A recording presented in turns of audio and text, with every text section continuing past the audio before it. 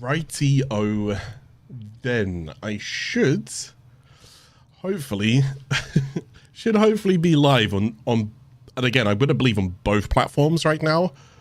I should be live. I can see my Twitch is live, and I'm hoping my YouTube is live right now, just because I checked my VOD yesterday and it seemed like I started a little bit earlier than normal. Anyways, welcome. What it do? This is episode 2 of the Warframe new player series. And we're going to pick up from where we left off yesterday. So there's not much else to go ahead and say here. I just want to try and see if I can get some clarification that we are live on both platforms. So fingers crossed someone can go ahead and help me with that one. But I'm just going to continue assuming that we are just good to go. Okay. I'm going to assume that we're good to go right now. I think this is my password.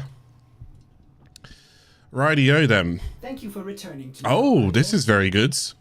So this is what I was talking about with the daily tribute system and what is available and what will happen, some stuff that you can go and get. So as you can see here, for 48 hours, oh yeah, it does say I'm live now, so we should be good. For 48 hours, I get 20% off your next platinum purchase. Now this can go, I think, all the way up to 75%. I think it's around that. Whether or not you end up getting that is just a little bit lucky. I could be wrong when I say this, but I do think if you end up spending money on the game, there's more of a likelihood down the line that if you kind of stop playing for a little bit and then you look back on, they try to entice you with like a, hey, here's like a 75, you know? Sometimes I feel like the people who tend to get those are people who have spent money before, but yeah, I'm just saying, you could go 50 days and may not even see one of these. It's just RNG. But there you go, straight off of the bat right there, 20% to go ahead and entice me to go and spend some platinum. I'm not going to be doing that, but it's a good little showcase right there. Now, so yesterday's episodes, we covered basically majority of Earth, a lot of Plains of Eidolon, and then we finished off with the Venus junction. So a lot of like commands, UI, so forth. Now episode 2 is going to be getting a bit more in like progression into the star chart, and then hopefully we'll do a little bit of Fortuna today as well. So we'll see the second open world, which is Corpus, and I'll try and cover as much as I can.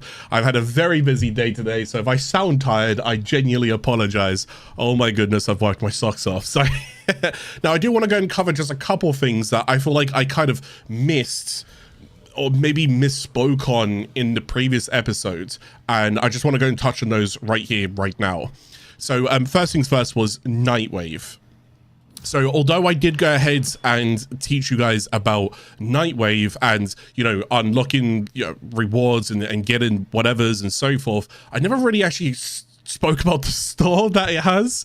So you go ahead and get these credits, and these credits that you can go and get there, you can go towards the credit offerings here, and then you get like a store like kind of area. Now for what it's worth, this store kind of rotates weekly. Now some stuff do, some stuff don't. I'm not going to go through every single little one which does and doesn't rotate. Like for example, Vauban doesn't rotate, the Catalyst Reactor doesn't rotate, the Nightingale Extract, but like the skins may go ahead and rotate, the mods may go ahead and some of the, yeah, it is what it is. Actually, I think that's literally about it. I think I just covered it. So when you do go and get these credits, my advice to you is to not rush and spend them. So the reason why I say that is because, for example, here, I can go ahead and just get literally a free Warframe. Now, I won't lie to you, I don't really need Vauban this early, so I don't need to typically go ahead and grab him right now. He is a Nightwave related Warframe, unlike the other ones. So we saw Gara yesterday, and we get Gara from Plains of Eidolon. Sooner or later, we're going to go and see Rhino, and I'm going to show you what the general typical method for farming Warframes is. But Vauban's located inside Nightwave. Now, Nightingale Extracts are definitely something that you are going to be needing, and you'll be needing quite a fair few of them. This is something that if you are going to pick up something, grab this. But more importantly, so again, this is mostly like cosmetics. Don't worry about Kuva. You don't need it right now. You will need it a bit later, but again, not right now. Cosmetics. This is some Nightwave stuff. Yada, yada, yada, yada, yada. We get towards these. Now, these are the mods. Now, these mods are mods that you can go and put onto Warframe. So if I go ahead and show you, yesterday we got Dreamer's Bond. which I'm assuming you guys have also equipped as well. So I've managed to go and rank mine out last night is what I did.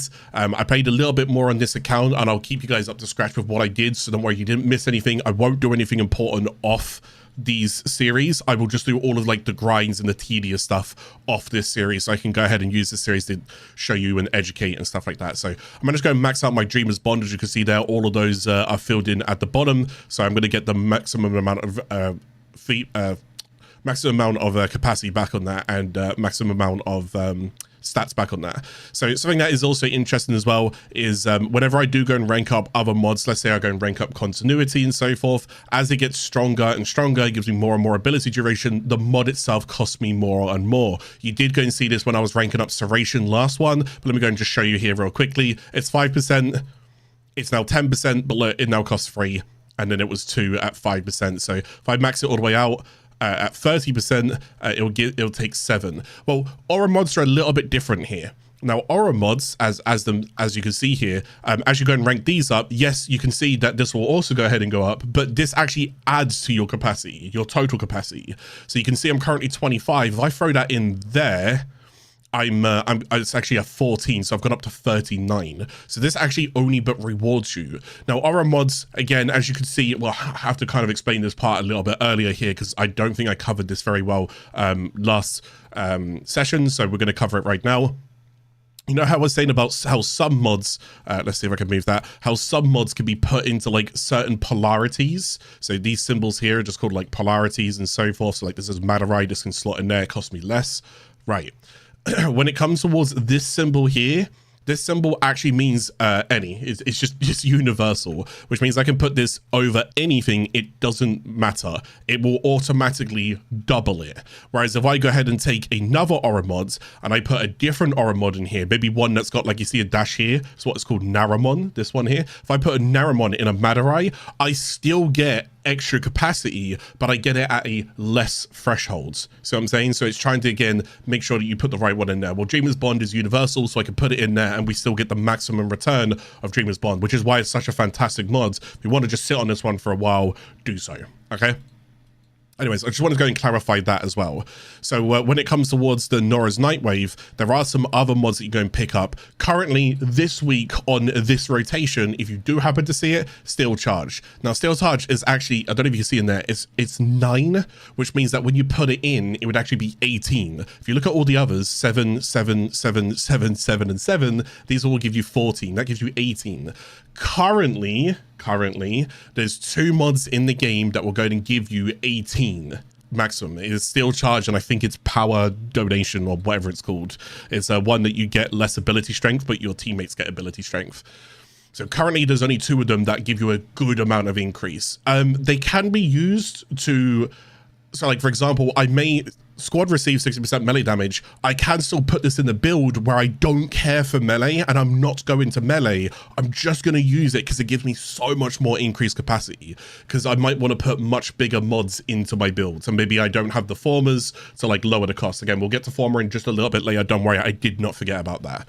Anyways, I just wanted to go and show you guys the store. At the end of the day, ultimately, you'll be picking up everything that you can possibly pick up here. But when it comes towards it, this is where you go and get your aura mods. I'm going to say a couple just on the top of my head.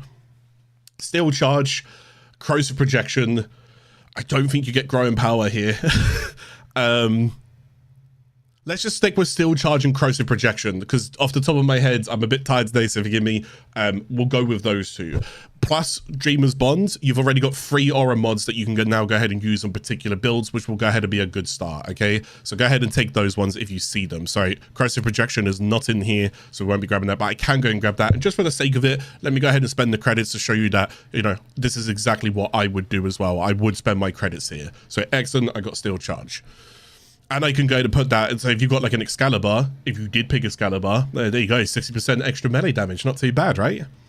Okay, so like I said, the rest of the stuff, don't rush to spend your credits, slowly learn the game and start to figure out what you do and don't want. What are these? What did they do? How did they work? Again, we'll cover those a bit later, so don't you worry.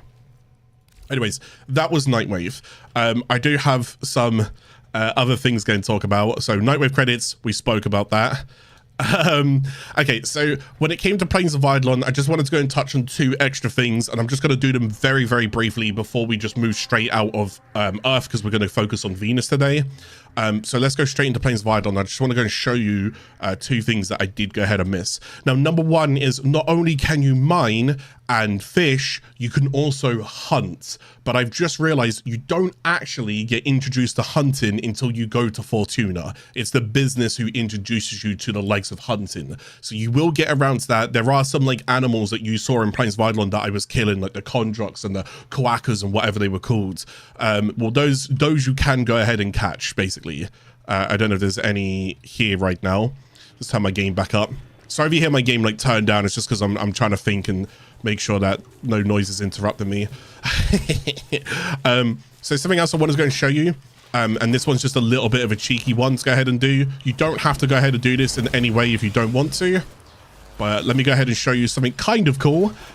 If there's any veterans out there who didn't know that, well, now you know, okay? Any new players and you want to go ahead and show one of your friends something that you learned, maybe they didn't know this, I'm going to go and show you a little tip and trick right now that requires me to go all the way over to the left-hand side, just kind of down here in Plains of Eidolon, and you'll see this windmill. Now, this windmill is very important, okay? So what we're going to go and do is we're going to siege this camp real quick, and I'm going to need this rampart. This is also very important. So for now,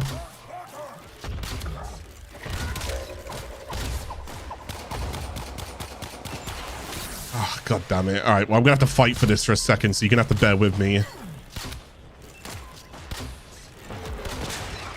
Can't wait to start upgrading my gear. Cannot wait to start upgrading my gear. How's this guy not dead? I'm just gonna grab this so I can try and kill these guys a little bit quicker, or I can just do this actually.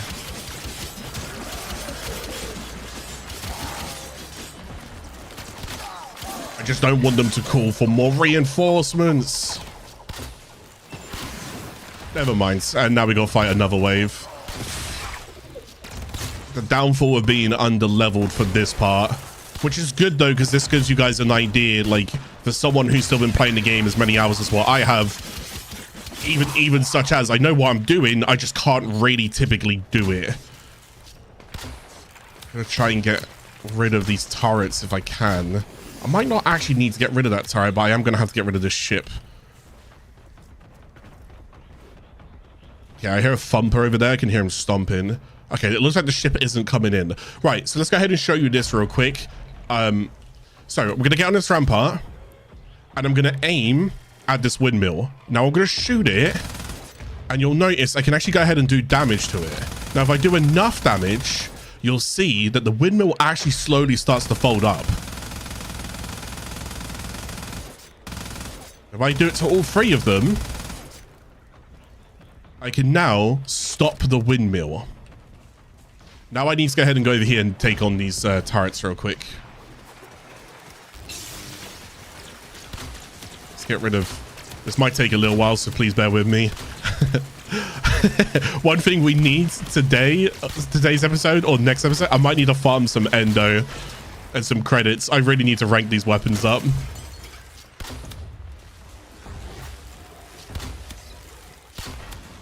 This one's like not really paying any attention. Okay, cool. Right, so now that I got rid of those turrets, so what you can go and do here, now that I've stopped this windmill, I can come all the way to the back, and you see this bypass? We're going to go ahead and bypass it. Now, some hacks you can see reverses the way that the hack is. And as you go ahead and bypass this, you are now draining the fluid of this area. Okay, so you can actually now go ahead and access this. Now, that's not something that you typically would go ahead and find out. I mean, you might be able to if you spend lots of time here and you're doing silly things. You might go and find this randomly, but as you can see, it's a little bit of an Easter egg. Now, the reason why this is important is because you see these vents. We're going to go down here, we're going to hop over this, and can you see in here there is a 10,000-year-old fish and a statuette. So if you go and get your scanner, see how that like glows? If I go and scan that, if you go ahead and move around throughout all the Plains of Eidolon, There are guides out there as well if you do want to go and do it. You can get yourself a 1,000-year-old fish and you can put it as an exclusive decoration in your orbiter.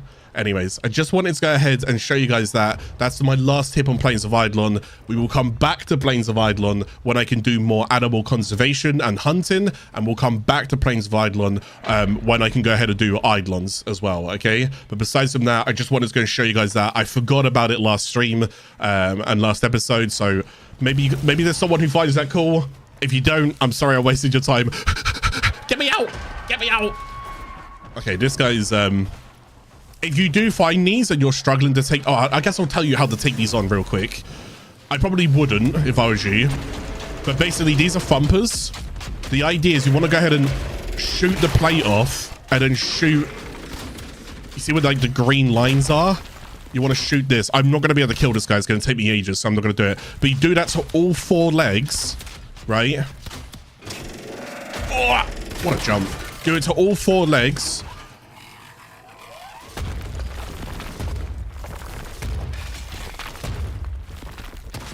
See why it's called Thumper.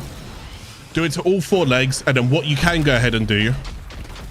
Go away! Leave me alone! I'm educating here. Okay, so what you can go and do is whenever you go and kill them, you can go ahead and just get some materials that are located within Plains of Eidolon. It's kind of random which materials you can get. You could go ahead and get like a specific fish. So I actually killed one of those yesterday. It was, again, off stream in between what I was doing. But I actually used one of the Dargans, the flying ships that you go ahead and see, like the Roman flying ships that you go ahead and see in the air. I actually used one of those to take it down because I don't have the damage right now. So if you are looking for some damage and if you want to go and do what I did, then get on one of the Dargans. But your Dargan's quite weak. It's weak in terms of defensive. It's actually pretty strong in terms of offensive, but in terms of defensive, don't expect it to last very long. The Thumper will kill it. It's these things. These are called Dargans. See those? Boop. We just pop them straight out, and then there you go. You can get in one of these, and then you can use this to...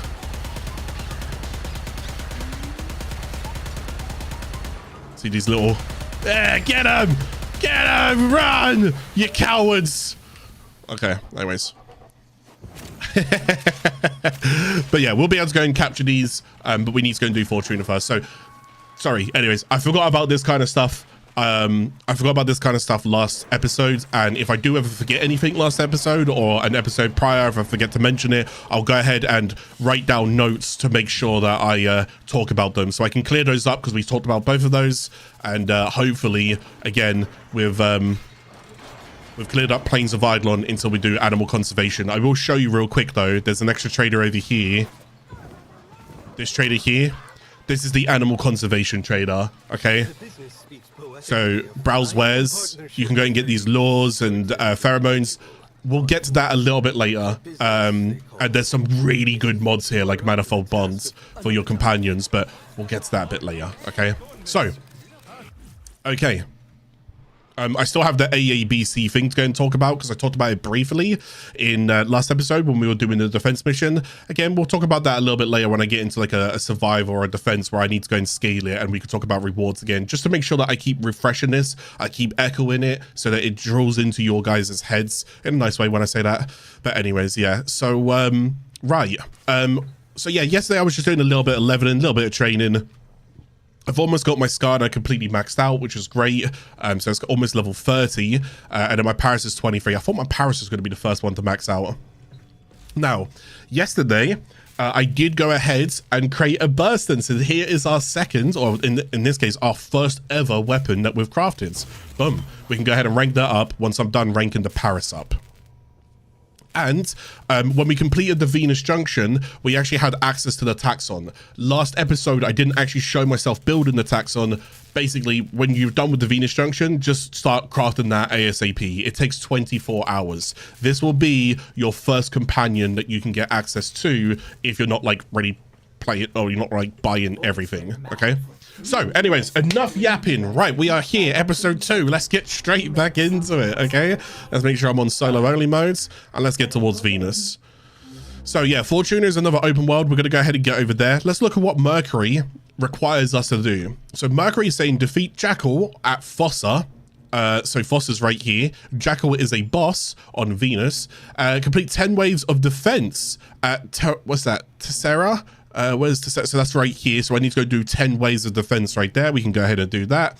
And complete quest Vox Solaris inside Fortuna. So I need to go and speak to Udico. So those are the main things that we're going to be doing. And then hopefully we can go ahead and progress towards Mercury as well. But otherwise we're going to be focusing on Venus and Fortuna today's episode. So let's go ahead and stop yapping and get straight into it. Get straight into it. I've also got a Starbucks. Don't judge me. Your boy's thirsty, okay? It's been a long day for me. It's been a long day. I'm tired. Right.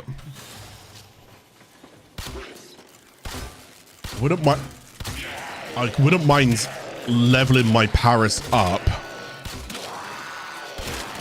These guys aren't worth a lot of XP. I'm hoping I can get, so something that I did get off stream, which was a little bit unfortunate that I did get it, because it kind of bothered me, was I got an Ayatan star, and I'm kind of hoping I can show you guys Ayatan stars. I didn't know if we would see Ayatan stars before we talk to Baru. You'll meet her a bit later, don't worry. So if this doesn't make sense right now, it will make sense. But yeah, I got 2 of them yesterday, and I was like, I can't believe it. I was like, I can't believe it. I need to go and get this stuff on stream, like for video, not when I'm just doing some grinding stuff. I was doing some Plains of Eidolon bounties is what I was doing. So I was trying to go ahead and rank up Plains of Eidolon as a faction, the Ostron stand-in. Oh, it's underneath.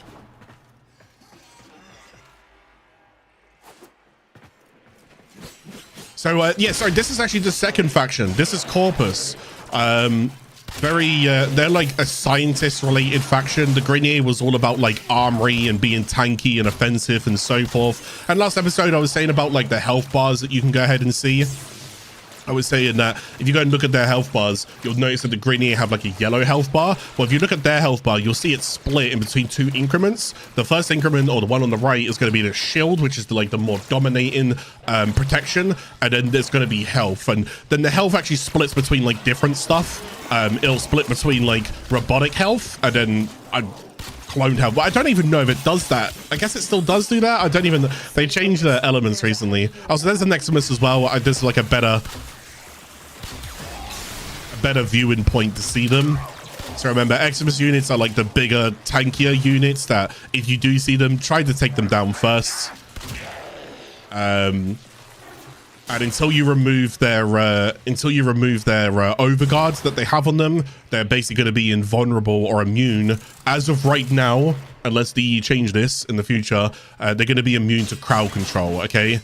So if you ever try and crowd control, like, oh my god, I see one of them, I'm going to stun him, and you're like, why is my stun not working? Maybe the game's bugged. No, it's not bugged. Just stun doesn't work against it. Looks like heavy activity ahead. I'm going to force an Ayatan star so I don't so I don't have to worry about Ayatan stars. Please give me one, just one for video so I can show it and I can timestamp it. Ooh, that's a Cephalon fragment. Let's talk about that.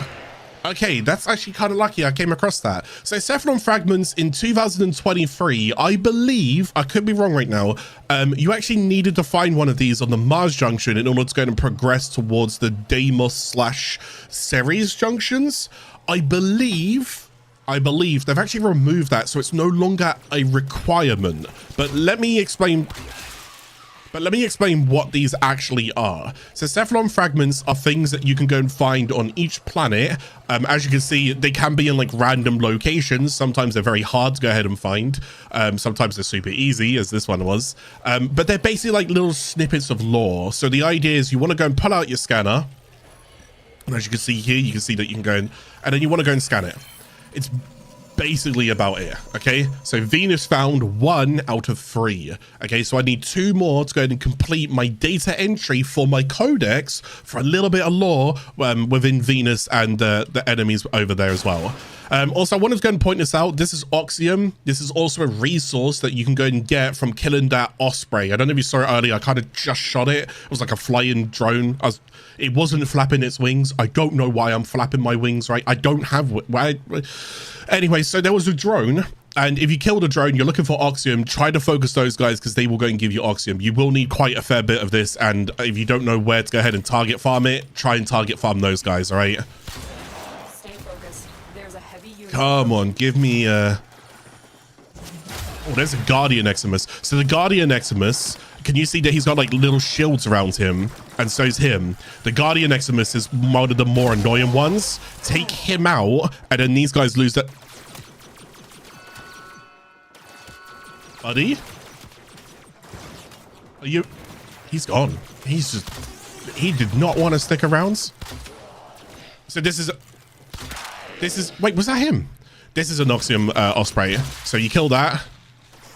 There you go. Right there, Oxium. Okay, in case you're wondering like where to go and get Oxium, I'm hoping that will help someone in the future without me actually needing to help them in the future. Because they might be like, oh, I need some Oxium. Where do I go and get it? I'm just showing you where you can go ahead and target farm some of the Oxium.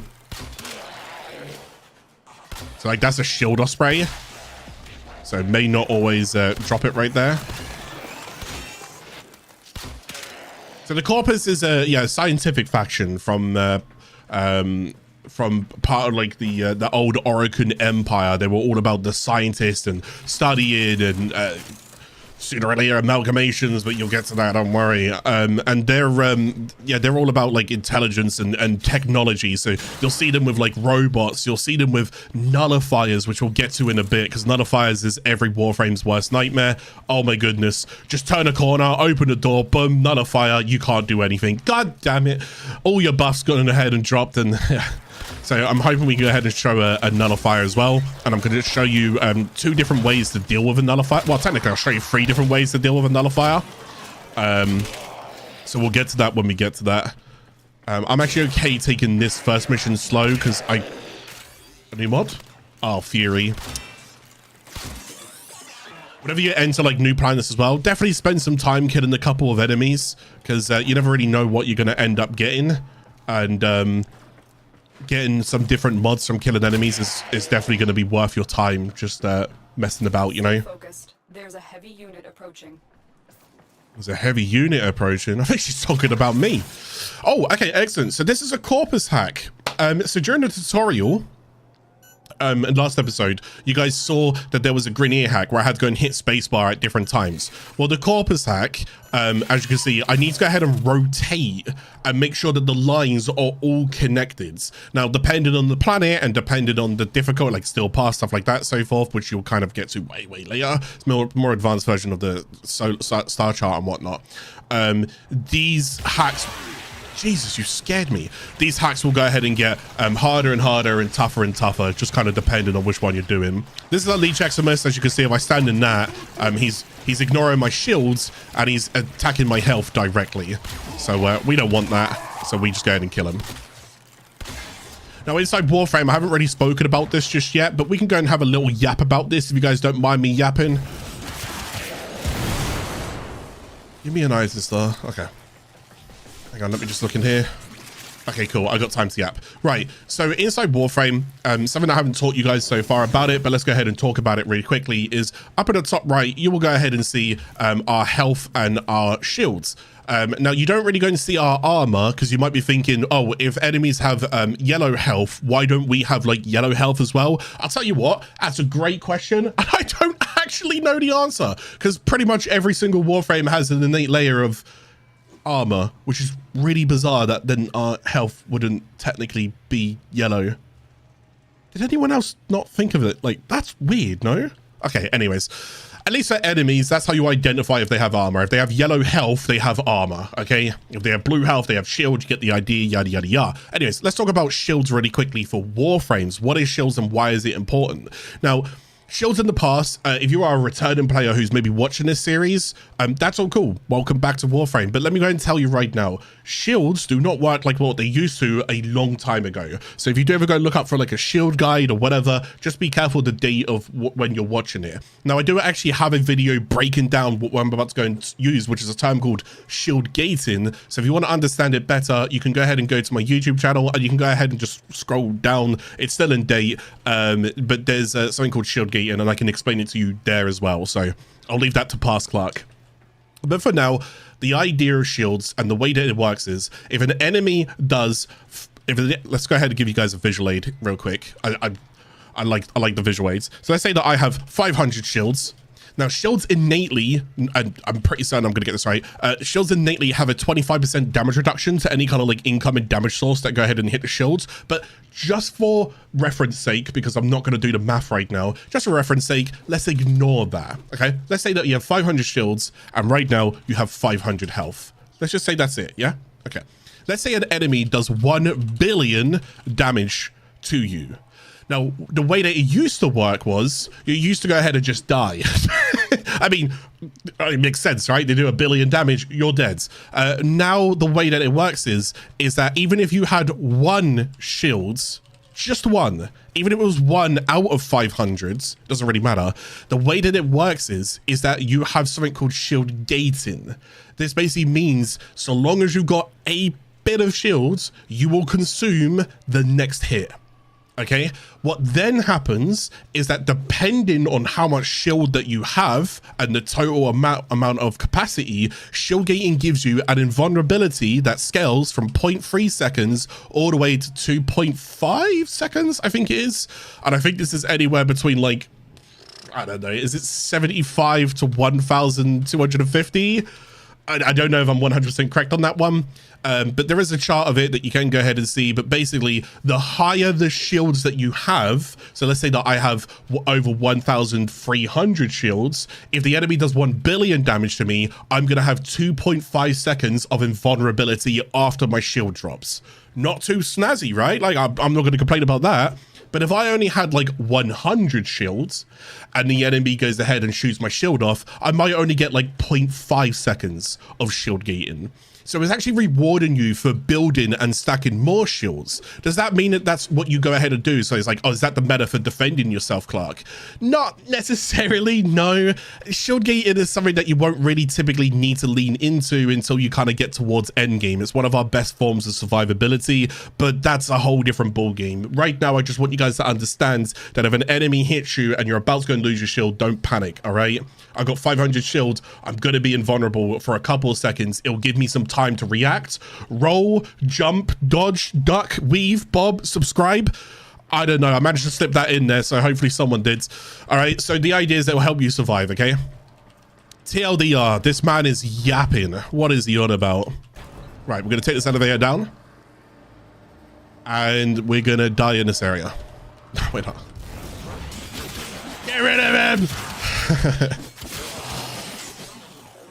No! No! Damn it. Come on, give me an Ayatan star. Now, Corpus, and what I do like about going to Corpus facilities and Corpus, like, infrastructures, is whenever you're around, like, Corpus-related tilesets, I just use 3 different words for the same meaning right there, but whenever you're on Corpus-related tilesets, like this one here, they tend to have a lot of, like, caches and things that you can go ahead and break and lockers that you can go ahead and loot. So definitely feel free to go and take your time looking around, but I really want to go and show you guys an Ayatan star. Whether it's Cyan or Amber, I don't care. I just want to show you an Ayatan star. Even better if I can show you an Ayatan sculpture. But the luck of that is going to be a bit tough. I was looking for every container that I can hit right now. What's my Paris? Okay, almost there. I think I can also go and do a new mastery rank this episode, which I'm excited to go ahead and do. Will be mastery rank 2, which means we actually get access to some of those bounties, and that actually means we could actually go ahead and farm for Gara if we wanted to within Plains of Eidolon, because we're no longer mastery rank locked out. Come on. Okay, right, never mind. Oh, it would have been great if it was that last one. I'm just going to ignore these guys, and I'm just going to finish the mission.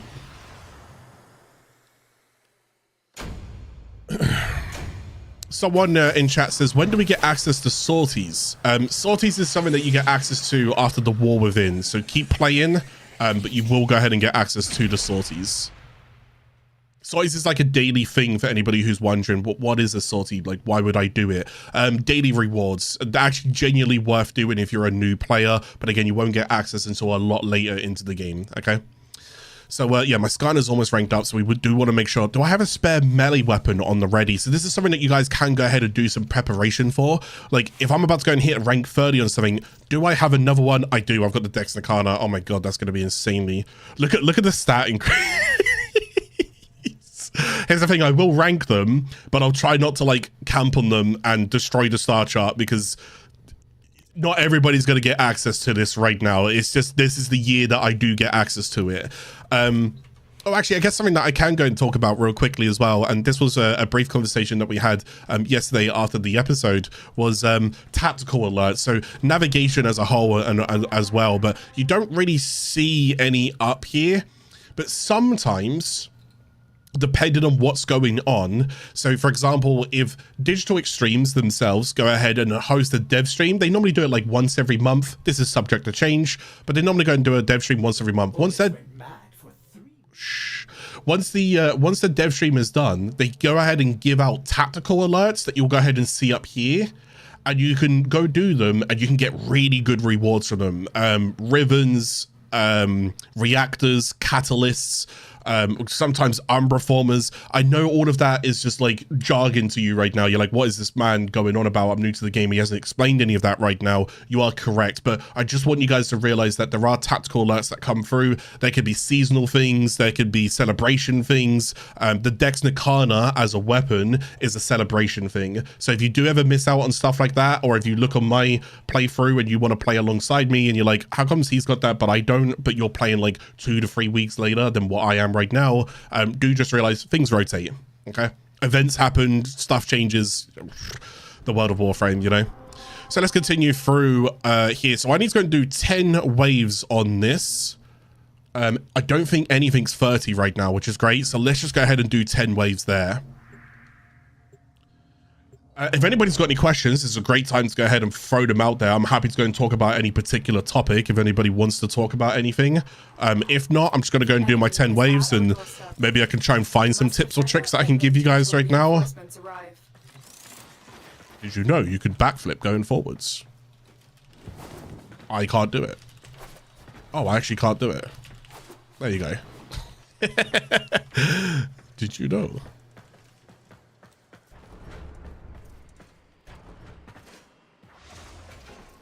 Right, so now I guess I can talk about something here. This mission that I just started is a defense mission, and when you guys go ahead and start this mission as well, please go and keep in mind, not all of our tile sets are going to be the same. So if you happen to go and start this mission and you're like, well, hang on a second, it looks like he's in a different mission.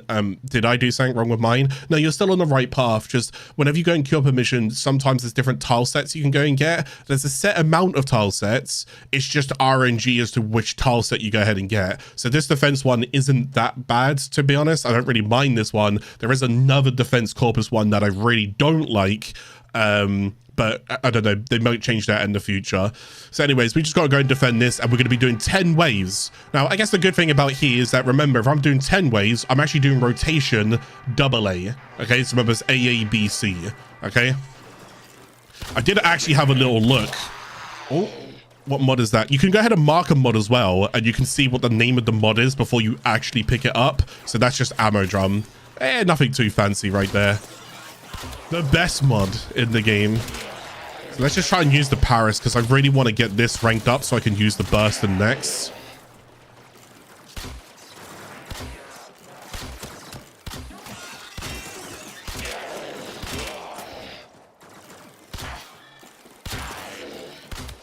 And I can also rank up the Skarner as well, so we can use the Dex Nakana next. If you don't have the Dexnicana going on, I guess I should go and show you guys the market and like where you can go and buy some weapon blueprints, because I can just shift over to Dexnicana, whereas I realize not all of you guys will be able to go and do that. So for this series purpose, before I jump onto Dexnicana myself to train for mastery, I'm going to show you where you can go and just quickly purchase some new weapons. The marketplace is one of the best places that you can go to if you're looking to train. If you're like, oh, what can I buy? What can I level up? What can I acquire? Always buy out the market first and just get all of the market stuff done, rather than like having to farm bosses or having to farm missions or objectives or whatever. Oh my god, the velocity on this bow is okay, that one I just missed, but the velocity on this bow is tough.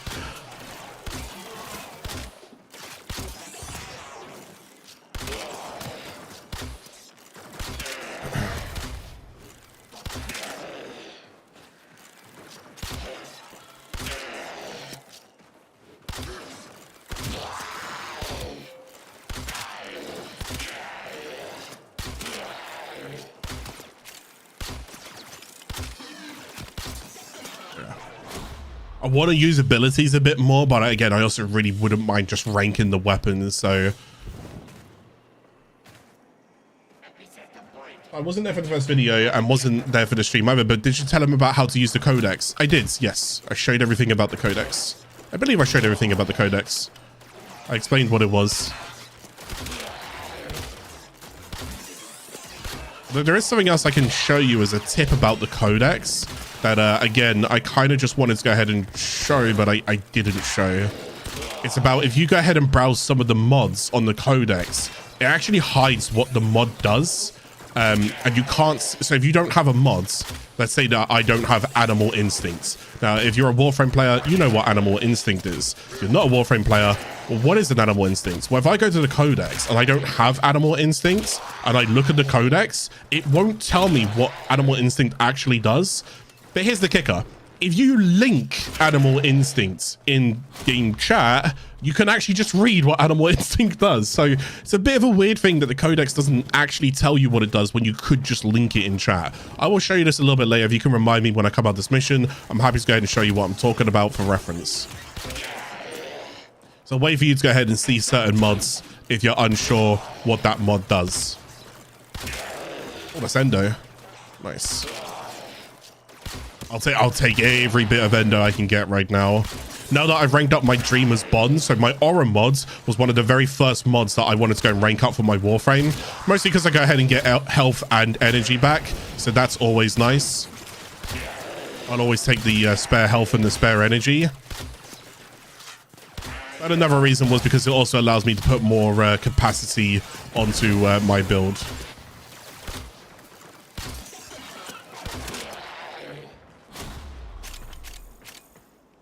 A little bit slow at killing right now. Just single target with a bow.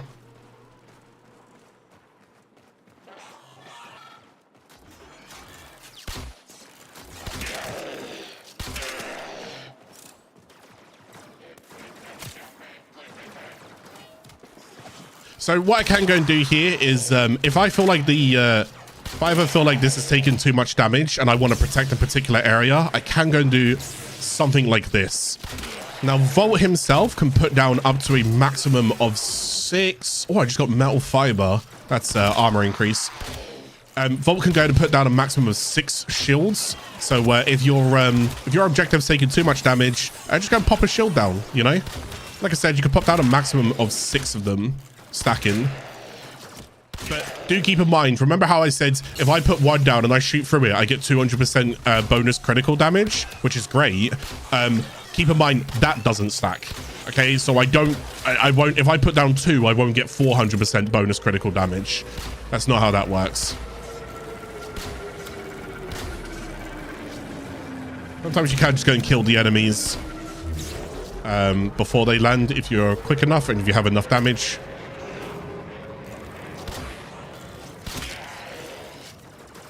And we know we can take on level 8s because we were doing Plains of Eidolon and that was level 22, so we're looking pretty good right now.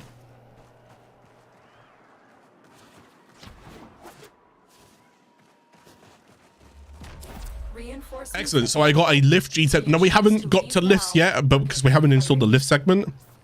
But again, we'll explain lifts a little bit later. Did I get anything good in there? Oh, Foreman Prime as well. Hildren, Cobra, and Kane. I'll take the Foreman. That would be very, very nice if I could go ahead and get some parts of that together. But we'll explain the relics and what they do, again, a bit later when we get the relic segment. So I got 5 more waves to go ahead and do here. And then I'll extract once I've done the 10 waves here.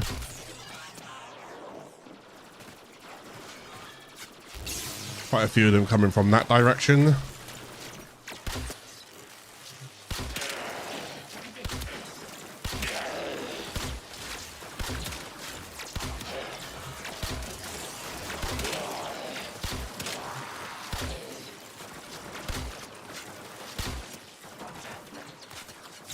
Oh, I don't have enough for a shield here.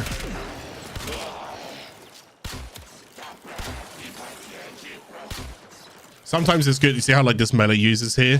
Sometimes if you're ever just wanting them to stop attacking this, make yourself become the target. And if you've got good awareness around you, I can just kite this melee. So every time he swings, if you'll notice, every time he swings, he kind of like stands still just a little bit, which means it gives me time to go ahead and just close the distance and get away. Sorry, not so much close the distance, increase the distance. So I gotta be a little bit careful in the health of this thing. So what happens to the health? Like, if this goes to 0 health, will I lose? Yes, I will. That is exactly what will happen. So I need to make sure that does not go to 0 health. Okay. The generally good idea to start focusing more on Eidolon, Fortuna, and the Deimos free roams once you've fully completed the star chart. Yeah, I would say so, yeah. I do think there's a couple of nice things you can get from them. More so arcanes. If there's one thing I would take away from Fortuna was for my operator, I got some pretty nice arcanes there, like arcane lockdown. Very, very good arcanes. So yeah, I definitely wouldn't sleep on the open worlds. If they are tough for you to do right now, you can always revisit them later. You don't have to make sure that that is your priority right now. It's just, if you want to be a bit more efficient, then tackling them isn't a bad idea. But like how I showed you earlier, you know, some of those enemies are level 22, and I'm not prepared for that. I barely have any mods on my weapon. So taking them on is actually taking me longer. I'm actually working harder than smarter.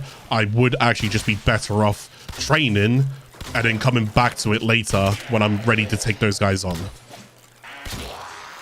You know, I started building like corrosive on my weapons and critical, and I had a build going on. One of the mods that I'm actually after is called Animal Instinct, and I had a little look on the Wikipedia where Animal Instinct drops, and it's Nightmare Rotation C, which basically means it only drops on tier 3 planets for Animal Instinct. Until then, we are literally kind of just guessing where our loot is, which is kind of annoying.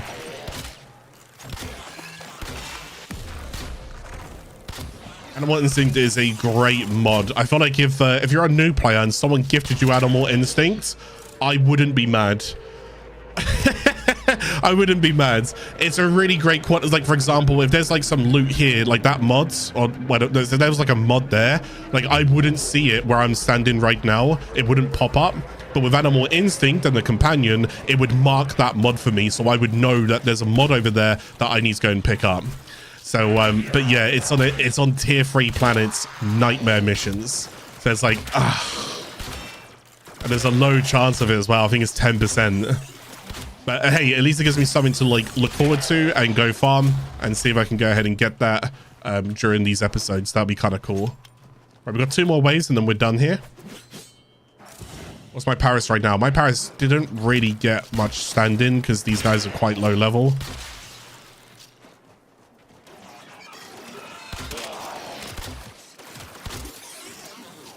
Hey, XP is XP, right?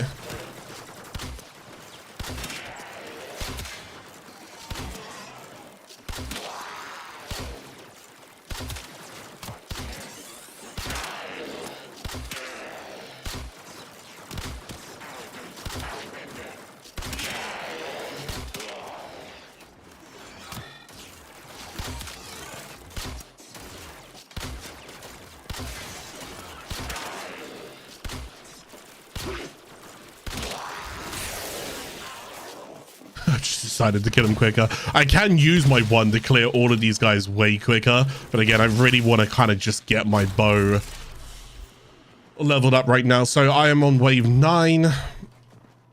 Wave 10, there we go. So this is the last wave. Once I go and get this done, I've done one of my objectives that I need to go ahead and do for one of my objectives that I need to go and do for the Mercury Junction, which is fantastic. These shield ospreys, they will go ahead and like regenerate shield on these guys. So you do want to kind of just take them out if you can.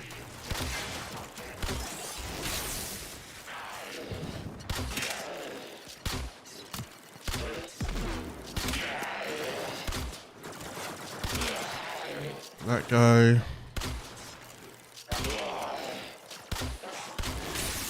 Gonna do that because it's quite a few of them. Oh, nice! I got a electric proc on that guy there. I'm just killing them a little bit quicker. Speed this up a little bit.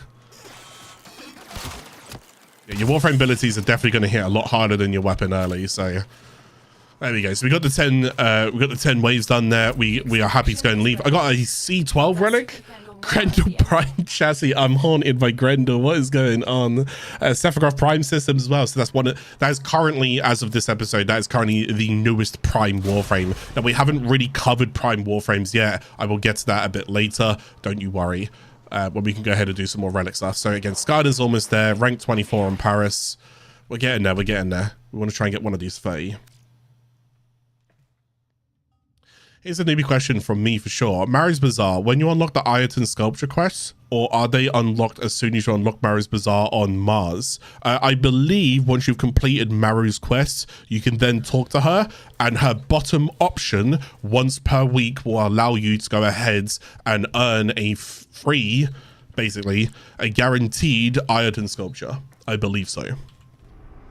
Right, let's go ahead and continue. So we just did the Tessera. Now we do know that we need to go towards Fossa. We do know that we need to go towards Mercury Junction. So for example, I don't really need to do things like V Prime and Romula and stuff like that right now. Okay, I don't need to do those. Right now I'm just trying to progress and just keep progressing and focus on what I need to go and do. So I don't need to go up to those just yet either. So I can just kind of ignore that.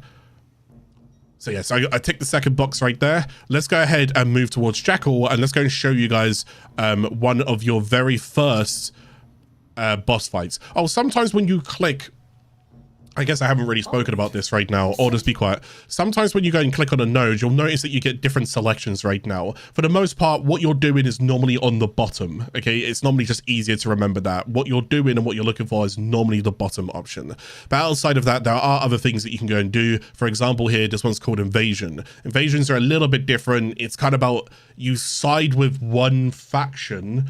You can never really side with the Infesteds, but you side with one faction. I haven't done invasions in like 6 years.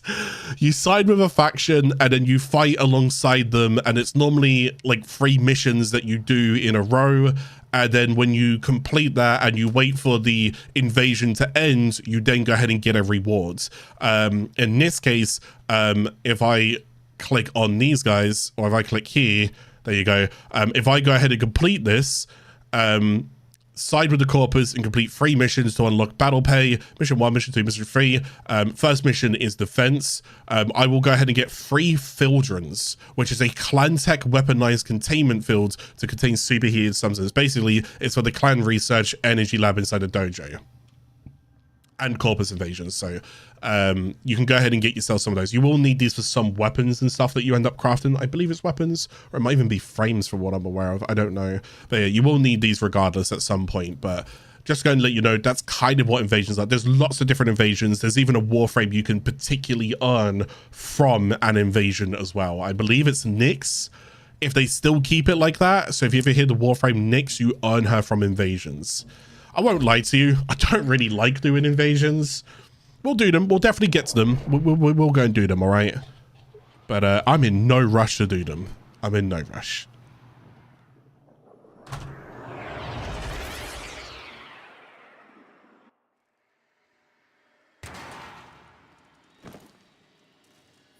Nyx is farmable. Yes, she's from the foreign.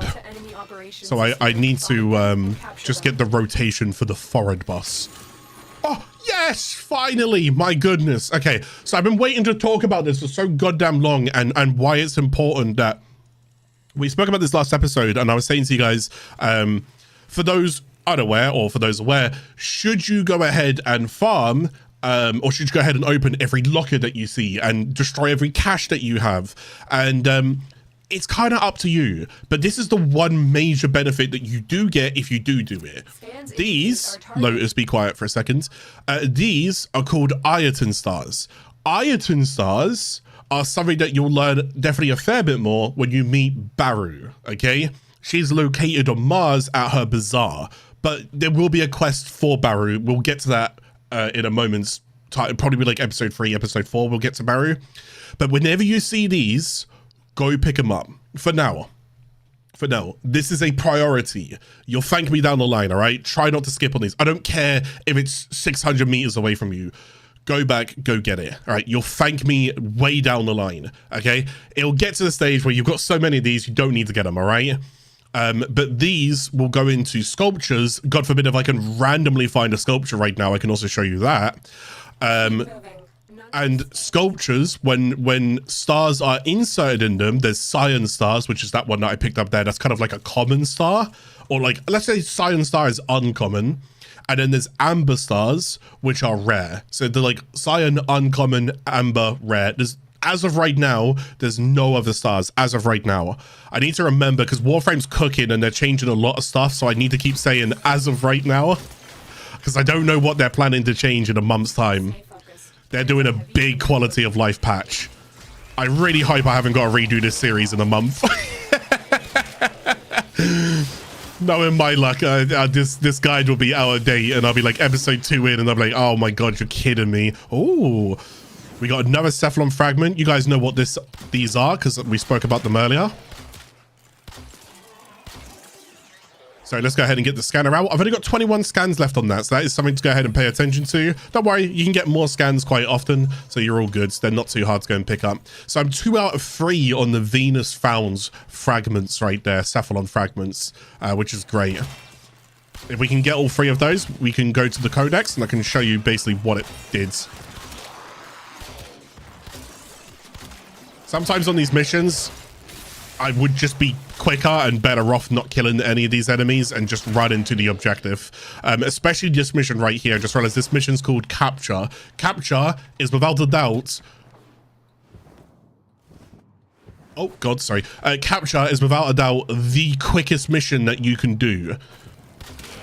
So if you're looking for a very, very, very fast mission for whatever reason, Capture is the quickest. You literally go in, kill the target, capture the target, and leave. That's all you need to do. All of this killing that I'm doing here is basically irrelevant. But hey, yeah, I can get achievements. So there's the target right there. We bop him in the face. And then we're going to capture him. So make sure you go and capture him like this. And then that is literally the mission. That's all you got to go. Again, as of right now, as of right now, that is the mission. Oh, 4 lockers. I didn't get anything there, just some credits. Nice. Kill that guy. Did that hit them? No, I wanted to do it.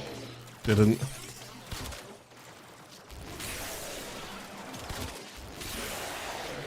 Zap these guys. There's quite a few of them, so I'm just going to get rid of them right now. Gonna see if I can get an amber star as well. On video would be really good.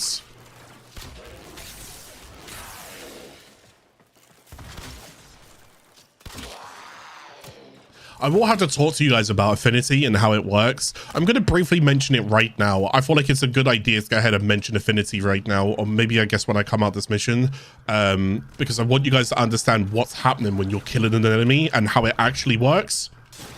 Because there's definitely going to be someone who's like, okay, I really want to train up my weapon, but you're killing with your Warframe.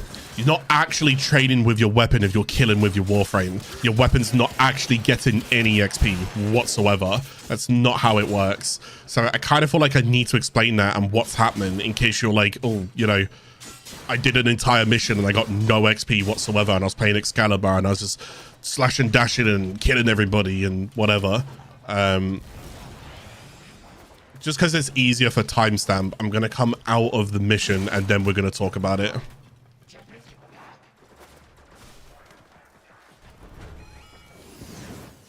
So let's just go ahead and dip. There's a heavy unit approaching.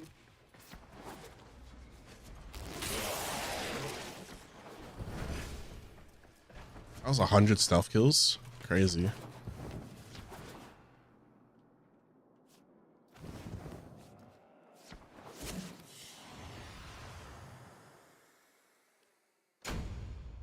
Between Saren and Ember, which one's more beginner friendly?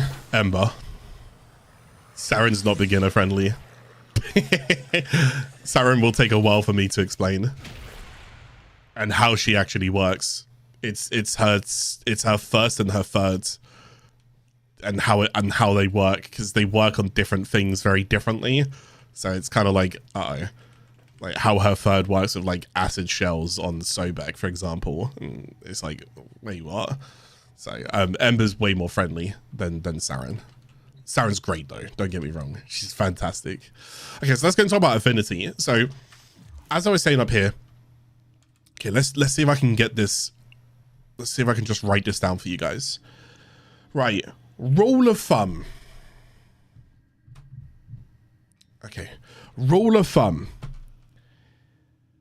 25% of Affinity goes into your Warframe. 75% of Affinity, just let me cook, goes into your split weaponry. So just bear with me, okay? Now, rule of thumb, okay? Easier for you guys just to remember these numbers right now. So let me go and clear up what I mean by this. So let's say that you're playing with a friend, or you're just playing in a squad. And let's say you're, again, within 50 meters from an ally. And that ally kills an enemy. Okay? The way that this now works is 25% of that affinity, that XP that you earned or they earn from killing that enemy will go into your Warframe. 75% gets split between your weaponry. Let me clarify this a little bit better. The way that this works is, depending on how many weapons you're equipping, depends on what's actually going on. So it's 75 between 3 weapons, okay?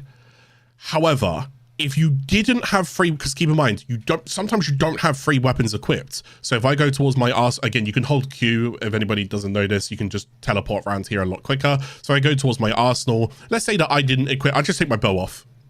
So how does that work? 75% then kind of split. Okay, sure, fair enough. Then it's actually 37.5% is now split between 2 weapons.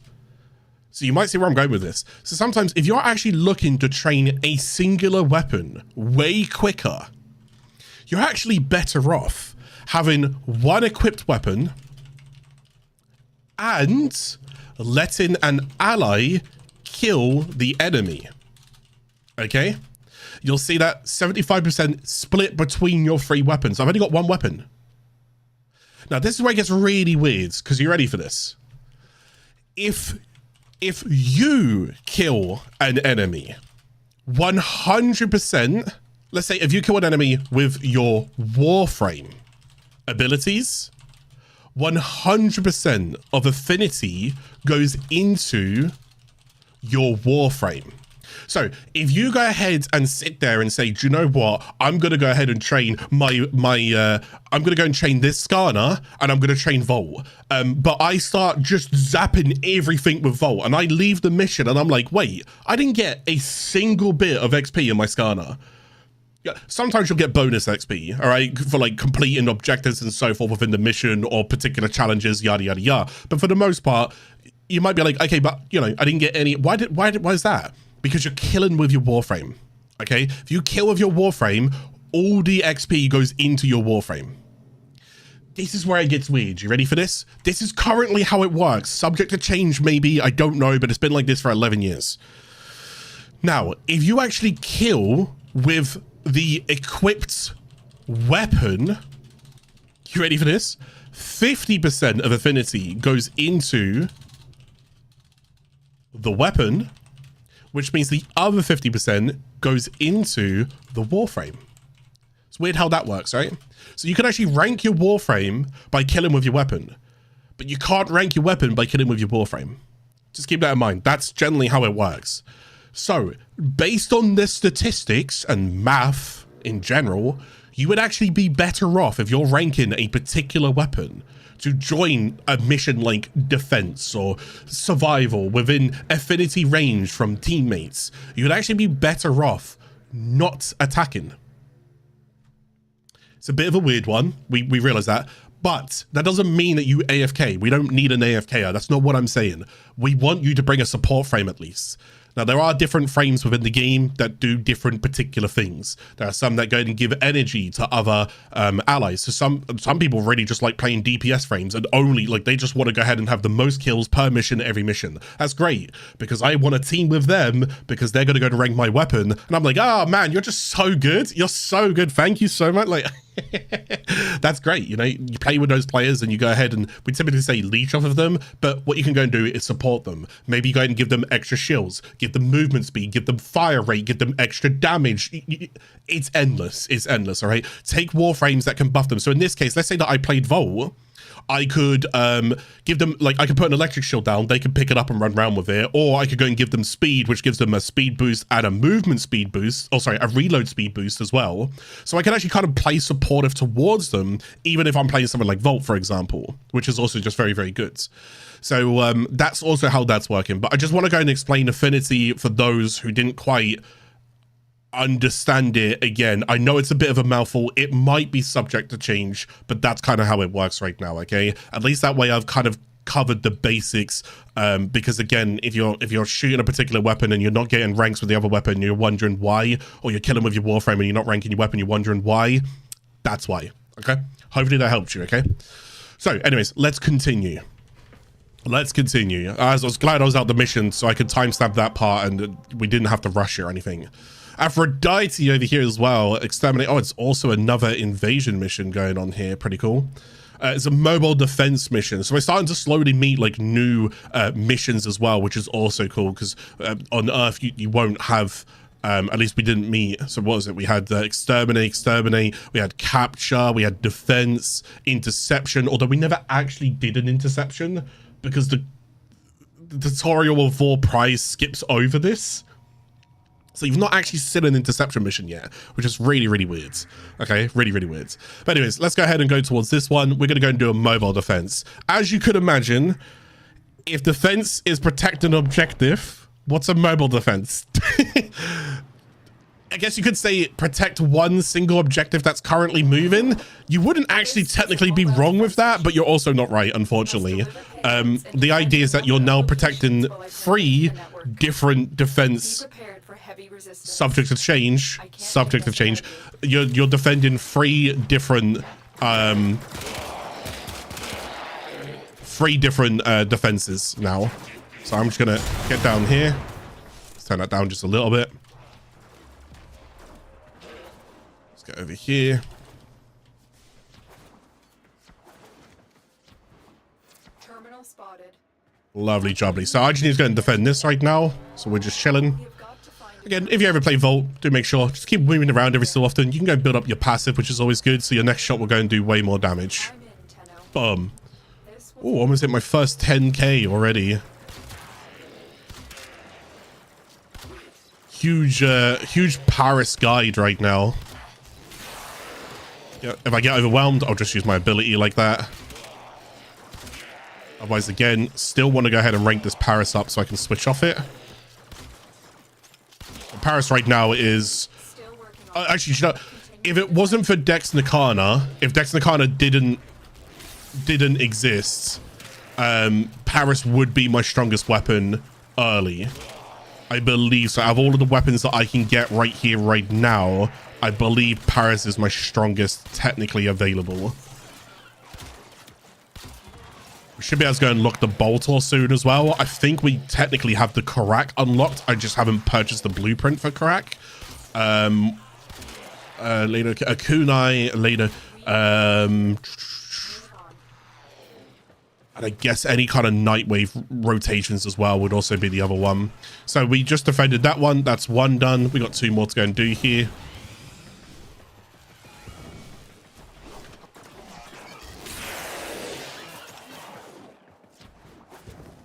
Let's go this way. Location reached. Location reached. Yes, sir. Yes, sir. Got all of that. Oh, there's polymer down there. Always go for polymer. Oh. If you see polymer, stop what you're doing. Stay focused. Take a day off work. Go collect it. We've got robots inbound.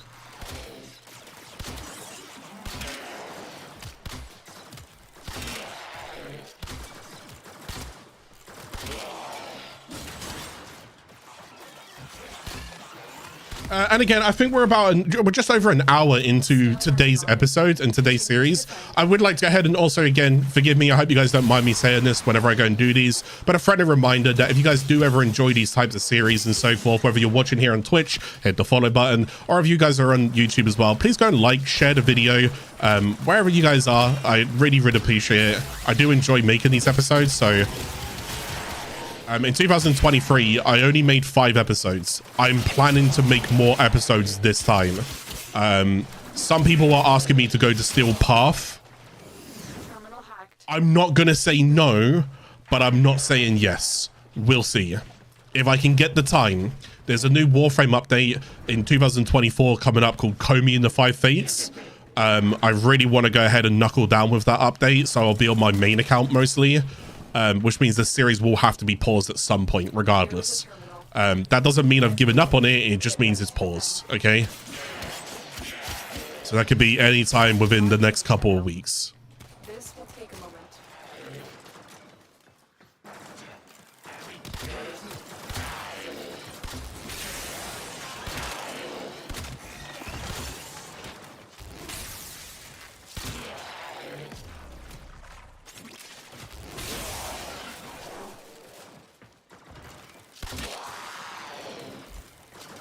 You know what? I'm just going to hit with Skarner real quick because Skarner's actually almost level 30. And I can show you guys Formas now.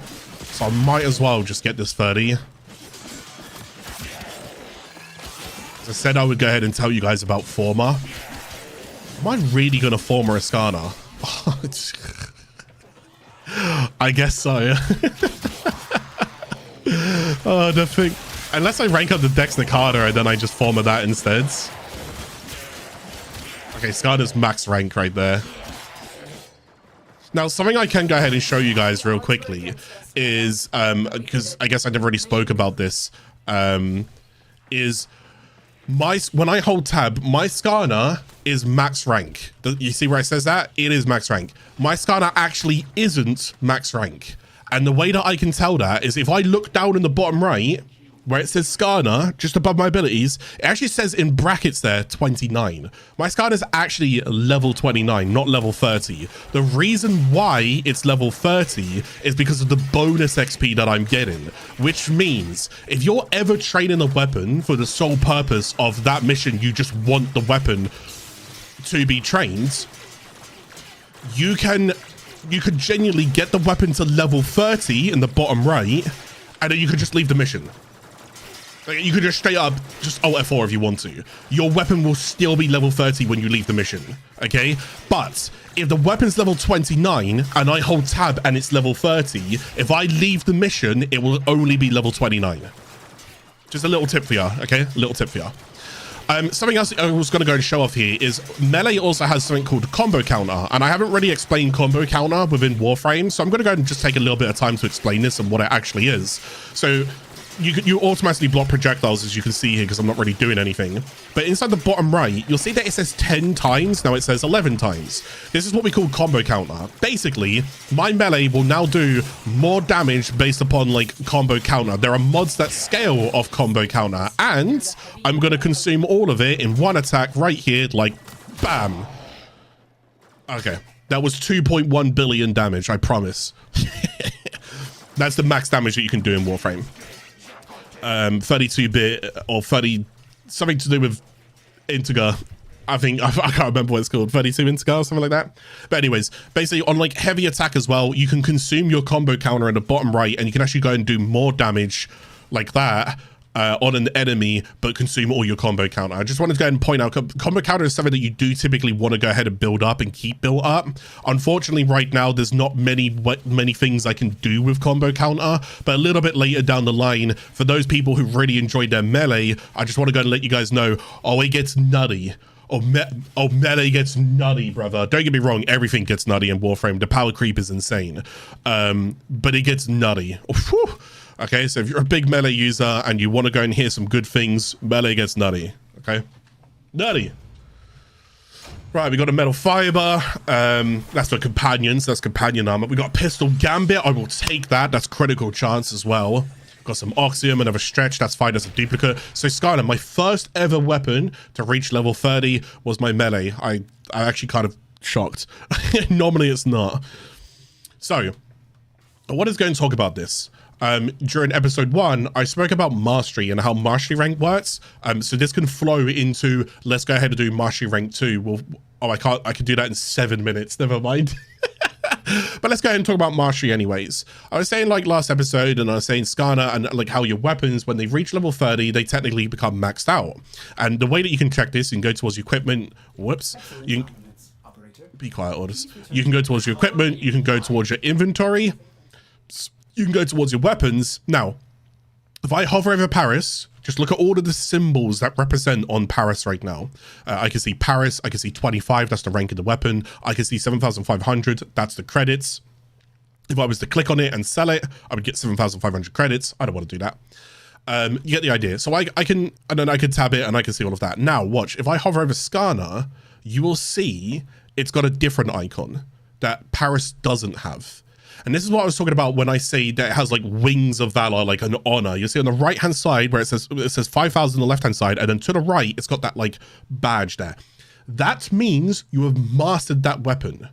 Now, and I'm going to echo this as much as I possibly can for you guys to really understand. That basically means no matter how many times I repurchase this weapon, no matter how many times I reform this weapon and reset its level, I will never, ever, ever, ever, ever, ever go ahead and get mastery ranking from it ever again. I have mastered this weapon. It's done. That's it. You do it once. You master from level 0 to level 30. Rule of thumb. Rule of thumb. There is a few things that break this rule of thumb, but for now, just for you and I, you're new to the game, all right? Don't chew my head off. Rule of thumb. From level 0 to level 30, that is mastery. Okay, rule of thumb, 0 to 30. We've hit 30 once, it's mastered. Basically, I don't ever really need to use that again if I don't want to. Now, it's not a bad weapon, and since I'm kind of newer to the game, there's not many other things that I could typically use. So before I go ahead and, actually, we'll go ahead and have a little look at this, and we're moving to mastery ranking. So what I would go ahead and do now is I can either make it stronger, or I can change weapon. For an example, but it's going to be a bad example, so I'm going to have to like come back to this example. Do you mind? Is that okay?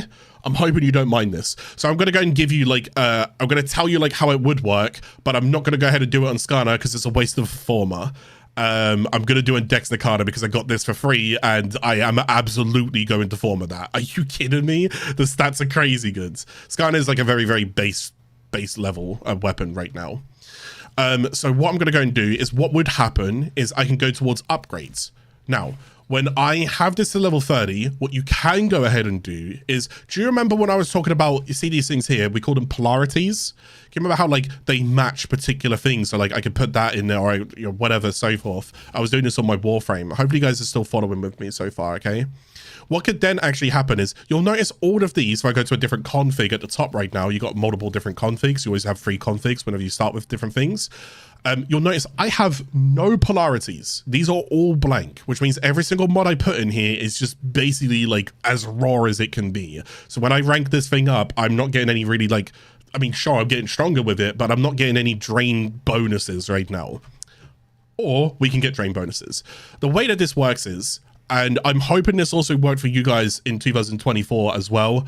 Last episode, we got given free Forma for doing one of the earlier missions. So if I can show you the inbox here, it was from Arsenal Tuning. Just want to double check. This isn't any... I would like you to review that your Arsenal has been completed. After a great deal of computational analysis, it was determined that some of your items were in need of tuning. There's the required maintenance has now been performed, and those items are once again ready for combat. Just wanted to double check because I'm going to say something, but it means nothing to a new player. Sometimes if you return back to the game, you'll be given like a whole bunch of Forma, and you'll be like, why did that happen? Because they had to change something within some weapons that then they compensated us by giving us Forma because we spent Forma. Does that make sense? So if you had never spent Forma, then the script wouldn't actually send you Forma. But sometimes when you return back to the game, you'll be like, oh, I've just been given random Forma. Like, why have I been given this? I just wanted to double check. That was nothing to do with that. It's not. I'm pretty certain if you start in 2024, you get this as well. You will get free Forma, okay? So... with that being said, when you rank a weapon from level 0 to level 30, and it is max rank, it has to be level 30, you go towards actions. On actions, you have a few different things. You can auto-install, and it will choose the best mods for you. Please, I beg you, don't auto-install. I will make videos, and I will show you how to go to mod. Please, just don't do it. I will get there. Give me time, all right? I'll show you how to mod everything. Just bear with me. You can go ahead and double your mod capacity. As in, like, you see how this is 30? I can now make that 60 with something here called an Oricon Catalyst. Now, I can buy that for 20 plow, or you might actually recognize that, as we call them blue potatoes. You can see that there's actually one here, and I could earn it for the Nora Night credits, or the Nightwave as well. I'm not going to do that. So you can go and double your capacity, or you can go and use a polarization. I can't talk. This is basically what we call Forma. Now, what would happen here is if I click this, I can now click and choose what symbol and what icon I want to put here. This is me clicking. Okay, I don't have to put it there. I can put it wherever I want to. Okay. I could even put a Forma on the weapon by leaving it blank and installing it. What do I gain from that? Absolutely nothing. But if you ever see me with a 1000 Forma Grendel Prime, I was held hostage, okay? It wasn't me, all right? My God. Anyways, so what you can go do, you see how like pressure point is a Madarai?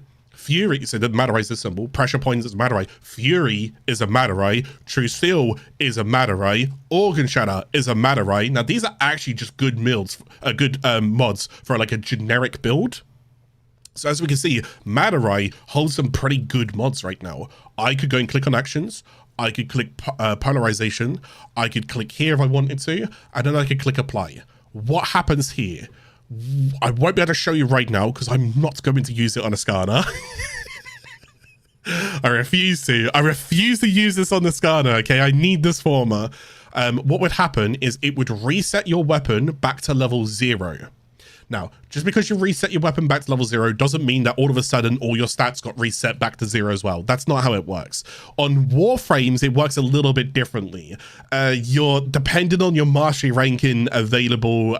because, oh my God, to explain this is like an absolute ball. Like, depending on your mastery rank available, when you are resetting things, the skills will actually be like lower ranked. You'll notice that if I go and hover over an ability here, it will say Electric Shield rank 2. So when I do actually go and get him to level 30, all of these abilities will actually go and say max ranks, as you can see here. But when I reform him as a low mastery, I'm going to end up resetting some stuff.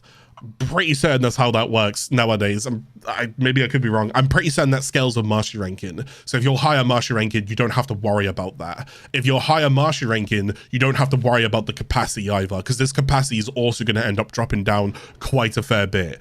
But although it does do that, I re-level the weapon and we're good to go, okay? But this is how we get more mods and bigger mods on our builds. This is called polarity or Forma. I know that was a mouthful. I'm hoping you understood that. If you didn't, you will see a better demonstration when I rank up the Dex Nikana, okay? I'm sorry that I'm not going to put it on the Skana. I'm just not. I refuse to. I refuse to. You couldn't pay me. Well, every man has his price, all right? Anyways, so I'm going to pick Dex Nikana. However, again, for the sake of it, if you don't have Dex Nikana available, let's go ahead and see what we can now do. I would now need another melee weapon. Let's go to the market. Now, I don't believe I covered much about the market besides from the fact that you could redeem No Sympathy code. Once again, you could type in the code here, type in No Sympathy, and you can go ahead and get the crispiest, the cleanest glyph in the game. For free. There you go. Anyways, so you can go and type that in there. However, the market and what you can go and do here is you can spend platinum on the market or you can spend credits on the market. So what we're going to go and do is we're going to go towards features. We're going to go and click on weapons and let's go and look for melee weapons. Then what we want to go and do is use some features, filters here and so forth. For example, we can hide masters. This means any weapon, again, that I have mastered will no longer be shown in here. So if there is a scanner in here, can I just double check? Yes, you see Skarner's right here. My webcam's in the way. There you go. See how Skarner's right there? Now, if I go and click Hide Masters, Skarner's gone, which is good because it's just like a easier visual aid for me to realize that I don't need to buy that weapon that's there. Okay. So let me go and bring this back down. Okay, cool. So let's go ahead and look for a melee weapon. And we're also looking for things that we can go and grab with credits. I don't actually... There we go. So, oh God, my camera's in the way again. Just put me over here for a second. Right, so what you can go do, if you click on them, you can also go and see that there's like blueprints down here, or you can purchase it outright. Again, as I echoed in episode 1, I'm going to echo it again in episode 2. Please, for the love of God, if you don't know what it is, do not purchase it. Okay, at least attempt to farm for it. You'll be surprised. Ooh. Some stuff is really, really... Sorry, that's if you heard what that was a sub alert. Thank you very much for subbing, but I should have all my alerts disabled, but... So, I've been thrown off. Some weapons are really, really easy to go ahead and farm, all right? Please don't just go spending your money like crazy. Just go farm for the weapon. It will take... Some of them takes you like 10 minutes. Some of them take you hours. So we can just go through these and we can have a little look. What's available to us? What can we go and pick up? Just click and have a little look. So forth, so forth, so forth. Yada, yada, yada. Let's grab... I can get the Lecter. Ooh, I need neural sensors for that. Also have a little look. You see, like... Can I build that right now? No, I need an Orokin cell. Can I build this right now? No, I need 2 Karmas and I need an Orokin cell. So this is also something that's interesting. You know how I was saying about how like a Skarner, oh my God, I can't believe I'm getting to this. A Skarner, when mastered, I don't have to go and use it again. There are some weapons like the Karma here that when I go ahead and rank it up and I get it to level 30, there's a dual version of the Karma called Dual Kamas, or sorry, I don't want to call it Karma, it's Kama. So there's Kama and then Dual Kama. This requires 2 Kamas. So the thing is, I don't actually have to rank them up. So I can rank one of them to level 30, and then I can buy another one, build it, and I can leave it level 0. Then I can use both of them to go and build this. Does that make sense? You don't have to rank them both to level 30 in order to go ahead and build this, because that would just be wild. Again, you could leave both of them level 0 if you really want to. But again, if you can, whenever you go and try and get everything masters, everything counts towards your mastery ranking. So try and get something one time from level 0 to level 30. Rule of thumb. Rule of thumb. Dual Skarner, okay, thankfully that doesn't require 2 Skarners though, but look, I can go ahead and build that. 5%, 16% on the status. It's a slash weapon. Just gotta go check what this was. 120 as well. It's not really much better than what I was typically using to be wait, it's near enough identical, but the heavy attack that, wait, is that the same as well? It's near enough identical. That's kind of lame. Let's get something different. This is puncture. I wouldn't mind something with a bit more critical. Honestly, that's says 12% critical chance and a 1.8 critical multiplier. Basically 180% is what that is. 10% status. It's a slash weapon, which is good as well. I always look for the slash weapons. You guys don't have to, okay? I'm actually going to take this, even though I don't have the neural sensors. All right, never mind. Let me just take what I can build. An MK1 bow. Yeah, the MK1 weapons, don't feel like you guys really need to pick them up right now. Wait till you guys are like trading. Just, they're not fantastic. Although that's actually better than I thought it was. You know what? I'm going to grab that. Never mind. Just disregard what I said. That's aren't actually that bad. So I'll go and grab that MK1 Furix, and the good thing is I can build that outright, which is fantastic. Okay, now not all things can I build outright. I'm gonna have to grab the blueprint, and then I'm gonna have to build them inside the Foundry. This one here, because it's an MK1 weapon, MK1 weapons are what are considered the worst variant of a weapon. There's not many of them. Not every weapon has. So if I have a Burston, is there an MK1 Burston? No. Right, but there's an MK1 Braddon. There's not an MK1 Burston, for example. But some weapons have so many different variants. I think if I just type Skarner, no, never mind. Some weapons have so many different variants. God forbid. And yes, each and every different variant that you go ahead and level up will also go ahead and give you different mastery. So I know that's a bit of a headache. So for example, if it was called Nikana, that's a separate weapon. Nikana Prime is also another weapon, and Dragon Nikana is also another weapon. Although they're all called Nikana. Does that make sense? So if you rank up all three of them, you would technically get 3 different weapons mastered. So yeah, sometimes some of them are a little bit, you know, whatever it is. So anyways, this is what you guys would go ahead and use as a hypothetical. This is what I'm going to go and use for now, okay? Because I just want to be a little bit stronger, a little bit earlier. So we're going to go and throw a couple of things on, and this came with some innate polarity, which is really nice. So I don't have any stance mods. Now on melee weapons as well, you can also go ahead and get stance mods, which also increase your capacity. So just like a Warframe can go and get aura mods here, the melees can get stance mods. Stance mods technically change the way that you function the weapon in terms of how you auto attack and what kind of combos you do. So just keep that in mind, all right? So some stance mods you're gonna like, and some stance mods you're not gonna like. Don't worry, we've all been there. Let's go and put pressure point in here though, because we just want a little bit of extra damage. So lovely jubbly, okay? Nothing else to go ahead and do there, but we can go and do the Marshy rank. I'm just gonna go ahead and quickly read 2 messages because I feel like for what it's worth, I had the same free Forma gift message you had on this account. A second one gear for being ultimate came back, so safe to assume the one that you had, the second one is the actual gear. Okay, cool. And you get one for every platform linked to your account if you just log in. I got one. Oh, I see. So I got one because this is like a secondary account linked towards an account that I technically have. Interesting. Wait, this isn't linked to my main account though. I don't know. Anyways, it doesn't matter. Regardless, I showed. Oh my goodness. Sorry, guys. I showed a little bit of. Wait, hold on. What have I done? How have I done that? Sorry, guys. I meant to go and drag my webcam over. That was a bit awful, wasn't it? Right, so let's go ahead and do Marshy rank 2. Enough yapping. Let's go ahead and check this out, okay? So once again, you guys can go ahead and click the practice. If you are feeling a little bit, again, you should always technically hit practice. I'm feeling confident.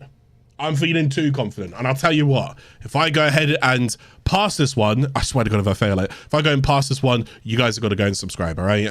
So we will go ahead and get 1 extra loadout slot. We haven't really covered loadouts at the moment. More daily standing increase, which is really good for those. Remember in like the Ostron standing inside Plains of Eidolon and the Cetus relay, so that would go up even more. 1 base mod capacity can help our weapons and so forth, and then a 50 void trace storage. Again, we haven't got to the void traces just yet. That's to do with relics, but let's go and begin tests. Oh my goodness, what are we gonna do? If it's melee, we're fine. If it's secondary, oh no. Oh, let's hope this thing does damage. What level are these? Oh, level 6, we're fine. Ready yourself. And don't ever rush yourself. Don't ever rush yourself on mastery ranks, guys. There's no like show off or anything like that. Please go ahead and practice them. Practice, practice, practice, and make sure that you understand what's going on. There will become a time where a mastery rank will completely catch you off guard. I'm going to warn you, okay? I'm going to warn you. They're all easy until all of a sudden one of them's not, and you're like, wait, what? This is way harder. Why is this so hard? Don't worry, everybody gets caught off guard by it. There we go. We are officially mastery rank 2. Subscribes are coming through right now. But there you go. All right, lovely jubbly. So we're now at MR2. This will go ahead and help us unlock more weapons. This will help us unlock more systems within the star chart and different areas. So not too bad. Ooh. So we also go ahead and get that. That's pretty cool. But find the clan you deserve. Hey there, Steel Cheeks. How does she know? I got word you're running solo out there, not affiliated with any clans. You know that hundreds of clans, yada yada. Well, your pal Maru's. I mean, you haven't really technically met Maru yet, so it's a bit weird that I guess it was her messaging you, but it kind of makes sense because she is in charge of them. But see yourself all kinds of clans. You can browse them, leisure right here in your orbiter, or come see me at Bazaar. We don't even have Mars unlocked. And remember, where there's a demand, there's money's been made, and right now you are in demand. Warframe Noob 24. Yo, what did you call me? What did you call me? So our mastery rank, as you can see, carried over as well from some of the levels that we were currently doing. You can also hover over this bar. You can also go and see that it will break down mastery rank from different things. So for example, missions, Steel Path, Rail Track. Oh my god, there's other things in there that we don't typically need to pay attention to. Why does it say that? Anyways, right. Let's go ahead and begin. Did I miss anything from that previous yap? I don't think so, right? Okay. Right, we are now going to go and begin Fossa. So this is going to be our actual first boss outside of the Vor's Prize questline, okay? Assassination missions. Now, general rule of thumb, if you are looking to get a new Warframe, go kill a planetary boss.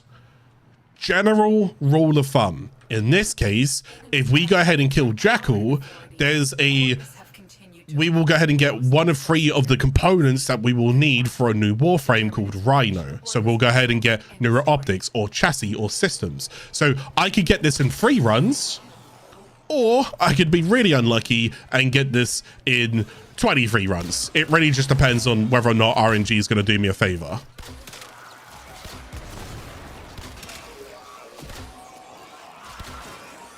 These are domestic drones. You can go ahead and shoot them, and sometimes they might go ahead and drop a mod. You can use that mod for some of your companions when we do get to the companion, that is. If you see these hands early, don't worry too much about them, because you'll learn this a bit later, okay? This is Deadlock Protocol things. Parvis Gradum Voids, you might hear stuff like that, okay? When you start hearing things like Gradum Void, Parvis Gradum, so forth, that's when you can start to worry about those. In the meantime, just kind of ignore them. You're okay, all right?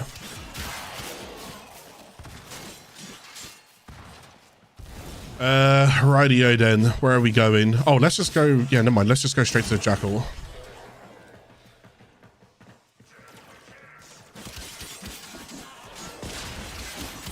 I say that and then I just start hitting enemies. It's so hard not to, you know? Every Warframe has at its disposal a special blade, a Parazon, as lethal to technology. Oh, a Parazon, yeah. I guess I haven't really ever explained the Parazon, have I? Inside the arsenal, I guess some people were like, oh, the Parazon. He hasn't really explained this yet. Maybe someone can remind me and I can cover the Parazon and what that actually is and what it does.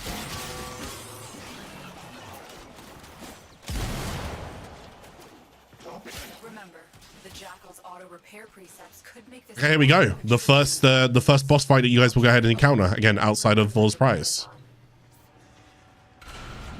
Little test mowers, they're chilling, they're harmless. There's the boss. But don't be fooled, because this boss is actually insane.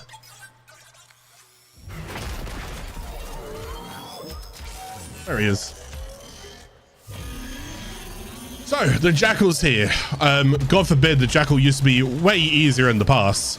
Nowadays, they've actually updated his mechanics and whatnot. So what you guys need to go ahead and know to go and keep this simple is pop any of his legs. When this then happens, you're basically going to do parkour. You can either go ahead and go close like I do here, and then I play next to the beam, or you can go ahead and jump over the beams, whatever way you want to go ahead and do it. There are pillars, but as you can see, it kind of breaks the pillars, so you want to be a little bit careful. Then when he falls and does that, it is what it is. So we're going to go ahead and keep shooting an arm here. So we're just going to go and focus this one real quick. Oh my goodness.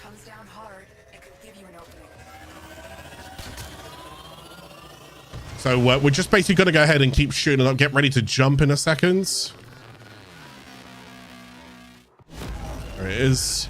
Okay, so that's now stunned him. So we're going to jump on top of him, and this is where you go ahead and get your paras on. This isn't something you're going to do to every single boss. It's just mostly for the Jackal as like an introductory thing. And we've done phase 1 at least. So we're going to go ahead and follow him. Pure First Ascendant vibes right there. Let's go ahead and shoot into this arm. And then as we do each phase, he's going to change these beam directions. So now it's going the opposite direction. And I got to get ready to jump in a second. About now. Okay, cool. We done that. Get that done. I got to be careful of these wires here. So now I'm going to go shoot his back leg. That's his back leg done. So just pay attention to your surroundings. Don't panic. Take it nice and slow, as you can see here. Just want to show you guys that, you know, some people will end up getting a little bit like in their own head in a fight like this. Oh my goodness. And listen to the audio cue when he's about to land. Tickle, tickle.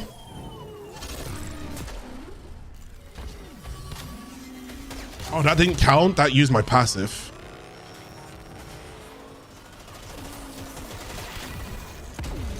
Oh my goodness.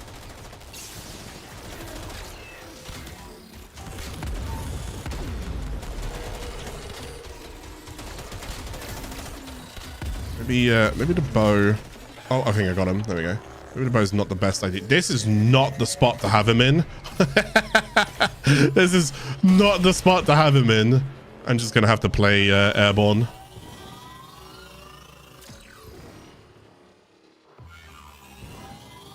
See how I oh, okay. You see how I just get flung? I was gonna say, you see how I can kind of aim glide to like slow things down there as well.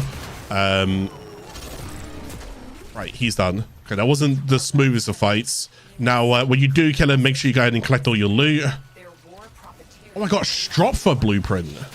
Oh my god, I didn't even know you get Stropfer this early. I got Blunderbuss as well, so that's critical for a shotgun. Oh, I got Speed Trigger as well. That's really good. That's fire rate for rifles. So we're just going to rotate these in the direction that you need to go and rotate them, and make sure they all go ahead and connect, okay? Pavos! Save me, Pavos! Yeah, don't actually waste your time killing these guys right now, that I think about it. I guess you can go and kill them, but... Oh, I got the repair kit from the drone. What's the drop rate on that? I need to go check that. You're sleeping on the job, my friends. Okay, cool. So as we go ahead and extract here, we're going to go and get one of 3 different components that we need to go and build a brand new Warframe called Rhino. Let's see which one we get. Please be Neuro Optics. Do you know what? I'll take systems. So here's what we can go ahead and do. And I'm going to introduce you guys to another website. Now, this one is called Warframe Drop Data. And again, guys, on the YouTube VOD, I just had him at the end there. Pavos. On the YouTube VOD, what will happen here is if you guys go towards the description, I've got this website linked for you guys, okay? On every single video, you can find the websites that I use, Warframe Wikipedia, Tenno Tools if you guys need help with that, Warframe Drop Data. So what we want to go and do here is we want to go and type in Rhino, okay? We're just going to go and type in Rhino, and we're going to go and scroll down until we can go and find things like Rhino chassis, stuff like this and so forth, or even Venus Fossa Assassination. So the Rhino chassis blueprint is a 38%. Rhino chassis, Rhino Neuro Optics is also a 38. So Rhino systems is a 22. Oh, okay, I wanted the systems then is what I wanted. So your RNG was actually in my favor because I've got more of a better chance of getting these two due to the higher probability than I do this one. This is actually an uncommon. These two are common. So go ahead and get in the systems pretty early is definitely a good sign. So we'll go ahead and do it one more time. I'll just go ahead and sprint over to the boss and then we'll see what we can get on the second run. I don't know what is, okay, my game just like bugged out for a second. So we're slowly getting towards Rhino. Now you might be thinking, okay, Clarke, like that's all, you know, fine and dandy. So we go and get the Neuro Optics, the chassis, and the systems. Like that's pretty cool. But where do we go and get the blueprint? Now the blueprint, like I said, for the majority, rule of thumb, for the majority of bosses that you'll end up kind of doing across the star chart, the blueprint is actually in the market. So it will cost you credits for the blueprint. All right. So if you are looking for the blueprint, you won't get it from the boss fight itself. Oh god, you will just you will want to be going into your marketplace on your ship. Okay, so I can just go and skip that. If it's easier, take out his back legs first. Okay, take out his back plates or back legs first if you want to. Because it will just make it easier for the rest of the fight.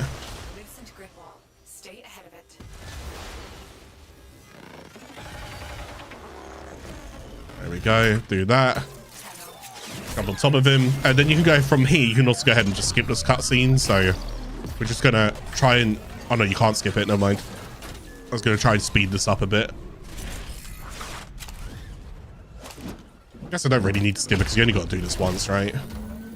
So let's try and go ahead and get his other back leg now. Got it. Cool. So, oh, now I've only got his front legs to go ahead and deal with. Now, if you find yourself getting knocked out an awful lot in this game, don't worry too much. There are actually mods a little bit later that will go ahead and help you whenever you are knocked down, because no one wants to go ahead and be playing on floor gameplay. So you will go ahead and hear things called like... I forgot what it's called now. Handspring and sure-footed and prime sure-footed. There will be oh god, there will be things that you'll get to. Try and use your aim glide if you need to, so just kind of like tap every so often. Give you a little bit more control.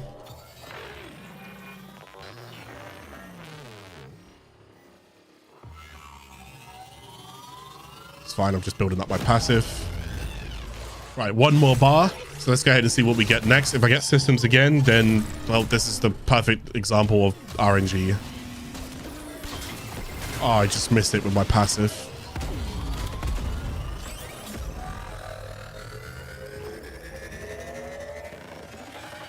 Can you go ahead and get Prime Sure-Footed? You can. Prime Sure-Footed right now is a mod that is only accessible to users who have logged in for an X amount of days. It is one of the mods that is an endgame mods, and the quality of life it offers is insane, but you can only get it by using your daily logins. I don't like that. I've asked for it multiple times to be removed off of it. Yeah, 400 days. That is correct. It's not the nicest. I am trying to fight for the change, okay? I'm trying to fight for it. Again, it's a free-to-play game. They've got to get their player attention somewhere. There's not many mods that are actually locked behind login. There's only 4 of them, I believe. Oh, look, we just found the last Cephalon fragment that we need to complete the Venus. So we'll go ahead and show you what that does as well. So fingers crossed that we get chassis on Neuro Optics. We got the Neuro Optics, which means we only need the chassis, and then we actually have all 3 things that I need to go ahead and put together to go ahead and get a Rhino and get a first Warframe crafting. Now, for what it's worth, if anybody who's wondering, is Rhino a good frame? Yes. Yes, he is. He very much is. Ah, excellent. Yes. How do I explain you? Should I explain you? Nah, let's not explain him. Nah, okay, let's explain him. Let's explain him in a very brief detail. So this right here, you don't know what his name is. I'm not going to say his name either. We'll get to that a little bit later. Your actions have consequences. I'm going to tell you, and this is all I'm going to tell you, you are currently subject to be hunted. That's it. Whatever you guys gain from that is up to you.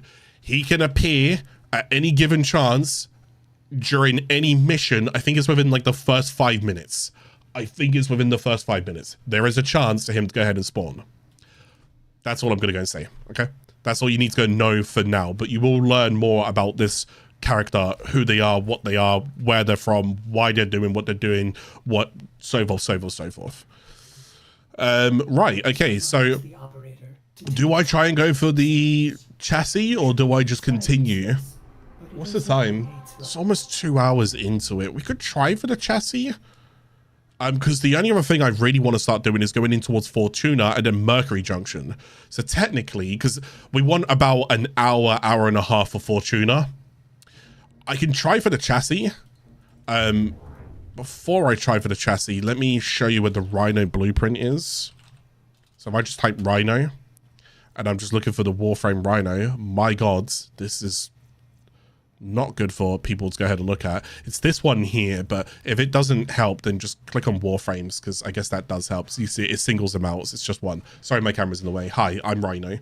Okay, so go and click on him, and you can see the blueprint is right there. 35,000 to buy the blueprint. Now, I have 36,000. So if I go and buy the blueprint alone, I've actually blown all of my credits on it. Keep in mind, in order to craft Rhino, I will need an extra 25,000 credits. So it's technically a total of 70,000. Okay? Technically a total of 70,000 right there. That you're going to need just for that. That doesn't include the other pieces. Okay? That doesn't include neural optics, chassis, systems. So if I type Rhino in here, as you can see, it doesn't include 15,000 for this and 15,000 for that, and I guess 15,000 for the other. And like I said, these cost 12 hours a pop. Now, I'm in no rush, but I will advise you, because I saw this on my last series last year. Somebody said, why don't I just build these straight away? Because again, I'm in no rush. Me personally, I'm not. I would advise you guys, if you, as soon as you've got it and you can build it, build it. It takes 12 hours. Okay, I normally just collect all of them and I make sure I've got all of the materials and then I build it. Again, I've done all this. I'm in no rush. So in case you're wondering, like, oh, is there like a secret or something? Why doesn't he rush them down? I don't care. I don't care. I mean it nicely. I don't care. I'll get to it when I get to it. Okay. So let's do one more Fossa. Let's see if we can, or maybe like one or two more Fossas. Let's see if we can try and go ahead and get chassis here. And this is also a good representation of Warframe. Last episode, I didn't spend a lot of time farming because I didn't really want to go ahead and do like, oh God, let's go ahead and show you guys like all of the nitty gritty part. But Warframe is a free to play game, which means Warframe is a very grindy game. There is a lot to do in this game and you will be spamming missions quite a fair few times. Be prepared for that, okay? And again, it's a free-to-play game, guys. You know, you can't really chew their heads off when they're giving you all of this content for free. It gives you something to go ahead and do. And, you know, if it doesn't suit you, then that's fine. At least you guys gave it a trial run, right? But I'm hoping all of the people who are checking out the episodes right now, I hope you guys are having fun with the game. And if you do ever get stuck, just let me know, all right? I don't mind trying to help out wherever I can.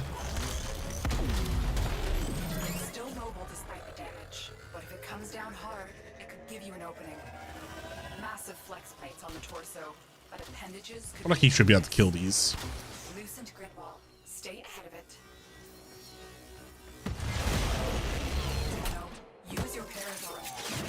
I like you guys so much. I restarted my account, even though since I messed up my initial playthrough by spending plat on useless stuff. Oh, did you really? That's okay. Some people are guilty for that. It is what it is. Oh, I'm glad that you enjoyed the playthrough. Thank you for letting me know. I'm sorry if I missed like previous questions. If you do have like an urgent question, feel free to say it in chat and I'll try and read it out loud so anybody who's watching the VODs also hears what you're saying. Warframes are 12 hours apart. Well, Warframe, a total Warframe is 84 hours. If you want a new Warframe, it is 84 total hours. It's 72 once you have all of the components built together, and each component is 12 hours. But you can stack all 3 of the components if you wanted to. Which again is kind of why I prefer to do it that way. Because if I craft the neural optics now, I can't craft the systems, so I've still got to do an extra 12 hours on top of the neural optics at some point. So normally I just like getting systems, chassis, and neural optics, and when all of those are ready, I craft all 3 of them together. That will take 12 hours. Next day I log in, and then I go and craft a Warframe, and then that takes 3 days. I'm paying for 17 days. I just got to Neptune and my damage has fallen off. Now I haven't Forma, Oracle Reactor, or Catalyst anything. The reason for that is there's too many options. I'm afraid to make a mistake. I can understand that. Yeah, I can completely understand that.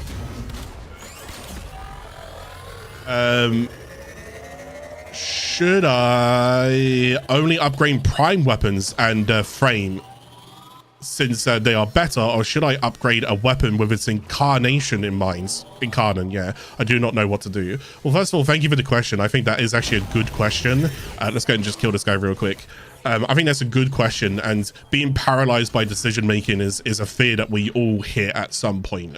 So I fully understand what you're going through, because I was like that when I first started, and I was like, God, I really don't want to be putting Forma on something that I'm just not going to end up using. So one thing that you did go and say there, which is something that I did like, and again, I haven't introduced this to this series yet, so forgive me, this doesn't apply to everyone who's watching the series. You said, should I put it on primes? I say yes. Not every prime is going to be absolutely amazing though. Okay, for the most part, it's just not. If I can help you really quickly, let me see if I get this chassis. Please get it in free. Okay, I got the systems, which is not what we're after.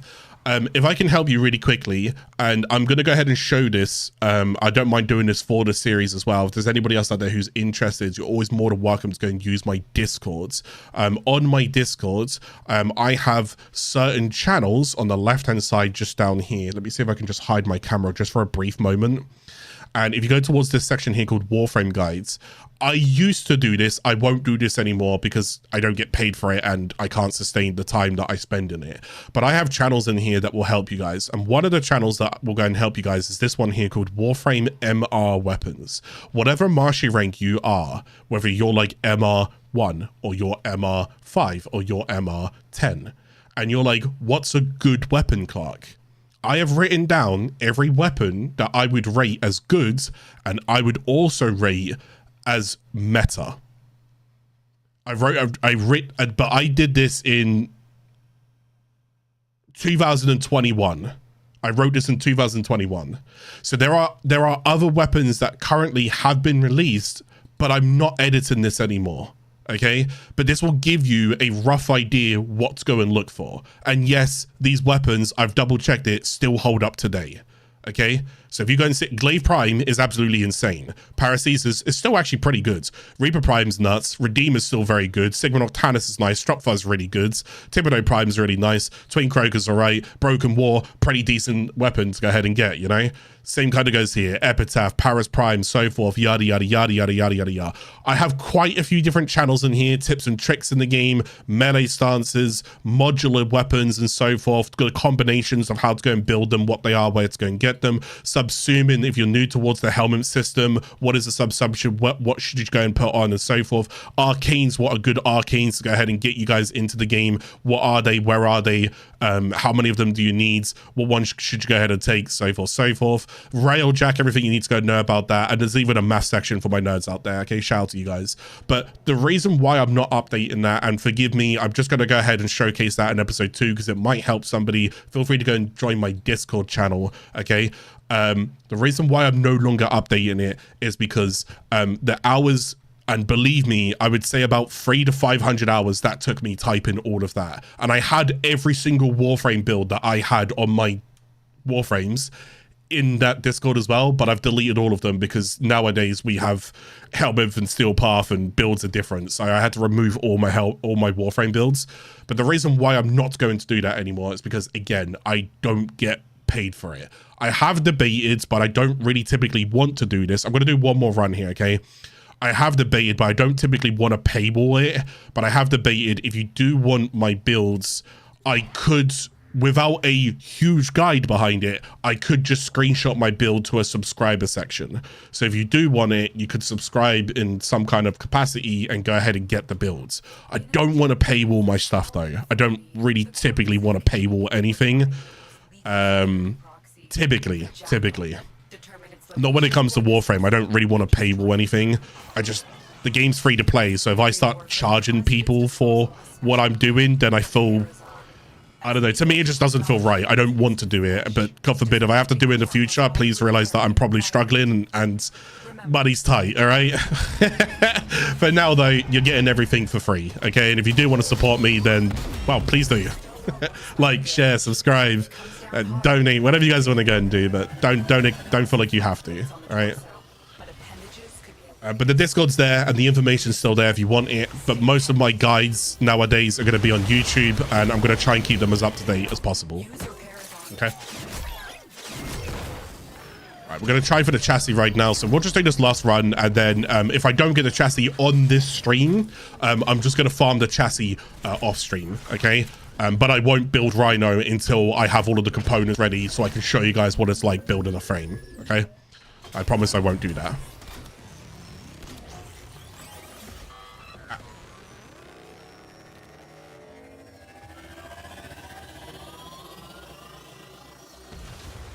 Is there any news that the devs are going to change crafting times? No. Can I be honest? They don't need to. I know some people are not going to like it when I say this. It's a free-to-play game. I can't echo that enough. If you create a game right now, how else are you going to get people coming back to your game? Like, really think it through. Don't get me wrong, good gameplay is going to get people coming back, right? Well, Warframe's got good gameplay. The mobility in Warframe is super addictive. But outside of that, one of the best ways to go and get people coming back is to essentially, unfortunately, time gate. And I know you don't like that. No one likes that. But you've got to go ahead and consider it's a free-to-play game. They need retention one way or another. And, I kind of get it, you know? I kind of get it. So I don't think they really need to change crafting times. I guess you also got to go and consider as well, this is a topic not ready for this series, forgive me, but some of the people who do also spend platinum early are people who tend to just want to rush things and get it done right there and then. So some of the spenders are kind of even just new players getting into the game. So if DE can capitalize a little bit of money from that because people want to spend, they don't have to spend, then, you know, then they give them a reason to incentivize that spending. You don't have to spend. You can do 8,000 hours in this game like I have and not spend a penny. Not a dime. I got the Neuro Optics. I can't believe my luck. I am not getting the chassis right now. That's fine. I will farm the chassis off stream, but I will show you guys what he looks like when we build him on the next episode, okay? Because I'm not going to spend much time on this. Let's go ahead and get into some... let's go and get into Fortuna now, yeah? We're 2 hours into the episode. So I think Fortuna is going to be a great place to tackle right now. So we saw the first open world, which was Plains of Eidolon. This is all to do with the Grineer and Eidolons and stuff like that. We're now about to go to meet Fortuna. Now, I'm not going to lie to you. There's a lot of cutscenes I will be skipping throughout this entire series. I am not going to skip this cutscene because I have not seen this in a long time, and it's actually worth not skipping. So I just want to double check. I don't think I have music on. There we go. I'm not skipping this. I think it's very, very cool. Fortuna was my favorite open world update, besides Deviri. But yeah, I really enjoyed Fortuna. Me personally, I had a blast.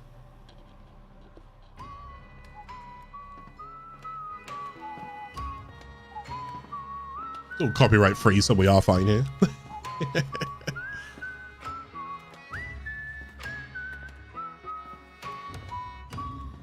So this is the Solaris Uniteds. Trapped in a vicious cycle of slavery to the man Nef'anyo, which we will learn a fair bit more about, and their society that they have built, we will learn a bit more about.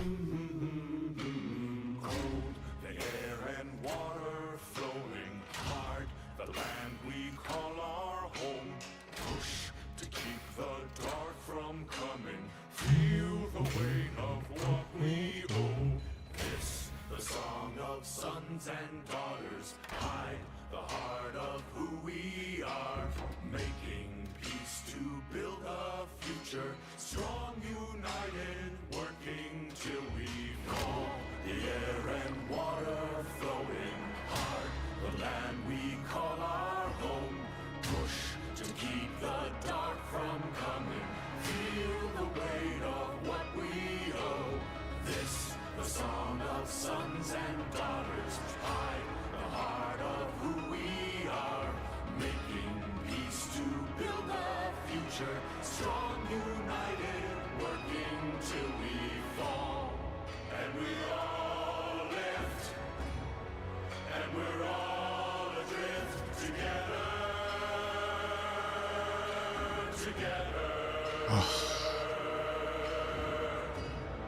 through the cold mist, till we're lifeless together.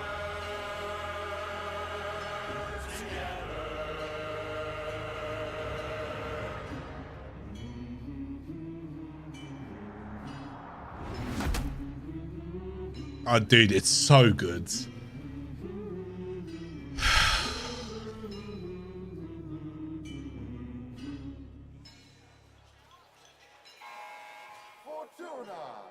Fortuna. And there's the man on the screen just in the back there, Nef'anyo.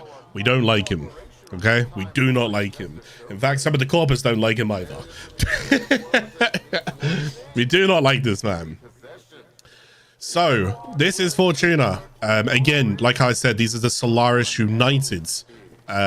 Working away, again, in depth to an entirety of slavery and poverty and just this tarnished location that they are just honestly struggling to survive.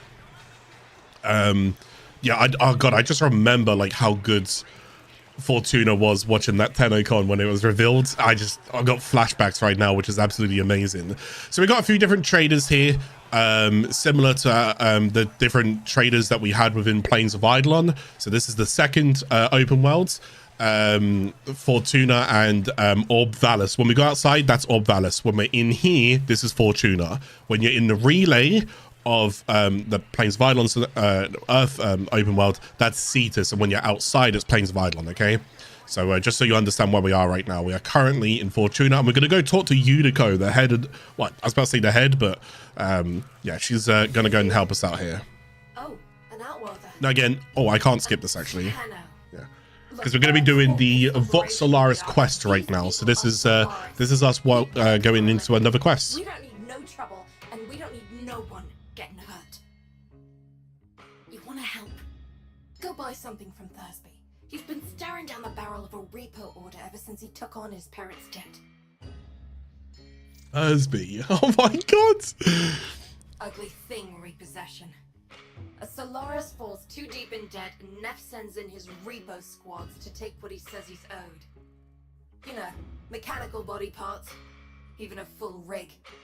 In Thursby's case, because he got none of that, they take the organics. Arms and legs. Yeah, there you go. There's a market for those too. Like almost like a black market for like your organs and whatnot, but for the Solaris United, it's their body parts. arms, legs, stuff like that. So we're going to go ahead and talk to Thursby real quick and see what he's up to. There he is. What to do, Thursby? How are you, buddy? You look glorious. I'm not going to lie to you, champ. If you need scrap and a snap, just talk to your junkyard diplomat. That'd be me, Thursby, Thunderstruck, Sean and Pluck, down in his luck. Whatever. Tell me you want to buy something. Please. I need this. No, Unico sent us. Unico sent you? A tenno? To help meet me quota? Well, B. You know, you could buy some scrap, but if you really wanted to help, you could source me some supplies. Something I can sell. Not this garbage. I know where the taxman keeps the good stuff. If you're up for that sort of thing, boss, head top aside. Alrighty then. So, ooh, can I not skip either of those? Let's just say debt. When my parents passed, I inherited their debt, and boy were they owing deep. Can't work to pay it off, because I ain't got no augmentations, and I can't buy augmentations on account of all my debt. Vicious cycle, right? So, here I am, selling useless scrap at the edge of a coolant canal.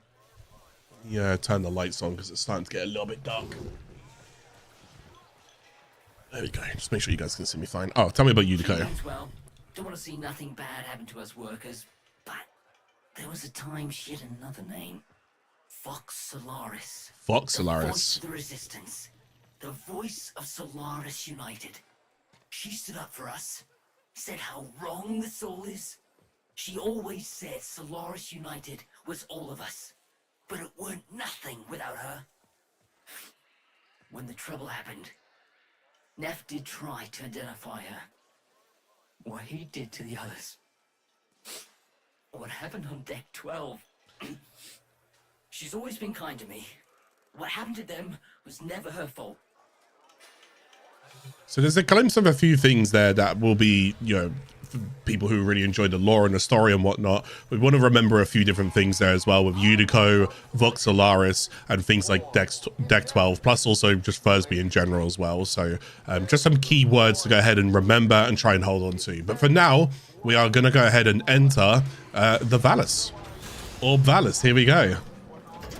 Our first look at Fortuna and Orb Valis. Is it weird that I'm so nerdy about Warframe? I've almost got like goosebumps again. I'm just feel like I'm reliving it, and I don't know, I'm happy. I'm a nerd, man. I'm such a geek. I'm so happy. She says, Welcome to Venus. It'll kill ya. It will kill ya. What's going on? You keeping your nose clean? Oh yeah. Unico? Sure am.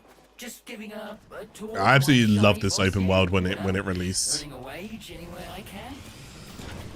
Alright then, Thursby. Just don't let this outworlder get you into trouble. I need something I can sell, you know? Spare parts. Right, so we're going to intercept the Corpus airdrop. Crates full of the good stuff should be So, nearby. similar to Plains of Eidolon, there'll be quite a few... Whoops. Similar to Plains of Eidolon. Let me see if I can... Oh, no, I need speed. Never mind.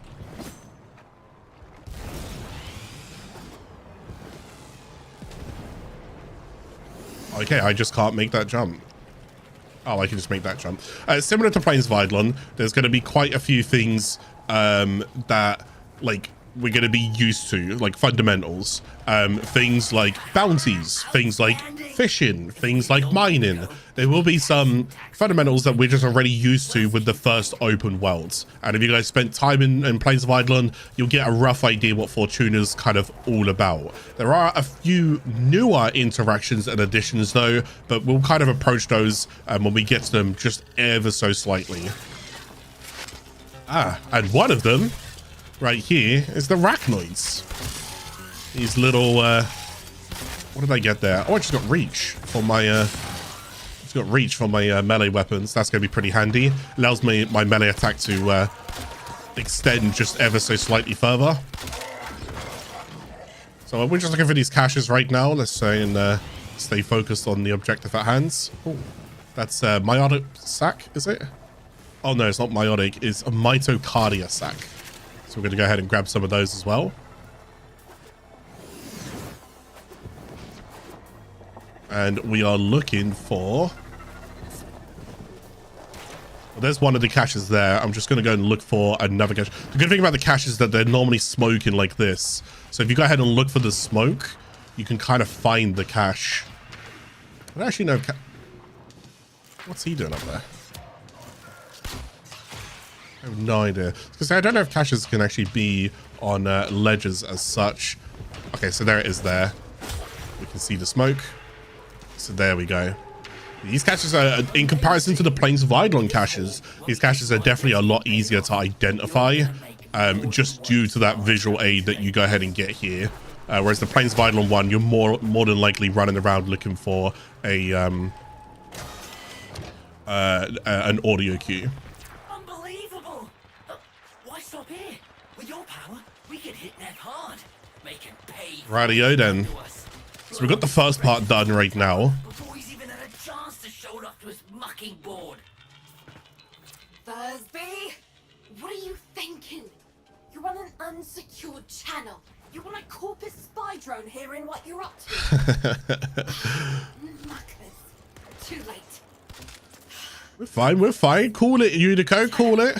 You got Thursby into this mess, so you can damn well help him out. Alright, fair enough. I'm in trouble. Right, where are we heading now?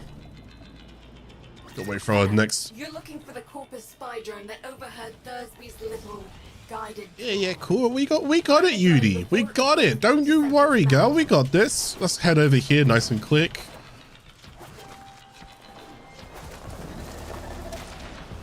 That's just a vehicle carrying a few people there. Oh, thermal sludge. Nice. Thermal sludge is kind of like the Grockthal of Fortuna, if you will. Ground it. And I'll see if I can still hack one of these things. I have no damage. I have no damage. Oh, I forgot about the music as well in Fortuna. That's pretty good. Been a while since I did this. No worries, take your time. So we're just gonna go and protect this real quick and just make sure this is fine. So these beams coming down here are gonna be enemies beaming on in. I really need a stance on this Dex Nakana so I can just keep the momentum fluid as I'm moving forwards and attacking.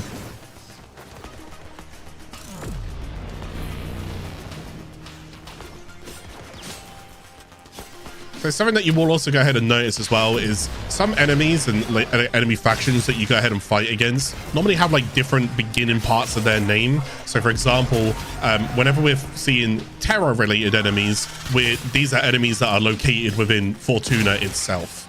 All right. So in case you're ever wondering like, oh, I need to go and kill like this enemy, but it's called Terror. Where's the Terror enemy? You get like roughly the idea where it is.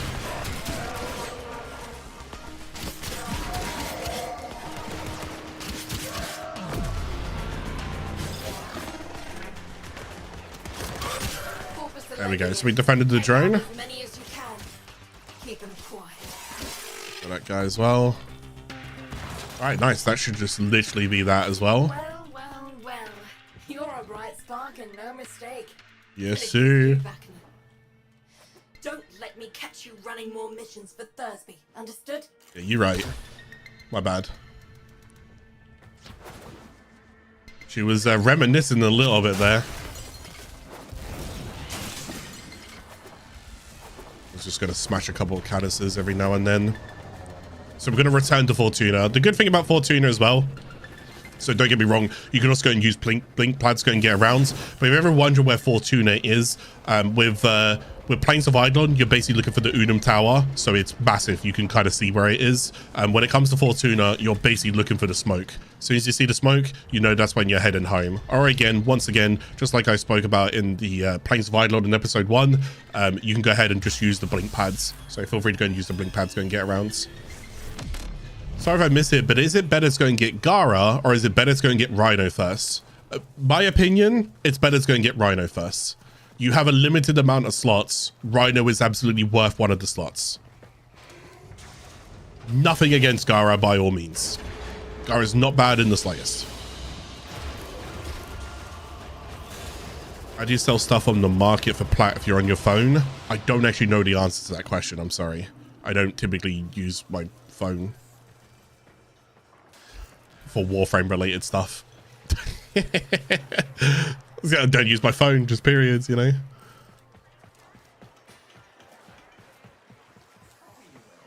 Okay, we're heading over towards Thursby here. Hi, boss. Hugo says that if I try anything like that again, she'll rip me arms off herself. But look at this. Yesterday, didn't have enough lucre to stay at a repo. Now, I got what I need to open my own shop. Get me head out of the red. All I need is a right hook. Something to set old Thursby apart. Something memorable. Oh, almost forgot. Biz heard of what you did. Said he wanted to speak with you. Sorry. Okay, we're going to be speaking to the business himself. The big dog. Let's go chat to him. The Tenno Utico mentioned. Here he is. How do you do, Outwelder? My mission. Definitely an important character for many. Species. You know, before the Corpus drive them to extinction. I'm known as the business. Utico calls me Biz. I wasn't always about the preservation of life, more the strategic deletion of it. Conservation may be my calling now. The scales still require an occasional adjustment. Head to the Valis if you're looking for some work. So that there was what we were briefly talking about at the very beginning of today's episode, and I was talking about conservation as a whole. Plains of Eidolon does also hold conservation, but I couldn't showcase that to you guys yesterday due to the lack of actually having the tool required for conservation. Now that we're doing Vox Solaris and we've met the Biz himself, we now should go ahead and slowly gain access to conservation. So I can show you what that is and how that works. Send a message. I've learned that the head of the Corpus repo squad has made a hit list of indebted Solaris. Before his goons can do their thing, I've got a K-bomb with his name on it. Biz! That's not what we discussed. Wait. There's a repo list? Who's on it? Crap. Okay. Fine. But we do this my way. No K-bombs. Had about enough mess for one day. Alrighty then. Direct me, will ya?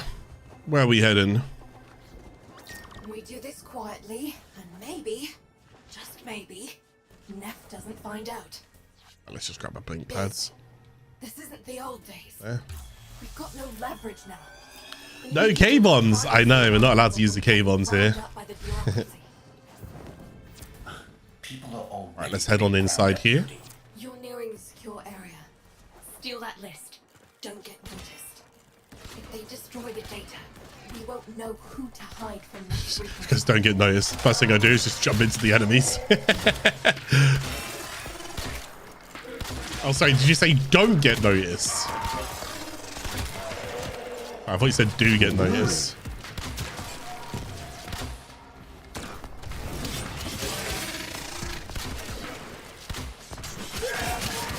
Guy. Kill this guy. Okay. So we're gonna go ahead and just hack this. Again, we're used to the Corpus hacks by now. Oh, well, if you're not used to it, take your time to go ahead and get used to them. That was actually kind of unfortunate because he literally turned around the moment I entered. But no rush here. We're all good. Okay, lovely jubbly. The moment I entered, he's just like, bang! Hello. Oh my goodness, it's Cyclops from X-Men. Oh my goodness, what is going on? Overdue for a check-in. Outwelder, you need to find my team before Neff's repo squad does. Sure, I'll look for them. Just tell me where they are.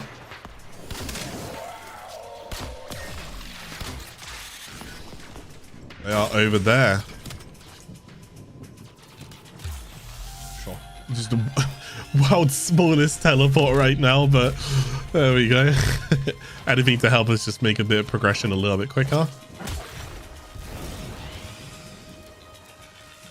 They were in debt because they chose the calling of conservation. So we're looking for 4 agents right now. I don't normally have any tips for the agent one. I think if you just get close enough, it marks them. I think that's basically about it. More info. Search the bodies. I think they are all close together. Can I do this? Ta-ta, lovelies. So I'm just gonna do like an animation cancel. I don't think this is something that I would encourage you guys to go and do. You can just click on them one by one. But I think no, it doesn't work.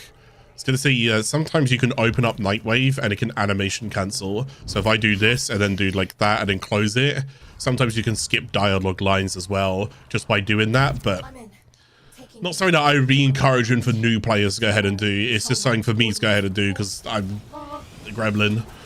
The survivors are being held nearby, awaiting processing. Yudico, we don't have long. Alright. Listen, Sparky. I need you to get in there and get our people back. Yeah, I've got them already. You don't need to be nice about it. Here we are. Find any survivors. Get them out. You... Here come the time. Oh, it's a timed hack. I see.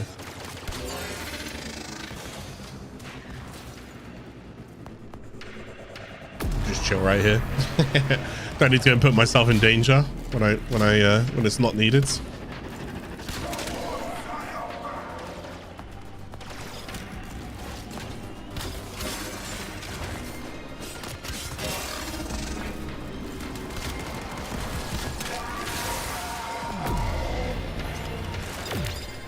Okay, so whenever you go ahead and kill enemies here as well, they can also go ahead and drop like a time reduction, if you will. Like that. And then it will just basically speed up the hack by 5%. Is it the jailers who drop it? Yeah, I think it's those guys. It's the jailers who drop it. So the good thing is they mark all of the jailers as well.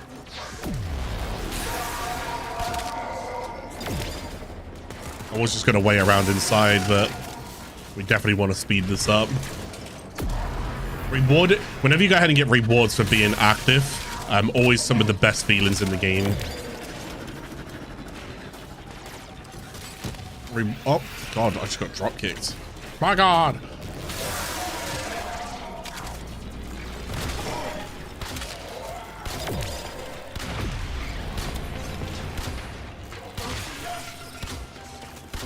How's my Paris looking? Still rank 26.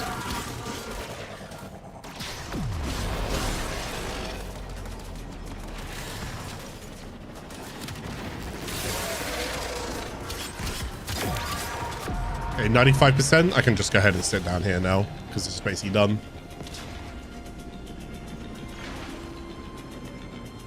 Okay, once that hack kicks in, there we go. We got him. They kind of just TP. Breaking these open, go ahead and give us a whole bunch of like different materials that we can go ahead and get from this area. So it's always good to go ahead and break those caches open as well if you can. You have to get back here before they get to it.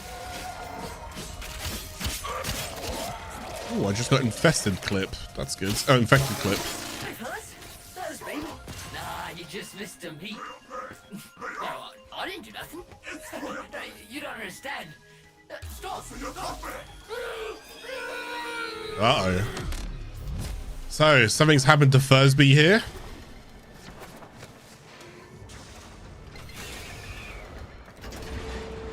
Not Thursby. Not the man himself. Oh, I get that from Meyerwinder. Just seeing if I got anything in there that I'm like, ooh, this is really good to go and get. Not really. Bricky and Meyerwinder. Nah, not really. We'll take the infected clip though. That's that is actually good to go ahead and get. Right, so talk to Yudico, who is down by Thursby's location. And as we can see, Thursby is no longer here. But there are 2 mags. There are so many new... this is a new player, right? MR0. This is a new player, right?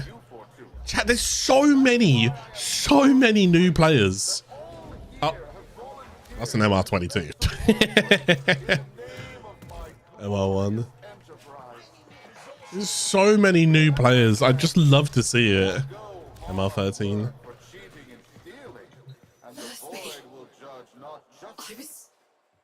I was supposed to protect him, and now he's in pieces. The medic's not sure if they can stabilize him with so much. Oh no. This was a mistake, letting you get involved. Why did I listen to Biz? Maybe it's not too late to impress Neff before his big unveiling. Appeal to his mercy. Show him what we can do. Get topside. I'll fill you in. We ever see her shoot that gun? Because that's a crazy kit gun, though. I don't think we ever saw it.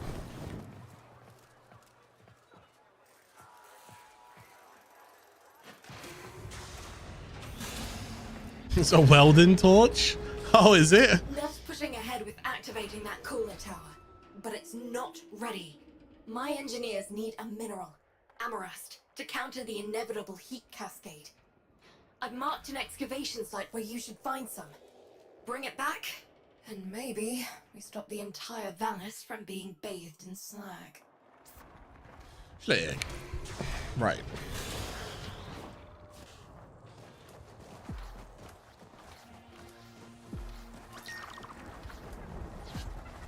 Where to go here? Oh, I might as well just go run over there. Oh my god. Amarast, do you not understand? Nothing you do will make Neff kind. The more you give, the more he'll take. When you rise up, people get hurt. But if we let that fear divide us, it will only get worse. I saw a Utico I haven't seen for years back there. Fortuna needs that Utico back. There we go. Fox. Right, he's going to do one of these digs right now. So this is basically like a excavation type mission. Now, you guys haven't really seen excavation on the series so far. But basically, we've got these power cell carriers that we can go ahead and use. So normally you just basically pick up a power cell, you go and put it in there, and it'll go and give it 20% power. And you just basically want to keep doing that as well. If you ever don't want to get locked in like animation, whenever you go and pick up a cell like this, you see how like it locks me in an animation. What you can go and do is you can just look towards the cell, and then you're going to roll over it, then doing the interact button like this. And then they can go and pick up the cell. Just saves you from being locked in one place, which is generally quite helpful. If you don't want to stand in dot or be an easy like that dot there, I can just go ahead and do that and then take the cell over. It's really handy to use that as an animation cancel. Right, so I got 4 of those in there. We are currently at full capacity right now. So I don't need any more cells. Now, if you do go ahead and grab another cell, the only thing that you're really doing here is you're not really adding more power or anything towards it. If you see that my shields are currently hurt on the excavator, so 2600, if I put that in, it's 3000. So if you add more cells towards it, you're basically just repairing the shields of the excavator to try and help it survive a bit longer. That should be enough. Get to the coolant tower before Neff turns on the juice. The juice! Where's the coolant tower? Solaris, the investor showcase is tomorrow, and you lot still maintain the coolant tower is not ready. Have you no faith? My test run will commence now, and the board shall know it was I, Nathaniel, who brought the glory of the Oracle to life once more. Goddamn Nathaniel. Already? Neff's gonna trigger a heat cascade if he boots that coolant tower up without the amarast. Right, I'm here. Killed. Hurry. Solaris, why isn't it working? Fix this! We're too late. Come back to Fortuna. Fortuna to know. Solaris, Okay, and then we just head back. disaster is your bumbling. Present me your floor boss. I am floor boss Utico, FB9. Uh-oh. I take responsibility for this. Finally, one of you shows some backbone. Floor boss, select 50 workers of low efficiency and have them in front of Fortuna for repo. That's crazy. Upgrades I shall bequeath to Solaris of greater efficiency. And for the failures, brain shelving. Make your list. You have 1 orbit hour. The good news is an orbit hour actually is 365 years. No, I'm joking, it's not. Let me in. No, you're not going through with this. Not now, Biz. Just want to say real quickly, we never worked for the Corpus, for the Solaris. Technically, we're not an employee, so we won't be on the list. I hope. I hope. All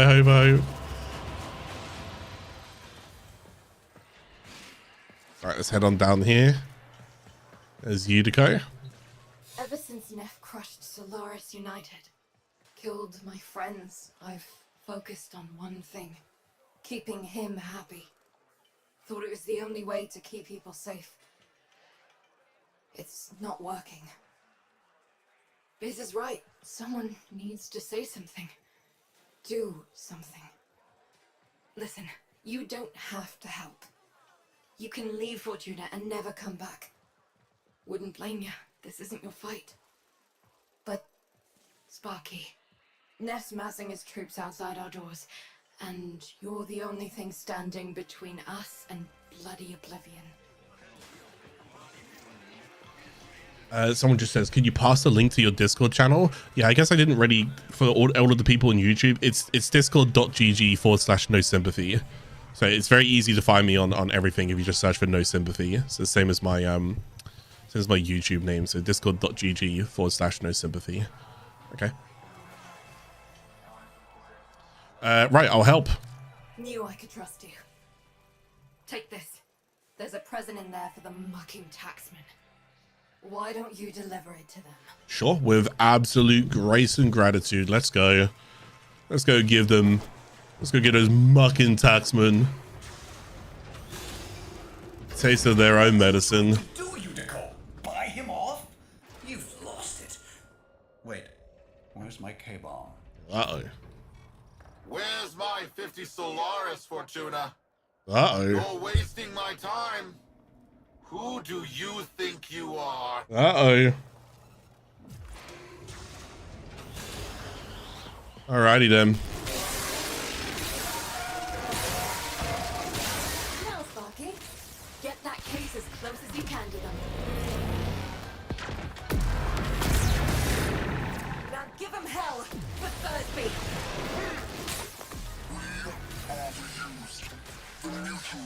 Oh my god. Indebted. We are Solaris United. And this cannon is our messenger. Hello. Solaris United. I know that voice. I killed that voice. You are a ghost. But I don't believe in ghosts. The way he says that line. Actions immediately. Recognize the importance of our work. These are our demands. I will find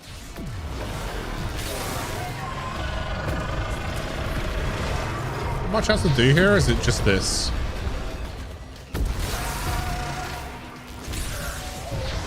Whoever you are, you don't know what hell you've brought upon your people.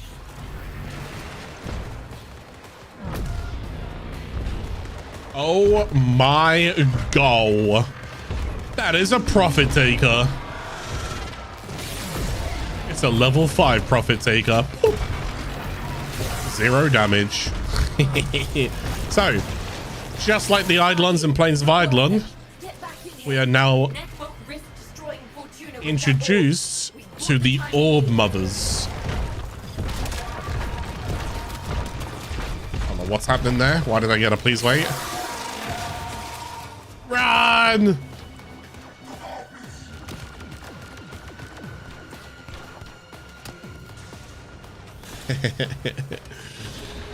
Yeah, we're introduced to the Orb Mothers. We're introduced to the Eidolons. There we have it right there. We got Molten Impact. We'll take that. In the meantime, Prophet Taker here will make sure you stay good and planted. So they're just going to leave Prophet Taker outside the door. And if you see Vox, pass along my thanks. No, Biz. Thank you for not giving up on me. We all live together. She said it. She said the line. We just poked a Kubradon, and if we don't show him who's in charge, we're lunch. She said the line. We all left together.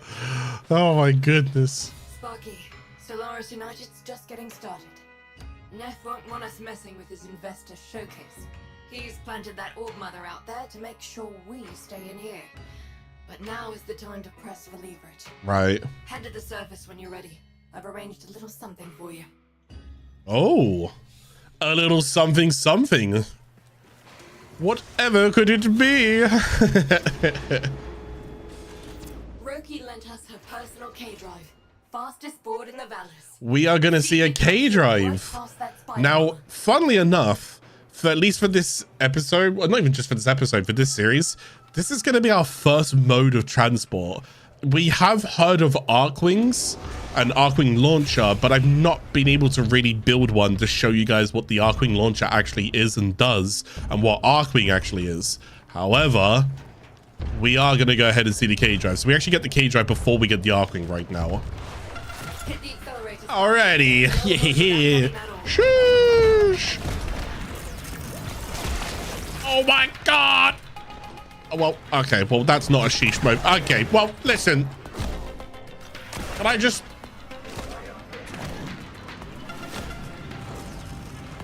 That was not smooth. Anyway, shoo, there we go. Bomb.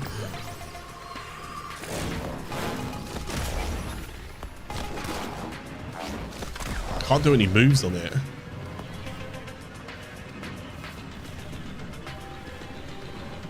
So yeah, this is a K-Drive. As you can see, it's a bit of a hoverboard. You can kind of shoot with secondaries and stuff on it.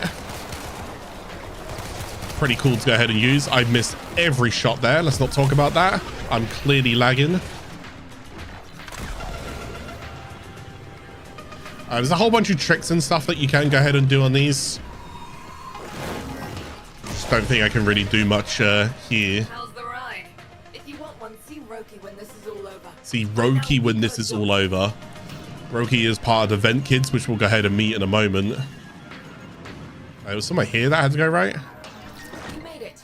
I did. Time to give Neff a taste of repossession. Patch me into the coolant tower's control system. Rightio then. Let's go ahead and patch her in.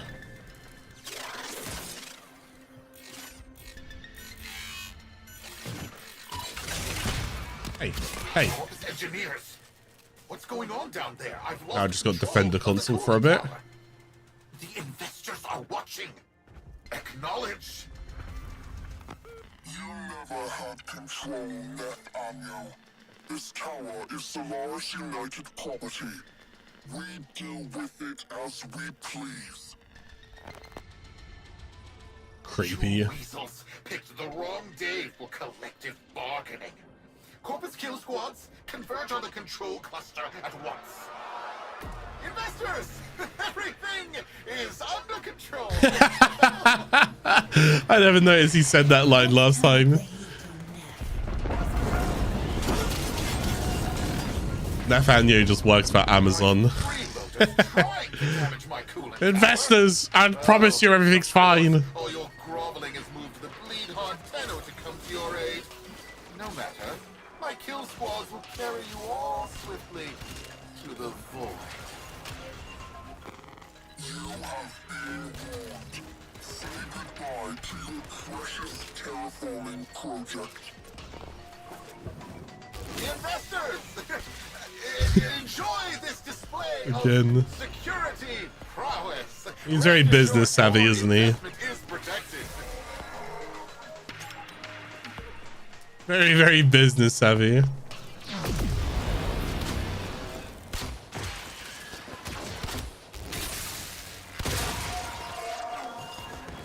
Can't have those financial quarters looking bad, can we? Got that short-term profit.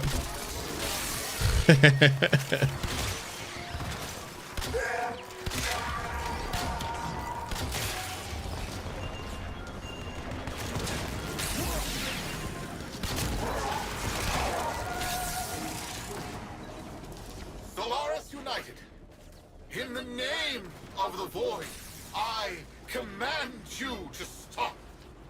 You're putting my entire enterprise at risk. Stop the repossessions. Acknowledge our work. Honor the age-old accord between Solaris and Corpus. Vault's shock ability is actually doing work right now.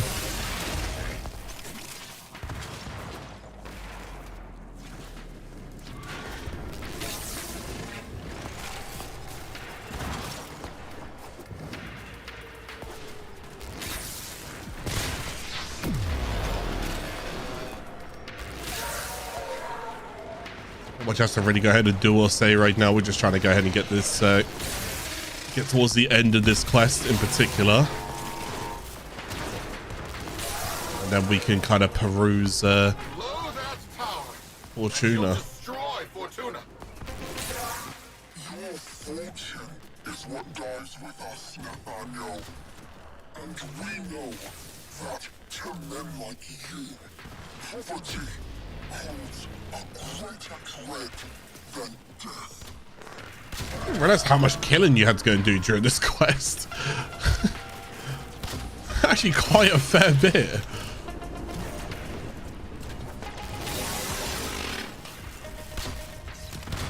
I'm trying to think, like, Wait. when I last did this quest, I thought it was really quick. Repossessions. Is that what you want? Stop this. Never forget, Solaris make the Valis work. No Solaris, no Valis. Do we have an understanding? Yes. I Ooh, understand. he has succumbed to defeat. It's here. Sparky, drop the Amarest in. Fingers crossed this even works. I bloody hope it works, because otherwise this would be a giant waste of time.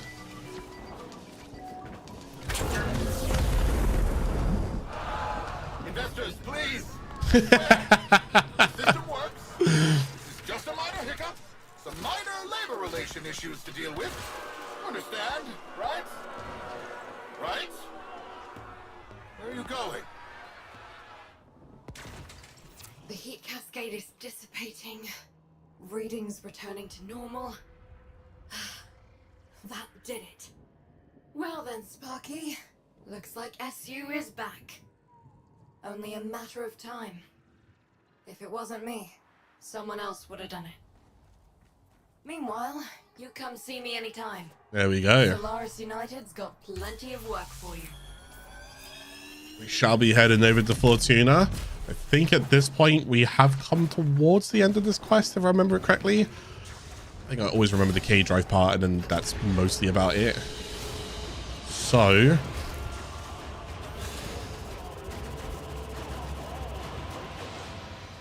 complete. There we go. K drive launcher as well. Yes, sir. We got our first mode of transport to go and get around. I'm going to be needing that for a bit, okay? Until we go and get those Arcwing launchers sorted on our... So, Voxelaris is now done. So, that's our third quest that we've done now. On top of Plains of Eidolon's Sire's Vigil and Vor Prize. So, we've done the first 3 quests of the game right now. So at this point, once again, you're kind of free to go ahead and start jamming in whatever capacity that you want to. And how I want to go ahead and do that is by showing you guys a bit more about Fortuna. So from here onwards for the rest of the episode, I've got about like an hour and a bit.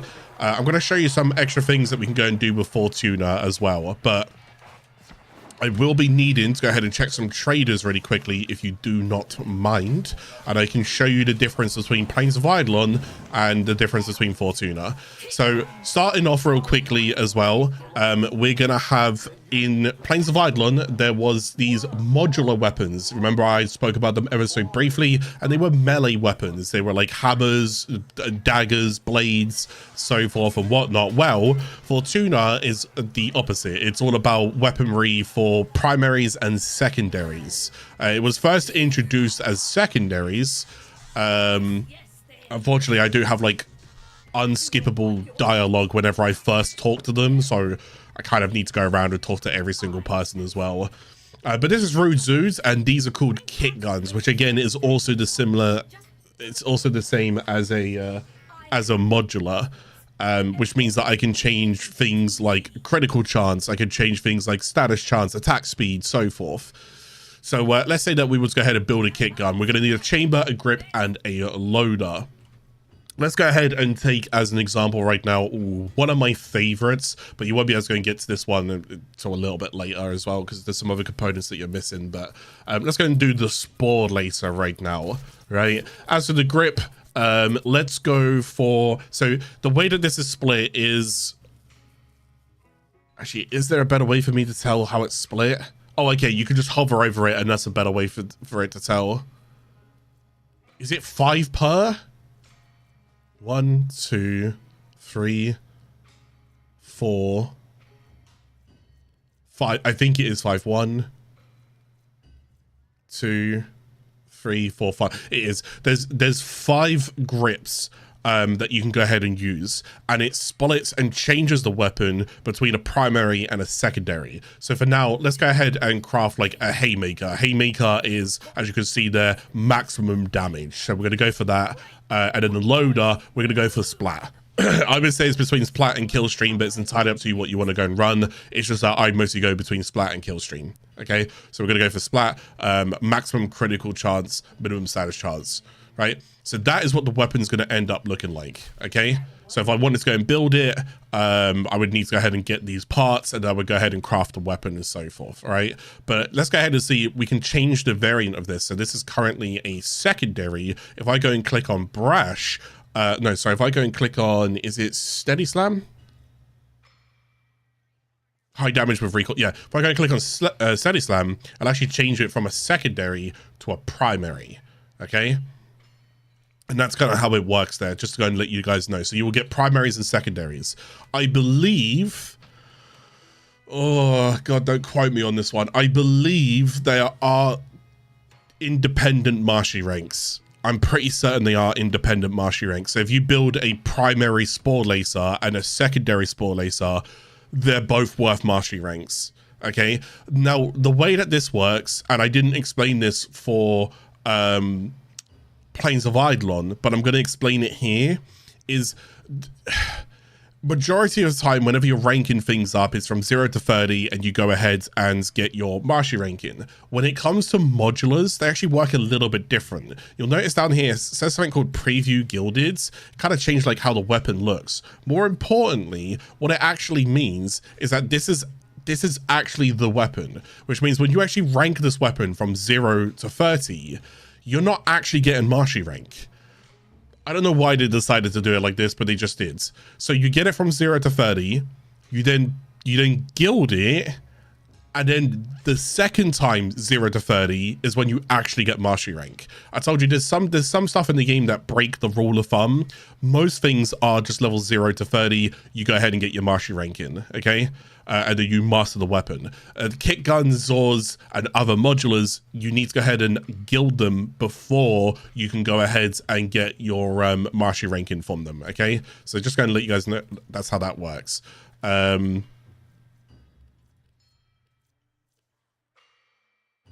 Yeah, I don't have the parts there. So the idea, if I wanted to go ahead and do it, I'd go to browse weapons in here. And there you go. So there's like the, I can't even get Spore Lacer right now because I don't have it on locked. Yeah, I don't even get Spore Lacer from here. I'm just going to throw that out there.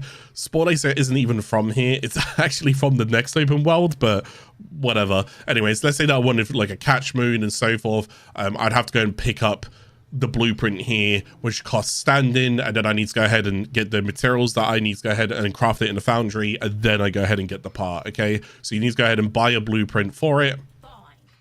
And as you can see, the blueprints are also, I don't believe they're reusable. So if you want to go and craft 2 completely different rattle guts, you are going to need to go ahead and buy the blueprint twice, if that makes sense. Okay, so anyways, that's Rude Zood. That's how she's working. Up next, yes, up next we got business. So we'll kind of wait for him. Now, business is going to all be about the fishing, which is interesting because he's the one who kind of introduces the concept of conservation. But I mean, I guess it's fishing as a whole. But yeah, we're going to go ahead and talk towards. Wait, does he do conservation as well? I just saw in the top right that the animal conservation icon was on someone else. Maybe he also does conservation. I just can't seem to remember. We'll just wait. So I just muted him for a second whilst we. There we go. Right, so,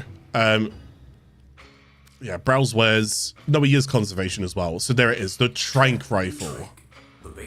That trank rifle is what we're going to need 500 standing for to go ahead and introduce you guys to hunting and animal conservation within Warframe, which again, we can use in the open worlds, all right? I don't know if I don't think Deviri uses it, but yes. This companion down here is also pretty good to go and get, but we'll get to him a little bit later. There's also a different type of fishing spear, which will also lead to a different type of fishing. But again, we'll also go and get to that a little bit later. So we are going to need some standards. We are going to have to go and do some bounties, but he's kind of like fish and conservation. Okay. Up here, we have got Ticker. Stardust. Ticker is a little bit of a different one to explain because there's actually 2 things that Ticker, there's actually 3 things that Ticker does for what it's worth. Ticker is the Halloween, not the Halloween, the Valentine's event. So if you're ever around for Valentine's Day, Ticker normally has treats for Valentine's that you can go ahead and get off of them. As for the other things, there's like debts and bonds that you can go ahead and do. I guess we'll kind of explain that when we get towards it. And then the other thing that Ticker does is something that you will end up meeting way later, which is Railjack, but that's way later. All right. So we're just waiting for this dialogue to be done. I wish I could skip it, but there you go. So purchase debt bonds and trade bonds for Solaris standing. So these debt bonds here, 52,000 and so forth. You're basically just purchasing, again, self-explanatory, debt bonds is what you're basically doing as well. So it'll include the bonds at the bottom, 5 medical debt bonds and shelter debt bonds. Now, debt bonds can be used, again, to trade in for stand-ins. So in this case here, the familial, debt bonds are worth the most. 500 stand-in each per one. Would be great. So if you can never go and get those, awesome. If not, advances, then medical, then shelter, then training. Okay, so it just works in that order there, right? But you can turn those in for stand-in if you want to, or you could just end up purchasing them. Should you purchase them, yes, you're going to need some debt bonds. Which ones are you going to need depends on what it is that you're doing and what you're crafting a little bit later and so forth. Some things are just going to require debt bonds, and some ranking up, as you rank up Solaris United, is also going to require debt bonds. So if you can go and purchase them, but don't feel like you need to rush them down right now. Take a little bit of time before you need to start purchasing them. Up next, we got Smokefinger. just waiting for the dialogue to be done. That is to say, I am interested in soil and all the things that may be found in it. Let me show you what I mean. There you go.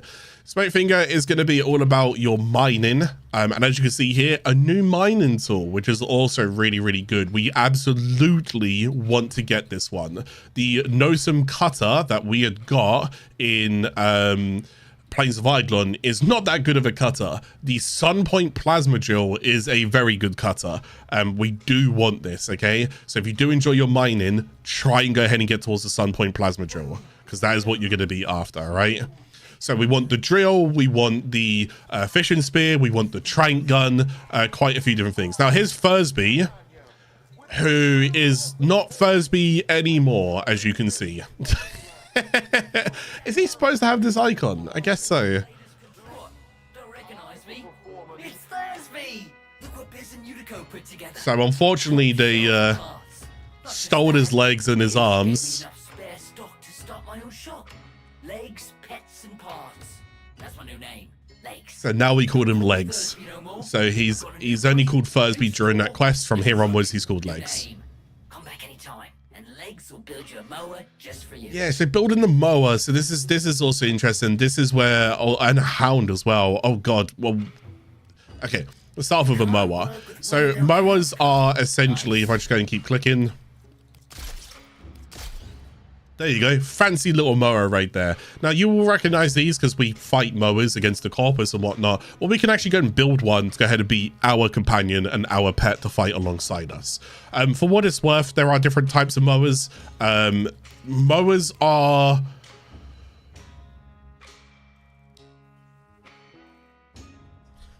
Are mowers unique or are they not unique? Hounds are not unique. I can't remember if mowers are unique or not. I'm going to say mowers are not... No, mowers are unique. I might be wrong here. I believe they individually come with their own mods, but I don't know if they can share mods between mowers. Hounds can share mods between hounds. So hounds are genuinely not unique. I can't quite remember if mowers can share mods between mowers. If they can, they're not unique, which basically just means build any mower that you want. Ideally, you will build all 4 of them because once again, you can get Marshy working. They do work like hounds. Yes, okay. So they do work like hounds. They're not technically unique, but that doesn't mean that you want to build all 4 of them. And as you build all 4 of them, they also come with those mods that they can share across each other. Okay, so there are specific mower mods that like other companions could not use. We haven't got to other companions a little bit at the moment. There's Taxon that we got building. Taxon's a sentinel, but we'll have to cover that a bit later. And then there's Kubros, there's Kavats, there's mowers, there's hounds. There's quite a few different ones to go ahead and dive between. But yes, mowers like that. So for what it's worth, this is the models. This is the most important part. As for this, it's entirely up to you. For now, I would probably go ahead and just recommend try and go ahead and take the shield if you can. Drexcord looks pretty good. So having a little bit more shield on them is just going to be pretty nice. As for the gyro, again, probably just going to end up going for whatever kind of shield increases I'm looking for here. So harpoon or... Okay, I see where you're going. I probably could end up going for something like that. A little bit more shield, a little bit more armor on top of it, just to kind of look after them. So something like this. And then as to the brackets, I believe brackets are just cosmetic, right? Oh no, they come with a polarity. So if you take these, they come with no polarity. If you take this, it comes with a Naramon polarity. Can you guys remember when I was talking about modification earlier and some of the symbols when we were on the weapons and warframes and so forth? Well, these have polarities that you can go and build. My advice, wait, companions. I would, okay, my advice, this is just my advice. I would go with either Vazarin or Naramon. Things like primed animal instinct, survival, like shields, armor, health is all Vazarin anyways. I mean, manifold bond, you know, so forth. I'd probably either go for Naramon or I'd probably go for Vazarin. Now, for what it's worth, you can technically go for any of them. Don't worry about it too much. But yeah, it's entirely up to you. If you just want to go for aesthetics, take whatever you want. It's not that deep.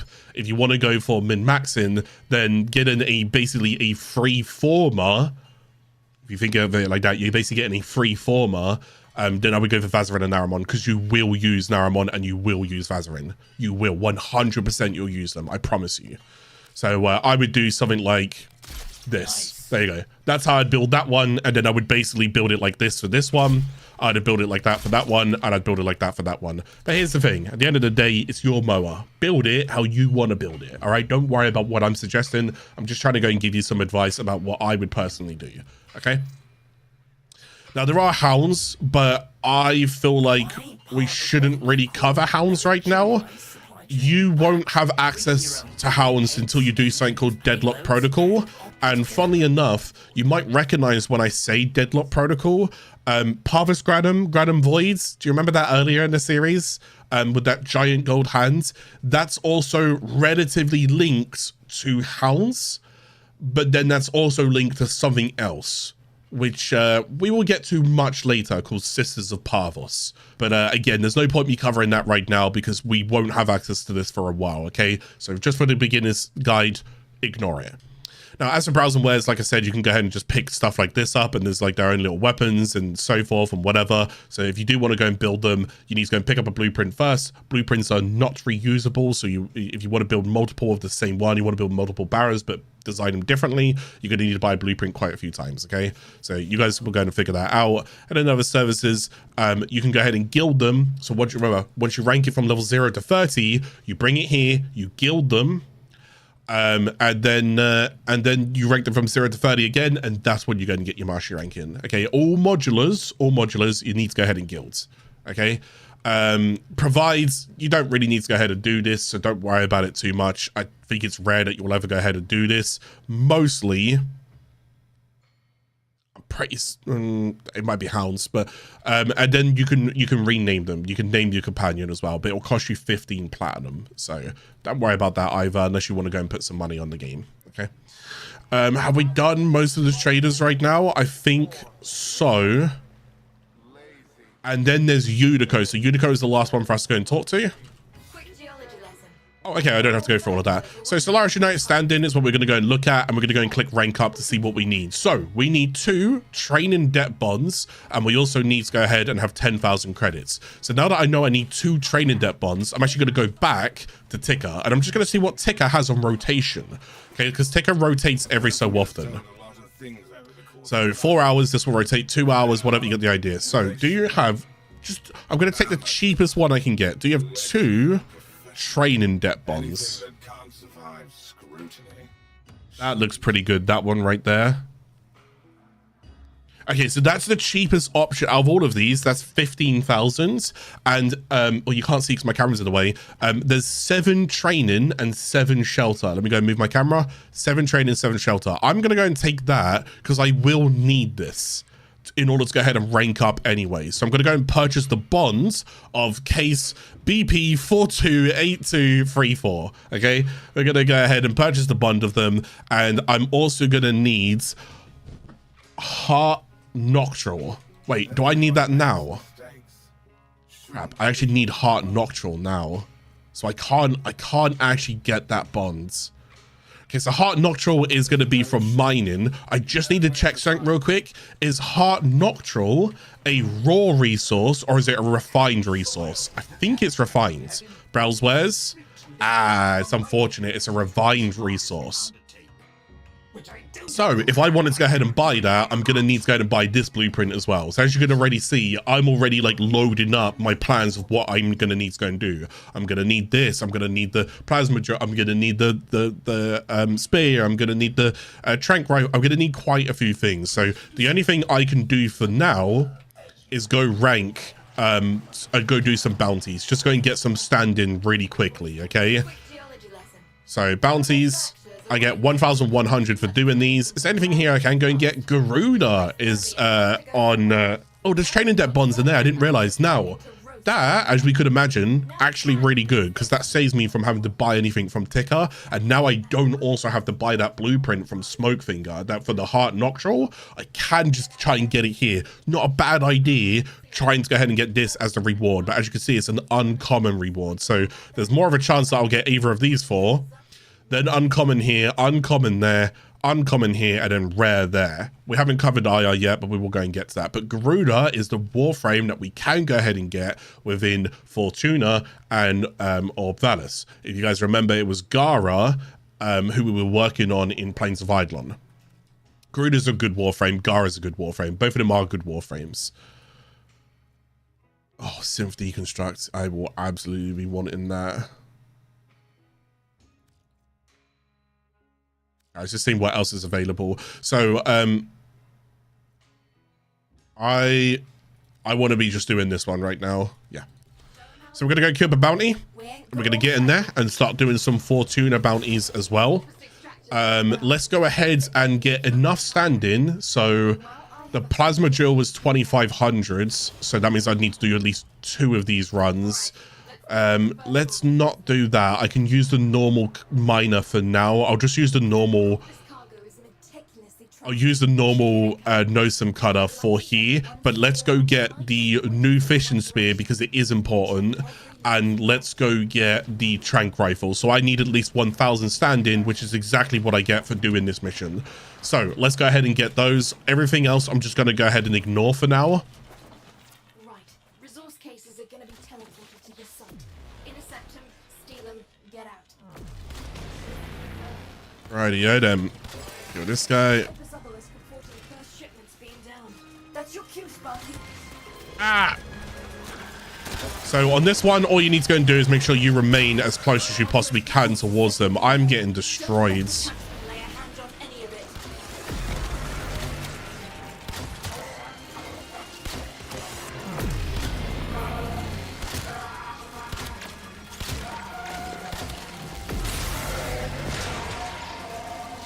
And right there's a reinforcement beacon. So if you do want to try and slow things down, get rid of the reinforcement beacon.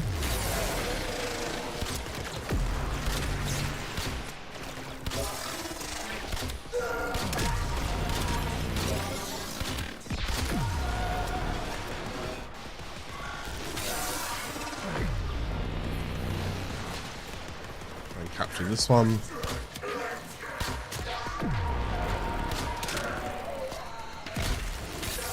Too many enemies in next to it, it'll get disrupted. There you go. So I got 1 so far, and everyone... Oh, I kind of lost that one. Yeah, my bad, my bad. I wasn't paying attention. I was too busy, like, talking and whatnot. Okay, so this one's pretty good.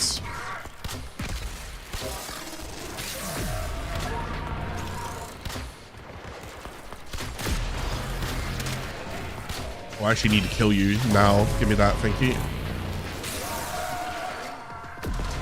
Killing those Xmas units is going to allow me to get energy.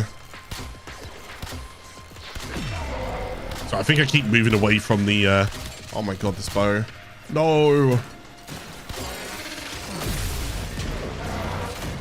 Oh my god, I died to that. I don't actually mind dying because I go ahead and get energy here, so I'm fine with that.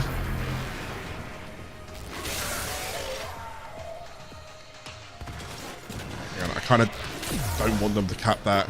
Oh, never mind, they did cap it. All right, well, I don't want them to cap this one then.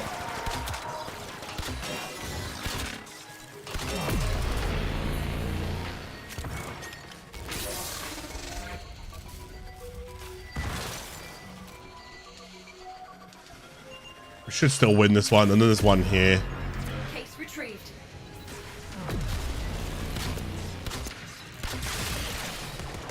We've got more coming in. Alright, just stand here. Okay, I got it. I was gonna go run after the energy, but I kind of messed that up a little bit. It was a little bit tighter than that should have been, but it's fine. It's fine. It doesn't matter. We got it done.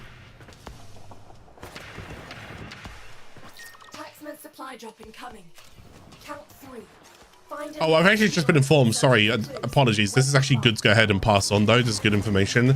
When you guild a companion, you get the chance to go and name it. It only costs the platinum that it costs is for a rename.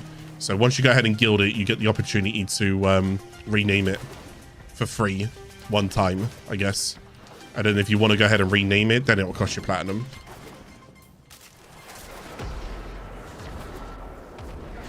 Good. Thank you for bringing that up. Who needs those supplies more than the Corpus? Lock them down before the taxmen make off with them. All right, I see one of them over there. I see 2 of them over there.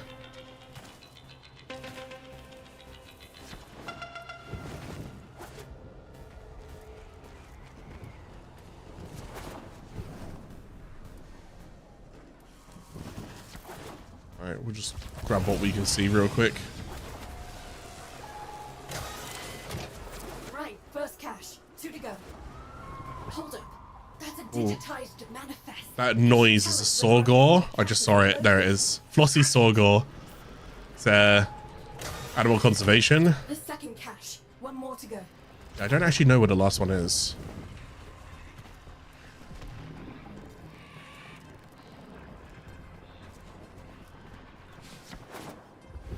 Was that there?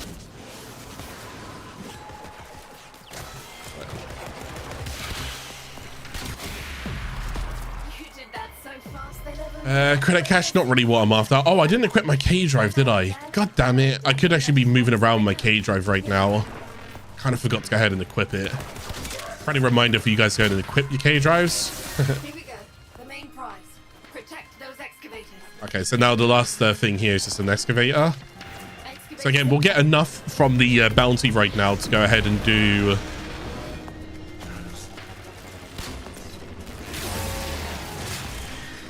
Go ahead and get what we need from the traders in the relay.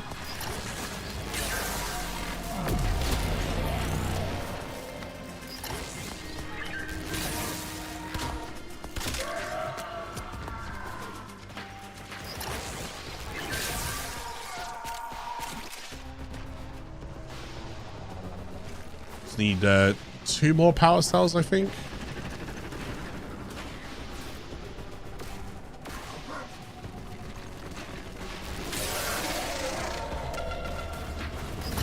No, just 1 more. There we go. So once this one is done in 50 seconds,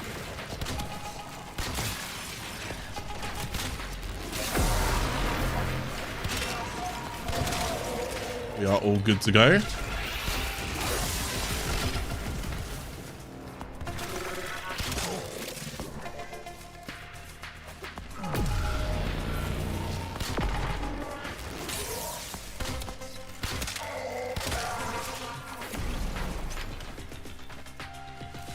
Paris rank 28, almost there. I was really hoping we'd be done with Paris this episode so I could kind of move on to another weapon, but it's okay. It takes as long as it needs to take. We're in no rush. We're in absolutely 0 rush.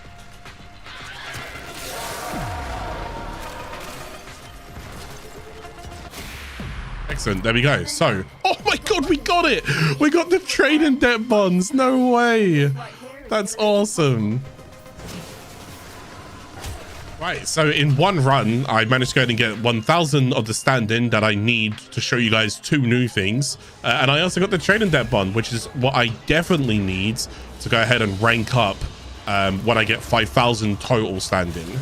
So, but we're about to go and spend 1,000 stand-in anyways. Now, I do have a new inbox. Why do I have a new inbox? Unico. Oh, she gave me the blueprint for Garuda. Found this blueprint embedded in the tangle of Valis fungi years ago. Garuda is... I didn't really explain much about Gara and Garuda, did I? I guess I'll try and do so now. Gara's got really good survival. She's all about glass. And she's more defensive. She can go really offensive, but let's just go and say she's more like defensive oriented. That's kind of Garuda. Sorry, that's Gara as a nutshell. That's Plains of Eidolon Warframe. The Fortuna Warframe, which is Garuda, is more offensive than defensive, but a lot of like sustain. So if you like health return and sustainability and zone control and stuff like that, then she's got a very, very unique combination. So like Bloodletting sacrifices her health and clears status effects, but also gives her energy, and Blood Altar also gives her health. So you can go ahead and Blood Altar an enemy and siphon their health off of them, and then you can go ahead and sacrifice that health, giving you guaranteed energy and also removing status effects from you, so negating the status effects and cleansing them. So actually just really cool for her as well. So just going to let you guys know what that's all about. Her passive is really good as well, but yeah, take your time to go ahead and mess about with them. So if you do want her, you can definitely go for her as well. I won't be going for her. Okay, I won't be going for her. Right, let's go pick up. It's here, right? I have a soft spot for Fortuna. So I got 1,000 standing. I'm going to go pick up the trank rifle, and I'm going to go pick up the fishing spear. I wouldn't have minded that. Keep your face to the wind. I guess I'll wait for that. So let's go ahead and introduce you guys to animal conservation. Okay. And then I'm going to show you what's different with fishing. And mining's still just mining. There's not much else to really go ahead and say for mining here. But let's go ahead and start off with... I didn't equip any of it. I need to equip my K drive as well. Yeah. Thank you, chat. Right, so let's go towards the arsenal. Let's go towards the gear wheel. Right, for now, I'm going to put my K drive in here. So this is normally where I have my Arcling. These are normally where I have my pads, and then this is normally where I have my fishing spear. This is normally where I have my cutter, and then this is normally where I have my trank rifle. Is there anything else I'm missing to throw in there? I got a conjure. Oh no, that's that's Plains of Eidolon thing. Okay, no, cool. Okay, we got all of the stuff that we needed to go and equip in our gear wheel now. Now I can show you animal conservation. So there are there's a few different ways to go ahead and approach this one, but for now let's just go ahead and do it this way. So what I'm gonna do is I'm just gonna run around and listen. So the reason why I'm going to do this is because if I hold 1 here, so you got these different things. If I hold 1, that's the trank rifle. If I hold 2, I actually don't have anything. And if I hold 3, I also don't have anything. Pheromones and laws are what's in 2 and 3, but I don't have any laws or pheromone right now. I'm just going to show you what this looks like, and then I'll definitely make sure I cycle back around to this when I get a bit more standing. Okay, because I can farm the standing off stream. And then I can come back, and then I can go ahead and show you without you guys having to watch me just spam bounties. Because right now, me spamming bounties is like the best way for me to go and get standing. So if I just run around, mostly that. Please don't see me. Okay, so I'm going to give you... Where are you? Please go away. Stop. Thank you. Please leave me alone. Right. So I'm going to show you something. So whenever you go and do animal conservation, you'll see, like, if I do this, it will tell you what direction the animal's in. Can you see that as I move like here? Now I'm going to go and give you just one of the best tips I could possibly give you. No matter where you're standing, no matter where you are, if I do this, sometimes it's a bit hard to see. Now, don't get me wrong. I can see it. It's right there. It's a vermink. Yeah. But if you're like me and colors clash because I'm color deficient, sometimes that's hard to see right there and then. My advice is, no matter where you are, get behind an object that is easy to see through, because it is way easier to search for enemies. Look at this. There it is. See that? Like, where is it? Oh, look, it's right there. So much easier. Try and use big terrain to your advantage, all right? So if it was behind me, I'd be doing that. So it's like, oh, okay, it's somewhere here, somewhere here. There it is. Boom, got it. And now I know where I'm going, okay? So with animals, at least to start off with, you want to go relatively stealth. And you're just going to kind of shoot it a couple of times as well. And then I should go ahead and call this in, and I got a perfect capture. I will also go ahead and get these things down here, which are tags, which I can kind of turn in a little bit later as well. But yeah, a whole bunch of different animals you can go ahead and capture, all right? Whole bunch of them. So that's just a vermink. In different areas as well can hold different things. Sometimes caves have different things. Sometimes the north over here, like craters, have different things and stuff like that. You do also go ahead and get a good amount of standing. That is also very true. The standing that you get from here. Oh. Right, that's a dusty headed. That's also a dusty headed. I'm going to go for this one because it's closer.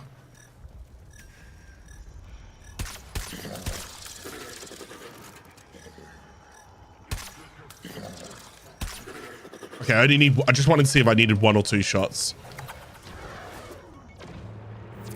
That's an extra 800 stand. Oh, wait, this is way quicker. Never mind. I could actually just go and do this. 800 stand in as well. All right, do you know what? I probably don't have to spam bounties then, because I'm kind of teaching you guys this anyways, so...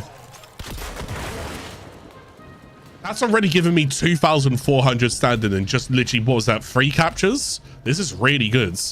I didn't actually realize how much standing I get off this. Okay, I don't actually see it, but it's telling me it's... This is what I'm saying. My eyes clash colors. So sometimes it's really hard for me to see it. It's somewhere here, but I just don't see the glowing. So when that happens, I'll get towards the terrain.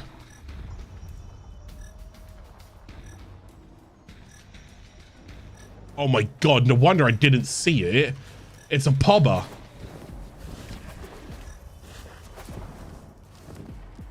There he is, look. He's a sunny pobber. Look at him.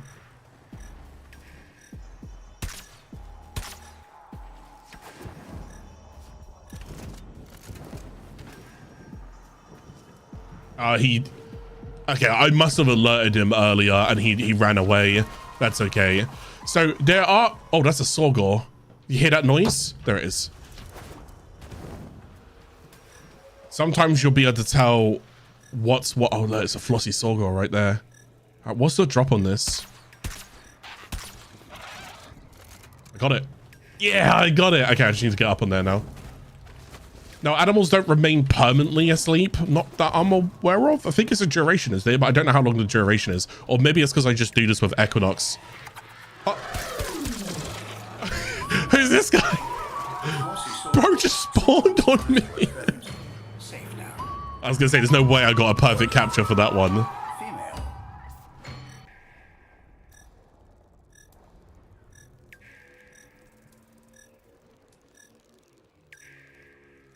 Oh god, where is it?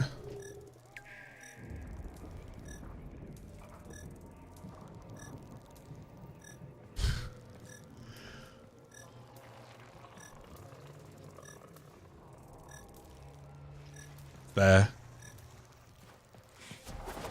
I have to get on this cliff to try and get... Oh no, it's moved.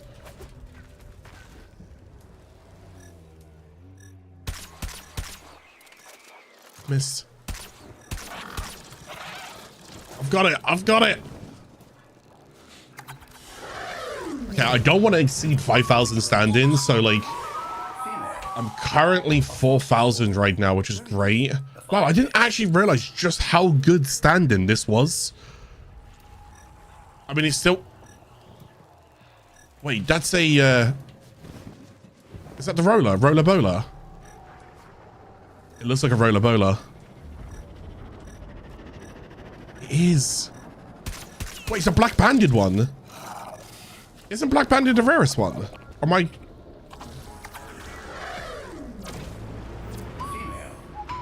198. Okay, I'm capped.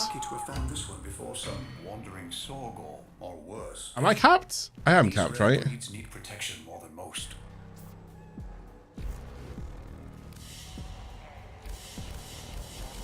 Okay, as I like kept refreshing that, it then just came up. So yes, I am capped. I was gonna say, I was like, it's not worth 198. No way it is.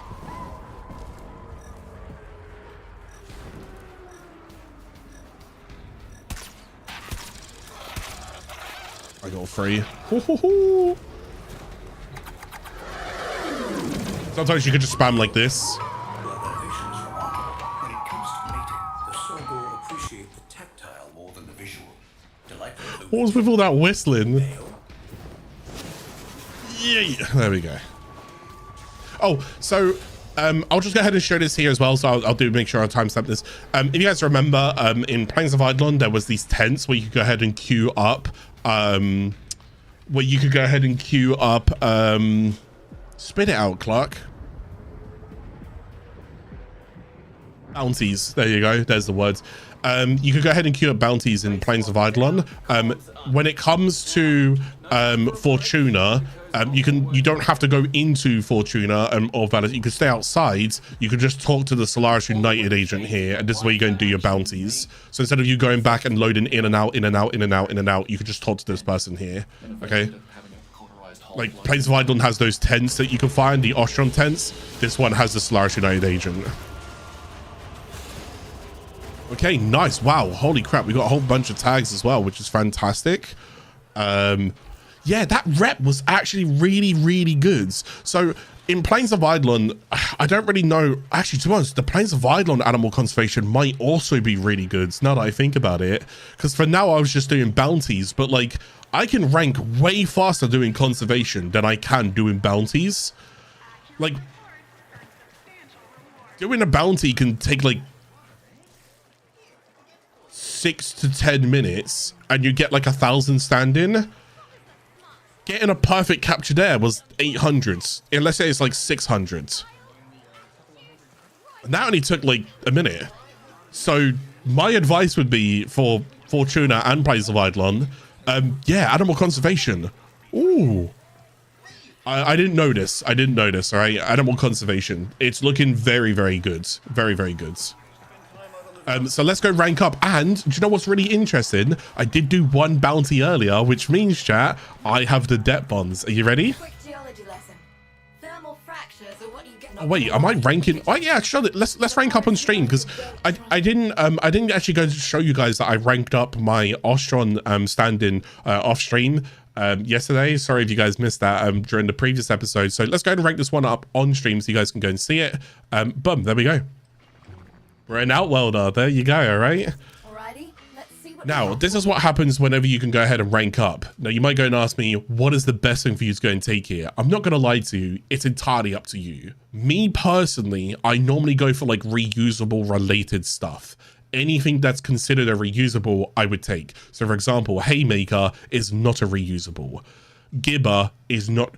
This trophy, it's not that it's not reusable, it's just a trophy. I don't care for it. So for example, the Goblite Tears is a reusable blueprint. I would more than likely take that. Vermink Echo Lore. Now, if I'm farming Verminks and I just want Verminks, this Echo Lore will call out for Verminks. And you know what? Let's go ahead and show you what that looks like. So for this purpose, I'm going to go and take that. Can I advise you guys? I would take either of these. It's up to you which one you want to go and grab, but I would probably take either of those. Probably this one, because Goblite only needs Goblite, whereas this one needs Gallium. And we don't have Gallium yet. We don't get Gallium until a little bit later, okay? So I'd probably go and take the Goblite Tears. At least this way you can refine them. As to what you can refine them into, nothing at the moment. If not, then do what I'm doing and take the Vermin Lore. Okay, because this isn't going to be too bad for us to go ahead and just hunt some vermings. Now, every single animal conservation is going to have every single animal in animal conservation is normally going to have 3 rarities, kind of like a common, an uncommon, and a rare as well. Okay, so let's go ahead and just go back in. I just want to double. I think it equips it, right? I don't actually have to do anything here. So I'm going to try and max out all of this stand-in for Fortuna. And then I could probably go ahead and max out all of the stand-in for Cetus as well. So let's go straight to a trank rifle. Now, can you see, too, I now have this. So let's go ahead and do this and show you guys what this looks like. You ready? This is weird, okay?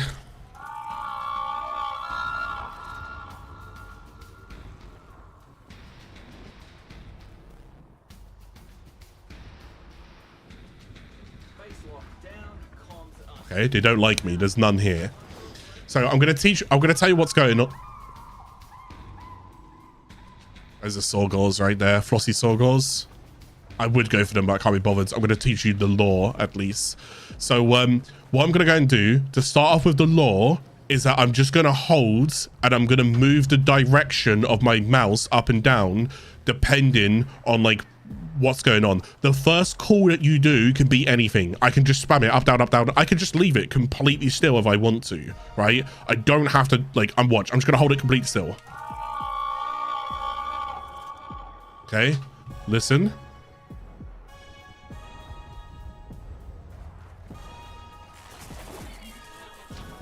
Nothing. Sorry, there's a patrol of enemies coming nearby. I just want to ignore them. So I'm just going to run over here. Let's go over here because I think we did see somewhere around here. There's 2 enemies here. Hopefully they don't see me. Let's go somewhere like... Yeah, oh, wait, hold on. I just realized something. I just also realized something. Whenever you hold an echo law, so if I take this off... There we go. If you hold an echo law, you also... Yeah, I just realized you need poop. Sorry, forgive me. It's been a while since I've done it like this. I do Equinox. If you know Equinox, you'll know why I've forgotten this. Forgive me. I apologize. So what's going to happen here is that when you go ahead and get a law, it's going to mark whichever law you go ahead and equip. So in this case, if I had like 2 different laws and I marked Pobba and I marked Vermink, it's going to show you on the map where Pobbas are. It's going to show you the map where Verminks are. So there's a Vermink all the way over here. So I'm going to go and travel right there. Now we get to go ahead and do the whole poop thing, which is a bit weird, but let's go ahead and show you what this looks like. So, yes, as in that is dung. All right, you can go ahead and scan those as well if you really want to. So what's going to happen is you press X and you're going to follow the footprints. And the wonderful thing about this is they've actually marked the footprints way better now. So it's definitely a lot easier to see these footprints. When this came out, this was so hard to do. I'm not exaggerating. Sometimes I just guess. And then I should find... There it is there. A Vermink call point. So this is where I need to go ahead and pull the call out. And then, again, you can do whatever you want. So for now, watch. I'm just going to... Listen. That direction. Okay? So remember, the direction that you hear it will be the direction that it comes in. Now, what's going to happen... Be quiet. Now what's going to happen is on the right hand side, you see how there's like a little kind of box. My goal is to keep that like blue sensor dot wherever this goes. So if it goes up, I follow it. If it goes down, I follow it. Okay, so that's what it's going to go and do. So I'm going to hold it. Okay, it's responded. It's going to show itself. All right, shoulder your tranq rifle and make a shot count. White-breasted Vermink, fairly common. Let's get into safety. So we got it. And just like that, we've done our first. Fully developed. Male, a common variation. There you go. We done our first. We did our first one. So I think with the law out now, does it mark it still on the map? Or yeah, there it goes. It's like, oh yeah, like it's all the way over here on the outskirts, all the way over there on the outskirts, so forth, so forth. Now that's if you're hunting particular ones. Now I don't know if you noticed, but there was also a 3rd slot here. This is called pheromones, and pheromones basically increase the rarity of whatever it is that you're hunting. Each and every single echo law, and each, not even just echo law, so these are called Verminks. There's 3 rarities of Verminks. There'll be Pobbas. There's 3 rarities of Pobbas. Get the idea? Bowler rollers or whatever. 3 rarities of bowler rollers. There's 3 rarities of each and every single companion. Pheromones, when you spend it, will increase the rarity of the one that you are hunting. Okay, that's basically what's happening there.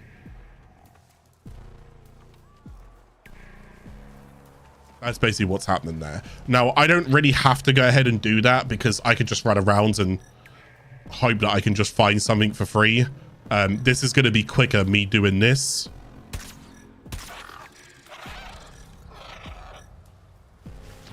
It's going to be quicker me doing this than it is for me to go ahead and start doing all of the lore stuff. So, since animals are by nature... What is he doing up there? Since animals by nature roam around the map, we can essentially just roam around the map as well and find them. Okay, let's go ahead and just basically get some freestanding. Somebody does go and say it in chat here. Can someone explain what the changes are for when it's cold or warm? And I think that's good. So we'll make sure we go ahead and timestamp this as well and explain the differences between the temperatures within Orb Valis. Now, inside Plains of Eidolon, it's night and day. Nights last for 50 minutes and day lasts for 1 hour 40 minutes. Now inside Fortuna, they don't have day and night because it's Venus. It's so unbelievably close to, I believe this, well, I mean, it's so unbelievably close to the sun that it doesn't really typically get like a nighttime. But what it does go ahead and get in order to go and maintain it to be habitable is there's like a coolant reactor that I think just kind of rotates between whether or not it's cooled in and whether or not it's not cooled in. I could be wrong on that one. Hopefully someone can correct me. But basically you have warm and cold. Why is that important and what does that actually do? Warm and cold will dictate what kind of things you meet. Okay. Oh, the days are super long on Venus. That's what it is. Warm and cold will dictate what you're meeting. So some animals only come out when it's warm. Some fish only come out when it's cold. Does that make sense? So if you're after a specific thing, you're gonna have to wait for the temperature to change. Same goes with Plains of Eidolon. Some stuff only comes out at night. Some stuff only comes out at the day. So you have to wait until that rotation. It's a way to make sure that the gameplay differentiates from one another, okay? Also, it's another gated mechanic inside a free-to-play game. But hey, yeah, it is what it is. It still just kind of adds a little bit of variety towards it. So it's going to be warm in 7 minutes. The map itself doesn't overly change, so you haven't really got to worry about that. But yeah, I think only Deimos has like a bit of a weirder one where it's like one portion of it is more dangerous, the other portion of it is more relaxed. But I'll get to that when I get to Deimos.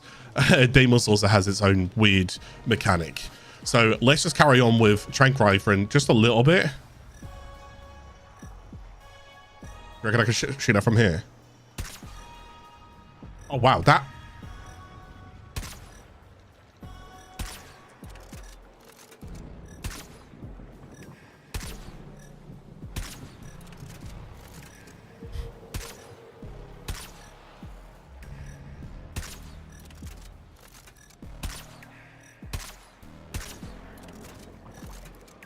Hold on.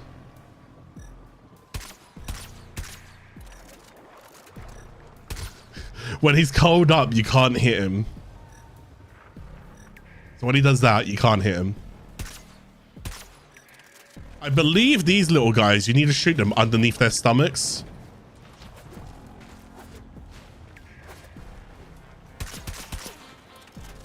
Yes. No.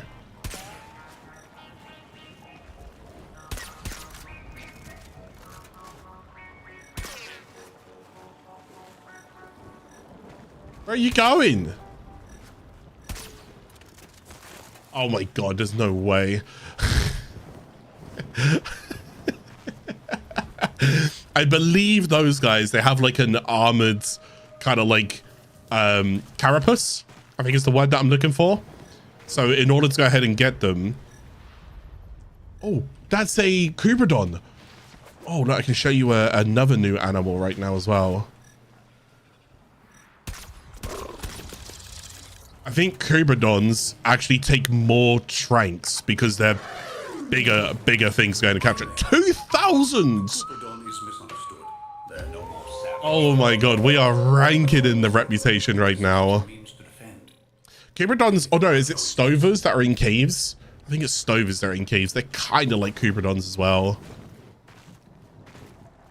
So yeah, if anybody's wondering how to go ahead and rank up, animal conservation is looking pretty tasty right now. I'm not going to lie to you. I didn't realize it was this good for rep for what it's worth. Just don't really need to do the echo laws.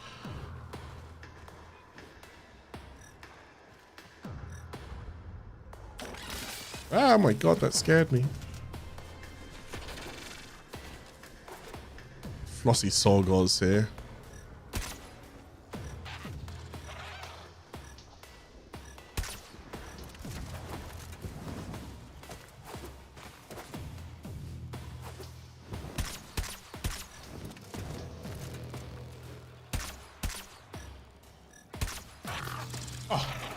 First shot, I'm insane. Didn't miss a single one. That was also a perfect capture as well. He had no idea I was shooting him. Very pretty. A fine catch.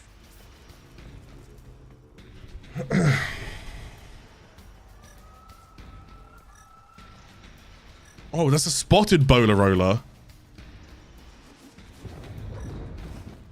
Oh no, there's an enemy patrol right next to it.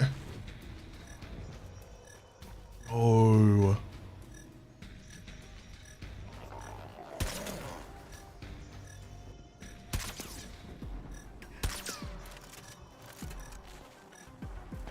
What is... Stop moonwalking. How is that... What? That man was moonwalking. How's that fair? I'm like... He was moving all over the place. What do you want from me, game? Doesn't help I've got enemies on me right now. They kind of alerted him, so there was nothing I could do there. Oh, I heard poppers. Sooner or later, you'll slowly start to recognize the sound of things.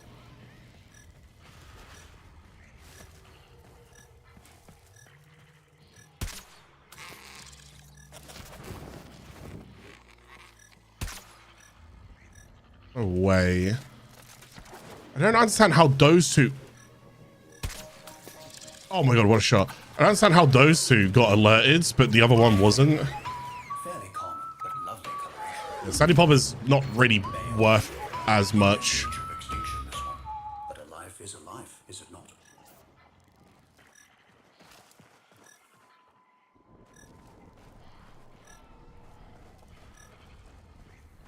More Poppers.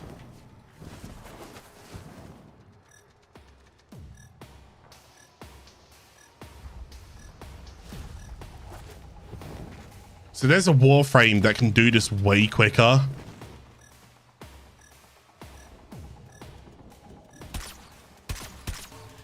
I didn't even see them.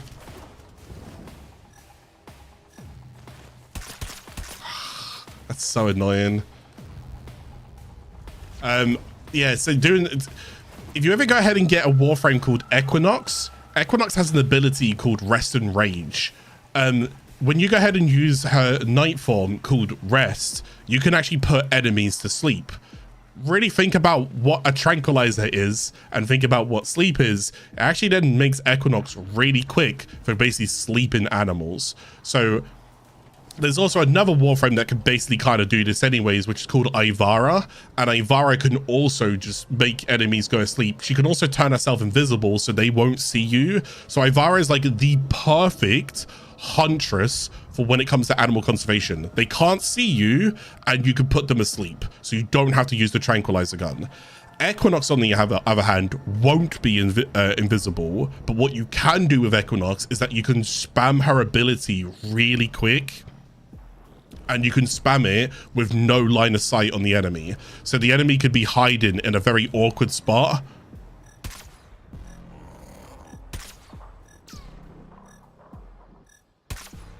What am I doing wrong with these guys?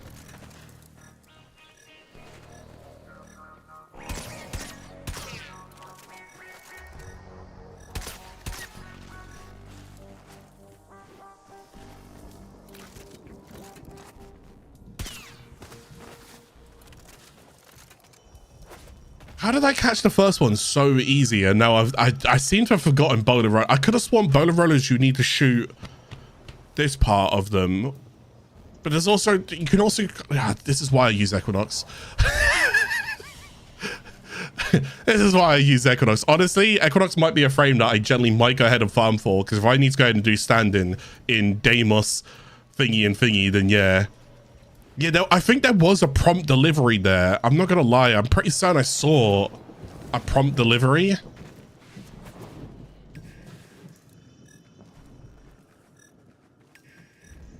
Oh, it's a spotted bowler roller.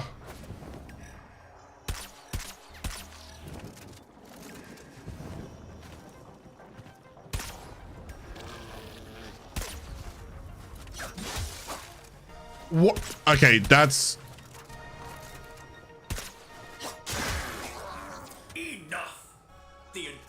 Okay, that's crazy. I thought it was a prompt for like, hey, you have captured it, but it's bugged out. No, if you shoot it with a trank when it's in rolling, it opens it up to a finisher. That's... I didn't know that. There you go. That's crazy. Okay, bola rollers right now are not my jam. I'm not doing a good job. Can you guys remember? It is shoot the belly, right?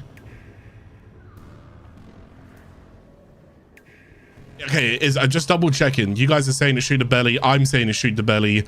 I'm just not shooting the belly. I think that's my issue.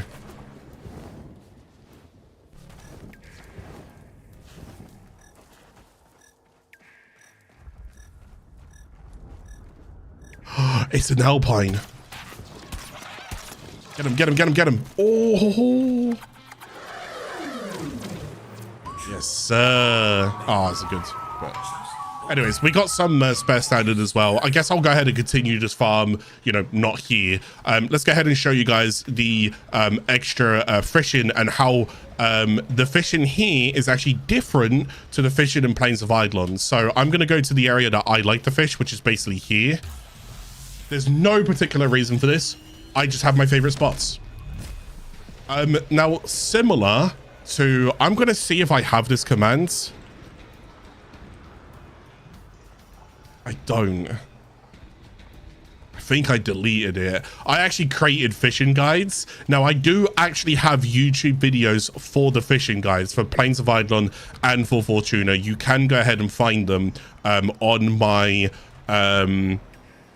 YouTube channel if you are interested in those types of guides. I'm just going to kind of, it's some of my like older guides, but they're still fine. Here you go. It's literally my third and fourth video that I ever made was Plains of Eidolon fishing and Orb Valis fishing. So if you want to learn more, you can always go ahead and watch those guides as well if you want to. Okay, but for the sheer sake of it, if you want to know which fish to go ahead and catch, where to go and catch them, what to go ahead and do, check that video out. Wait, this is not where I like to go. Where am I? Ah.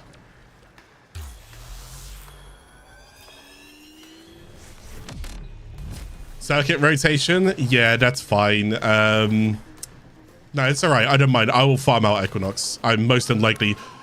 Now that I know... They're flossy. Okay. Now that I know just how good... Oh, I guess I could do this. Might as well just get around with the K drive, right? Is this where I... Yeah, this is where I normally go. See this little ship here? Yeah, don't ask me why I just like fishing here. I just do. So, real quick.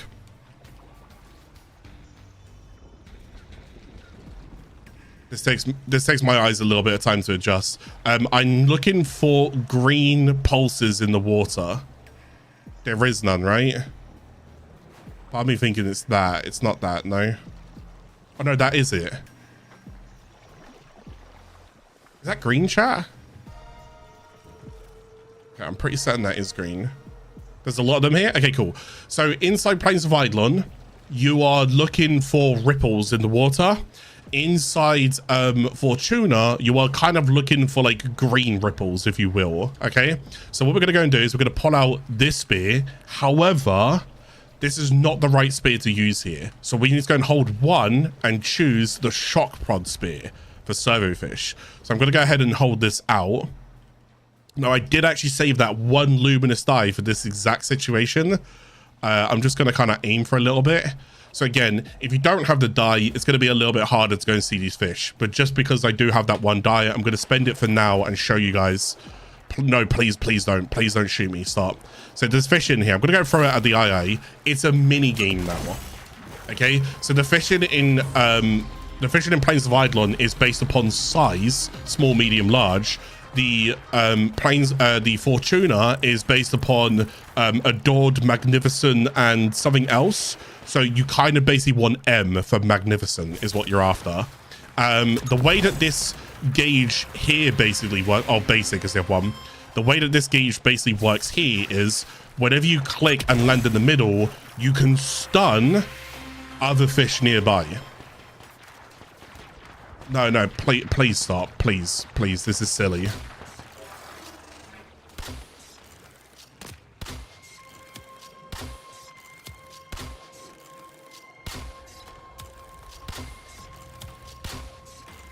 Jeez, you're wasting my bait.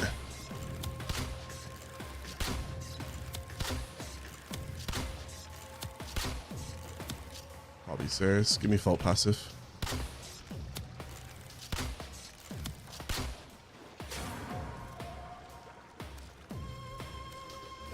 Okay, cool. So you might be asking, and if you do ask this, it's totally fine to go ahead and ask it. You might be thinking, what happens if eventually it will be 3 digits. Okay, I should have had that muted. I apologize. But we are getting there. Sorry guys. Just ignore it. That's just my Twitch side. I didn't mean to go and have that on. That's my fault. So you can go ahead and use the first spear on these, but you won't ever go ahead and get magnificent. And magnificent is worth more. So you always want... I don't actually know what just happened there. Magnificent is always worth more.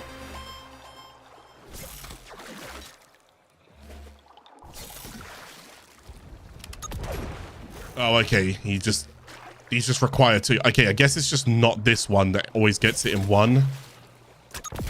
Unless I'm just doing something wrong here. I'm not landing it in the middle. Might just not be landing in the middle. I normally work with the other spear, so there's an upgraded version of this spear. That's a Dawn's. There you go. There you go. That's basic. So you can see how the fish in here is slightly different. So, like I said, you can go ahead and use the other... Oh, it's a recaster. I'm looking for Trommies on if I can get it. Although... Oh, no, it's cold. There is a chance to get Trommies on. Trommies on's a rare fish. Magnificent. That's good. Oh, gods. Oh, okay. So if I don't land it in the middle, I won't catch these in one spear. So I need to make sure, like, if I land it like here, I'm not capturing it. So I need to make sure I land it directly in the middle. Sorry, I'm almost like relearning that again for the first time because it's been so long since I've also done fishing here as well. But again, my guide has a full explanation on all of this stuff. Forgive me that I'm just relearning it right now. So I want to get right in the middle to go ahead and guarantee that one-shot catch. That's a Trommy's on. No, don't mess this up. Don't mess this up. Got it. Ooh, and a magnificent Trommy's on right now. Let's go. That's an Oricon fish. Most of the fish here are called servo fish, and they're like robotic fish, as you can go ahead and see as I go ahead and capture them. But there's also like ancient fish here, and they're Oricon fish, and the Oricon fish are rarer and worth more. Trommyzon is one of those fish. It comes out on ponds like this when it's cold. If I go ahead and use my third one is like the dye. My second one would be bait. So if I had Trommyzon bait and I threw it in here, there'd be way more Trommyzon. Now, unfortunately, this is what it does look like when I don't have luminous dye. Oh no, wait, luminous dye is... Wait, I don't even have luminous dye. I want these recasters. Tink isn't worth an awful lot, this guy here, so I tend to ignore Tink. I'll use him last if I need to, or if he's a free catch like that, I'll take him. But sooner or later, you'll slowly figure out which fish you want to start going for. So over here, I'm going to go for Trommyzon, for example. Recaster, Bricky, II, Tink, all of these other ones, they're just chilling.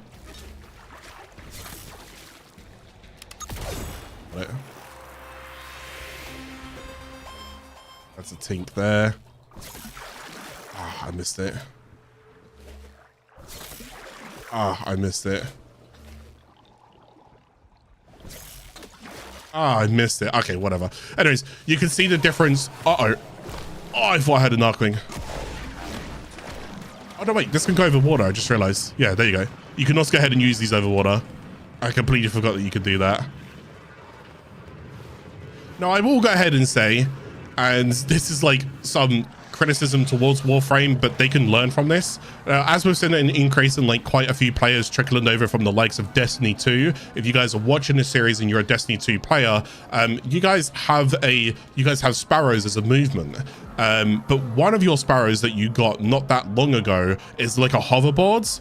And some of the movement you can do with that hoverboard is really, really good. And I'm not going to lie to you, I kind of want Warframe to copy it. It would make K-Drives way better. If I double tapped right, I'd be able to like swing really fast to the right. And if I double tap left, I'd be able to swing really fast to the left. Is this Fermier Fractures?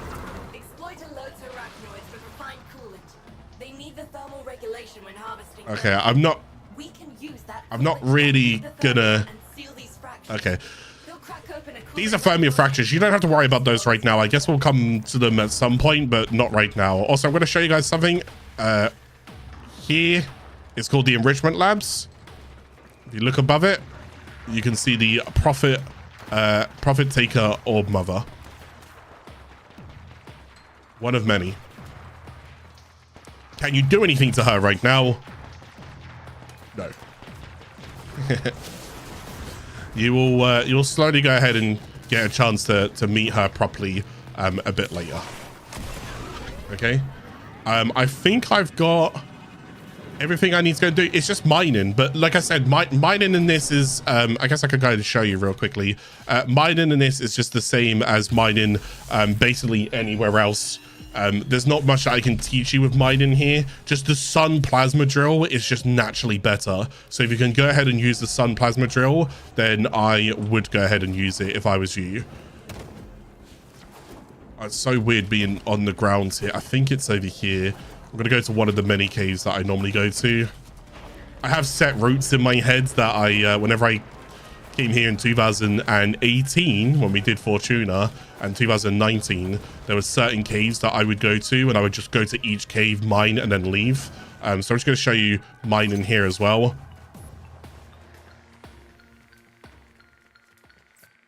So there we go. So still relatively the same as well. You got ores and minerals. Ores are going to be the red one. Minerals are going to be the blue one as well. Okay, so still relatively the same thing.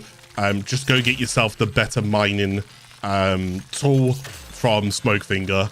All right, and there you go. So the only thing that's different here is I'll go ahead and get different ores and different minerals. All right, mining isn't technically different anywhere you go from what I'm aware of. Bear with me. Fishing's different in all 4 open worlds. Mining is technically the same in 3 open worlds, I believe. So yeah. Right, let's go ahead and go back to Fortuna.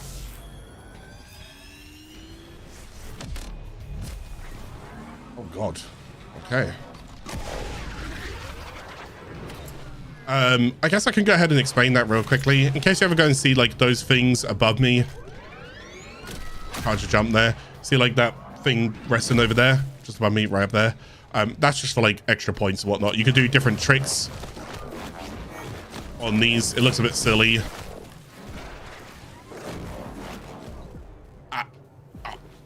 But you can go do different tricks and stuff on them, and you can go ahead and rank up K-Drives as well. K-Drives are also worth mastery as well. So there's also another faction here that you can go and see called Vent Kids. I guess I'll go ahead and explain Vent Kids.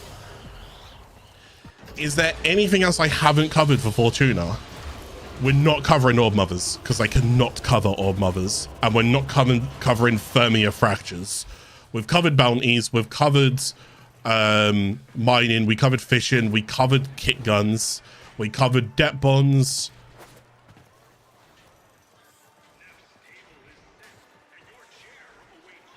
Vent Kids, I think that's the only thing I can go and do. So there's also another thing. Actually, can I get in here? I can. So I'm gonna go and enter the clubhouse. So there's also another thing you can go ahead and do here as well is where I'm standing, you can see on like the minimap and whatnot, you can go ahead and go over here. Also, I can't cover that. That's also spoilers. So no. So you can go and enter the clubhouse. And then when we're inside the clubhouse, we can go and talk to Rocky as well. Rocky is all about K-drives, basically. So vent kids are just the kids that live in vents. You know, I guess it's self-explanatory. I don't think you need me to tell you any more than that. But this is like the last thing that I think I'm missing to do with Fortuna. I think I've covered everything else. I might be wrong. I think I have. So this is these are the vent kids. Hopefully you can just let me in and let me into the convo. There we go. So you can go ahead and assemble K-drives as well. Again, just like how you would kind of do with mowers and Kitguns and Zors and so forth. You can go ahead and build your own K-drive if you want to. Now, the things with K-drives though is unlike other modulars tend to go and give you like increased critical or increased armor on companions or increased status on weapons. Well, when it comes towards K-drives, there's actually no increases. It's all cosmetic. So you can choose any of the boards. These are all Marshy rank, but all of this is cosmetic. It doesn't change. It doesn't change any of this. Okay. So just going to let you guys know that. So if you want to use a Dinkadonk for the nose and you want to go and use a Fat Boys for the back part of the jet. And if you want to go ahead and use a Hotheads, there you go. That's your board. It doesn't change anything, all right? It's all cosmetic. But besides from that, I think that's basically about it with you, right? Yes, I believe that's basically about it with you.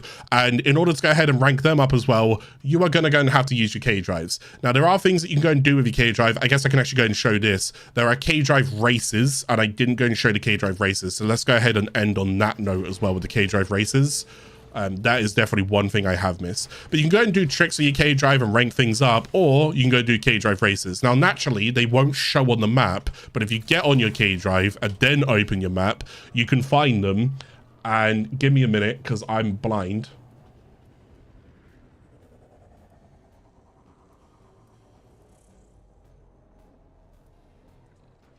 Am I blind? I actually don't see any. Oh, there's one. Wow, I am blind. Oh my goodness. Okay, so you can go ahead and see them. They are so unbelievably small for my eyes, all right? That's crazy. So I'm gonna go and head over towards one of them, okay? I'm color deficient, remember. That is my excuse. I was born this way, okay? I'm sorry. Just like the animal conservation, sometimes that is a bit hard to go ahead and see. Why don't you use colorblind filters? Ah. My child, sit down. Let me explain a very long thing about colorblind filters. Oh, there we go. Right, so I can now talk to this person here. And you can... Please leave me alone.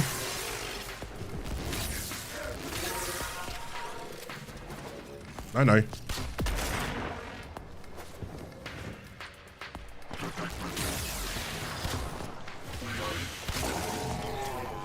Thank you. I can go ahead and talk to this person here. Oh, I just got shock and touch. I'll take that. I'm going to talk to this person here, and we're going to go and start a K-drive race. This is also a good way to go and rank up your K-drives.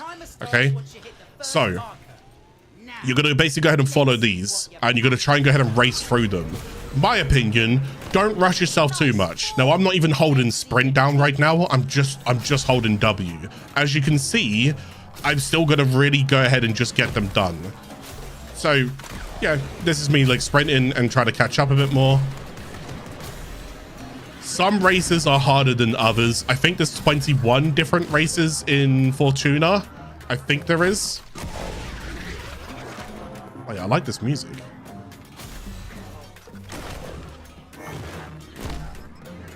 There we go. Yay! Sheesh! You scored that one, but I'm still king. Okay, cool. So as you can see now, I got 2,900 reputation off of that alone just by doing that race. So you want to go ahead and rank up the K-drives and event kids as well. You can also go and do that. I won't lie to you. I will let you in on a little secret. Most people don't like K-drives. Okay. Again, if there's one thing I could actually take from Destiny 2 would be that I forgot the name of what it's called. Glimmer? No. Not Glimmer, sorry. There's a sparrow that I can't remember the name of the sparrow. It's literally a K drive from Warframe. No, not sparrow. I can't remember the name of it. The name of the exact sparrow. Starts with a G. Pretty certain it does. I just forgot the name of it. But that right there, if Warframe could take inspiration from that as well, please do, because it functions really well in Destiny. And it would function really well in Warframe. I promise. It would go really, really well. Anyways, so I think that is as much of Fortuna that I can go and show you. So what's the goal that I'm going to be leaving you guys with? Rank up that stand-in, okay? As we can go and see there, animal conservation was really good to go ahead and do. I was actually really surprised by that stand-in. And now that you've also unlocked the animal conservation, do remember Plains of Eidolon has animal conservation too. So if you're also looking to go ahead and rank up stand-in in either Plains of Eidolon or Fortuna, I'd recommend go do some animal conservation. If you do not like animal conservation, then just stick to your bounties. Carry on killing things. Keep in mind, bounties also going to give you like more unique mods and stuff like that as well. So doing bounties every now and then is not a bad shout. If you just stick with animal conservation, you're not always going to go ahead and get lots of like luxuries and so forth. It's just conservation stuff. And then when you go ahead and get some tags and everything, you can always go ahead and talk to a trader and you can turn those tags in, trade tags. And look, you can go get some floofs. Look at this. I can go ahead and get a Sunny Pobber floof. Hey, look at him, chat. There you go. Let's go and purchase him.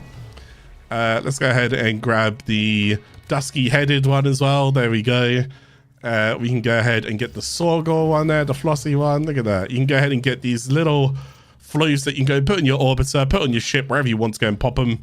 And you can go and mess about with them. There you go. But you can go around collecting some floofs as well, all right? That's what you can go and get from getting those. Not only do you get stand-in, you also go and get some free kind of cosmetic stuff that you can go and use on your ship if you want to. Right, I think that just about does it for Fortuna for now. I really hope I haven't missed anything, but hey, if I haven't missed anything, I'll try and go ahead and catch up with it in next episode as well. Right, chat, it has been 4 hours and 10 minutes as of right now. Every episode I want to be as close to 4 hours as possible. And for me, this has been a really, really long day. So I'm going to go ahead and be coming to a close here. Friendly reminder that if you guys did enjoy today's episode, please like, share, subscribe. Come join us more often. If you are new here on Twitch as well, please go ahead and hit the follow button and come hang out as well. But thank you guys for watching. I'm really enjoying these series. I hope you guys are enjoying them. Oh my God, I just got a cramp in my leg. I hope you guys are enjoying them. And I hope you guys are enjoying Warframe as well. Can you sell animals here? I think you can trade animals in for reputation stand-in. I don't think you can sell them for credits, but I think you can trade them in for reputation stand-in. Yes, I think. Do you want me to go back and double check for you? I'm happy to confirm that. So let me go back and double check. Oh, I just got a cramp and that really hurt. So Virus Sleep Arrow still work on conservation targets? It does.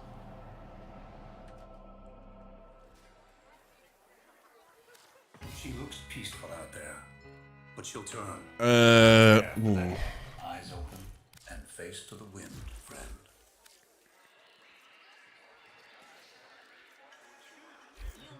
Used to be, you had a problem, you came to me. No, you can't trade them in. All right, well, be careful out there. No, you can only trade them in for floofs. You can provide servofish for stand-in, I can take the parts for those who need but you only trade them in. So hopefully that cleared that up. Unless it's somewhere else. I don't think so. No, because you get a lot of stand-in from basic. Because here's the thing: when you go ahead and catch a fish, you don't get stand-in. When you provide the fish, you get stand-in. When you go ahead and catch the animal, you get stand-in for catching the animal right there and then. So being able to then double down on that and also trade the tags in for standing as well is also like, wow, that's a lot of extra standing you're getting. So it kind of makes sense that they don't do it that way. Oh, Volt is also max rank as well. That's excellent. There we go. Ideally, I'm going to need a new Warframe now and start ranking up the next Warframe. So that's also really good. But anyways, we'll catch that in next episode. Right, chat. Thank you guys for watching. I appreciate it. I echo what I said earlier. Please, if you do like this series, hit the like button. Come follow more often. Hit the subscribe button. Thank you guys for being here today. All right. I'm going to try and go ahead and work on these timestamps now, so I'll go and catch up with that. And tomorrow's episode should be tomorrow, roughly around the same time as well, 4 p.m. BST. All right, so I will catch you guys then for episode 3 as we move towards Mercury, and then also, because Mercury doesn't have an open world, so we can probably move towards Mercury and then go from Mercury towards Mars. So I think tomorrow is more about pushing the junction and pushing the star chart. At least I've covered the 2 first open worlds, and I've covered nearly everything that you guys can go and do in them as well. All right, but anyways, thank you guys for hanging out today. Much love to all of you. Have a wonderful evening. Look after yourself, and I'll catch you guys again in the next episode. Take care, everybody. Bye, guys. Look after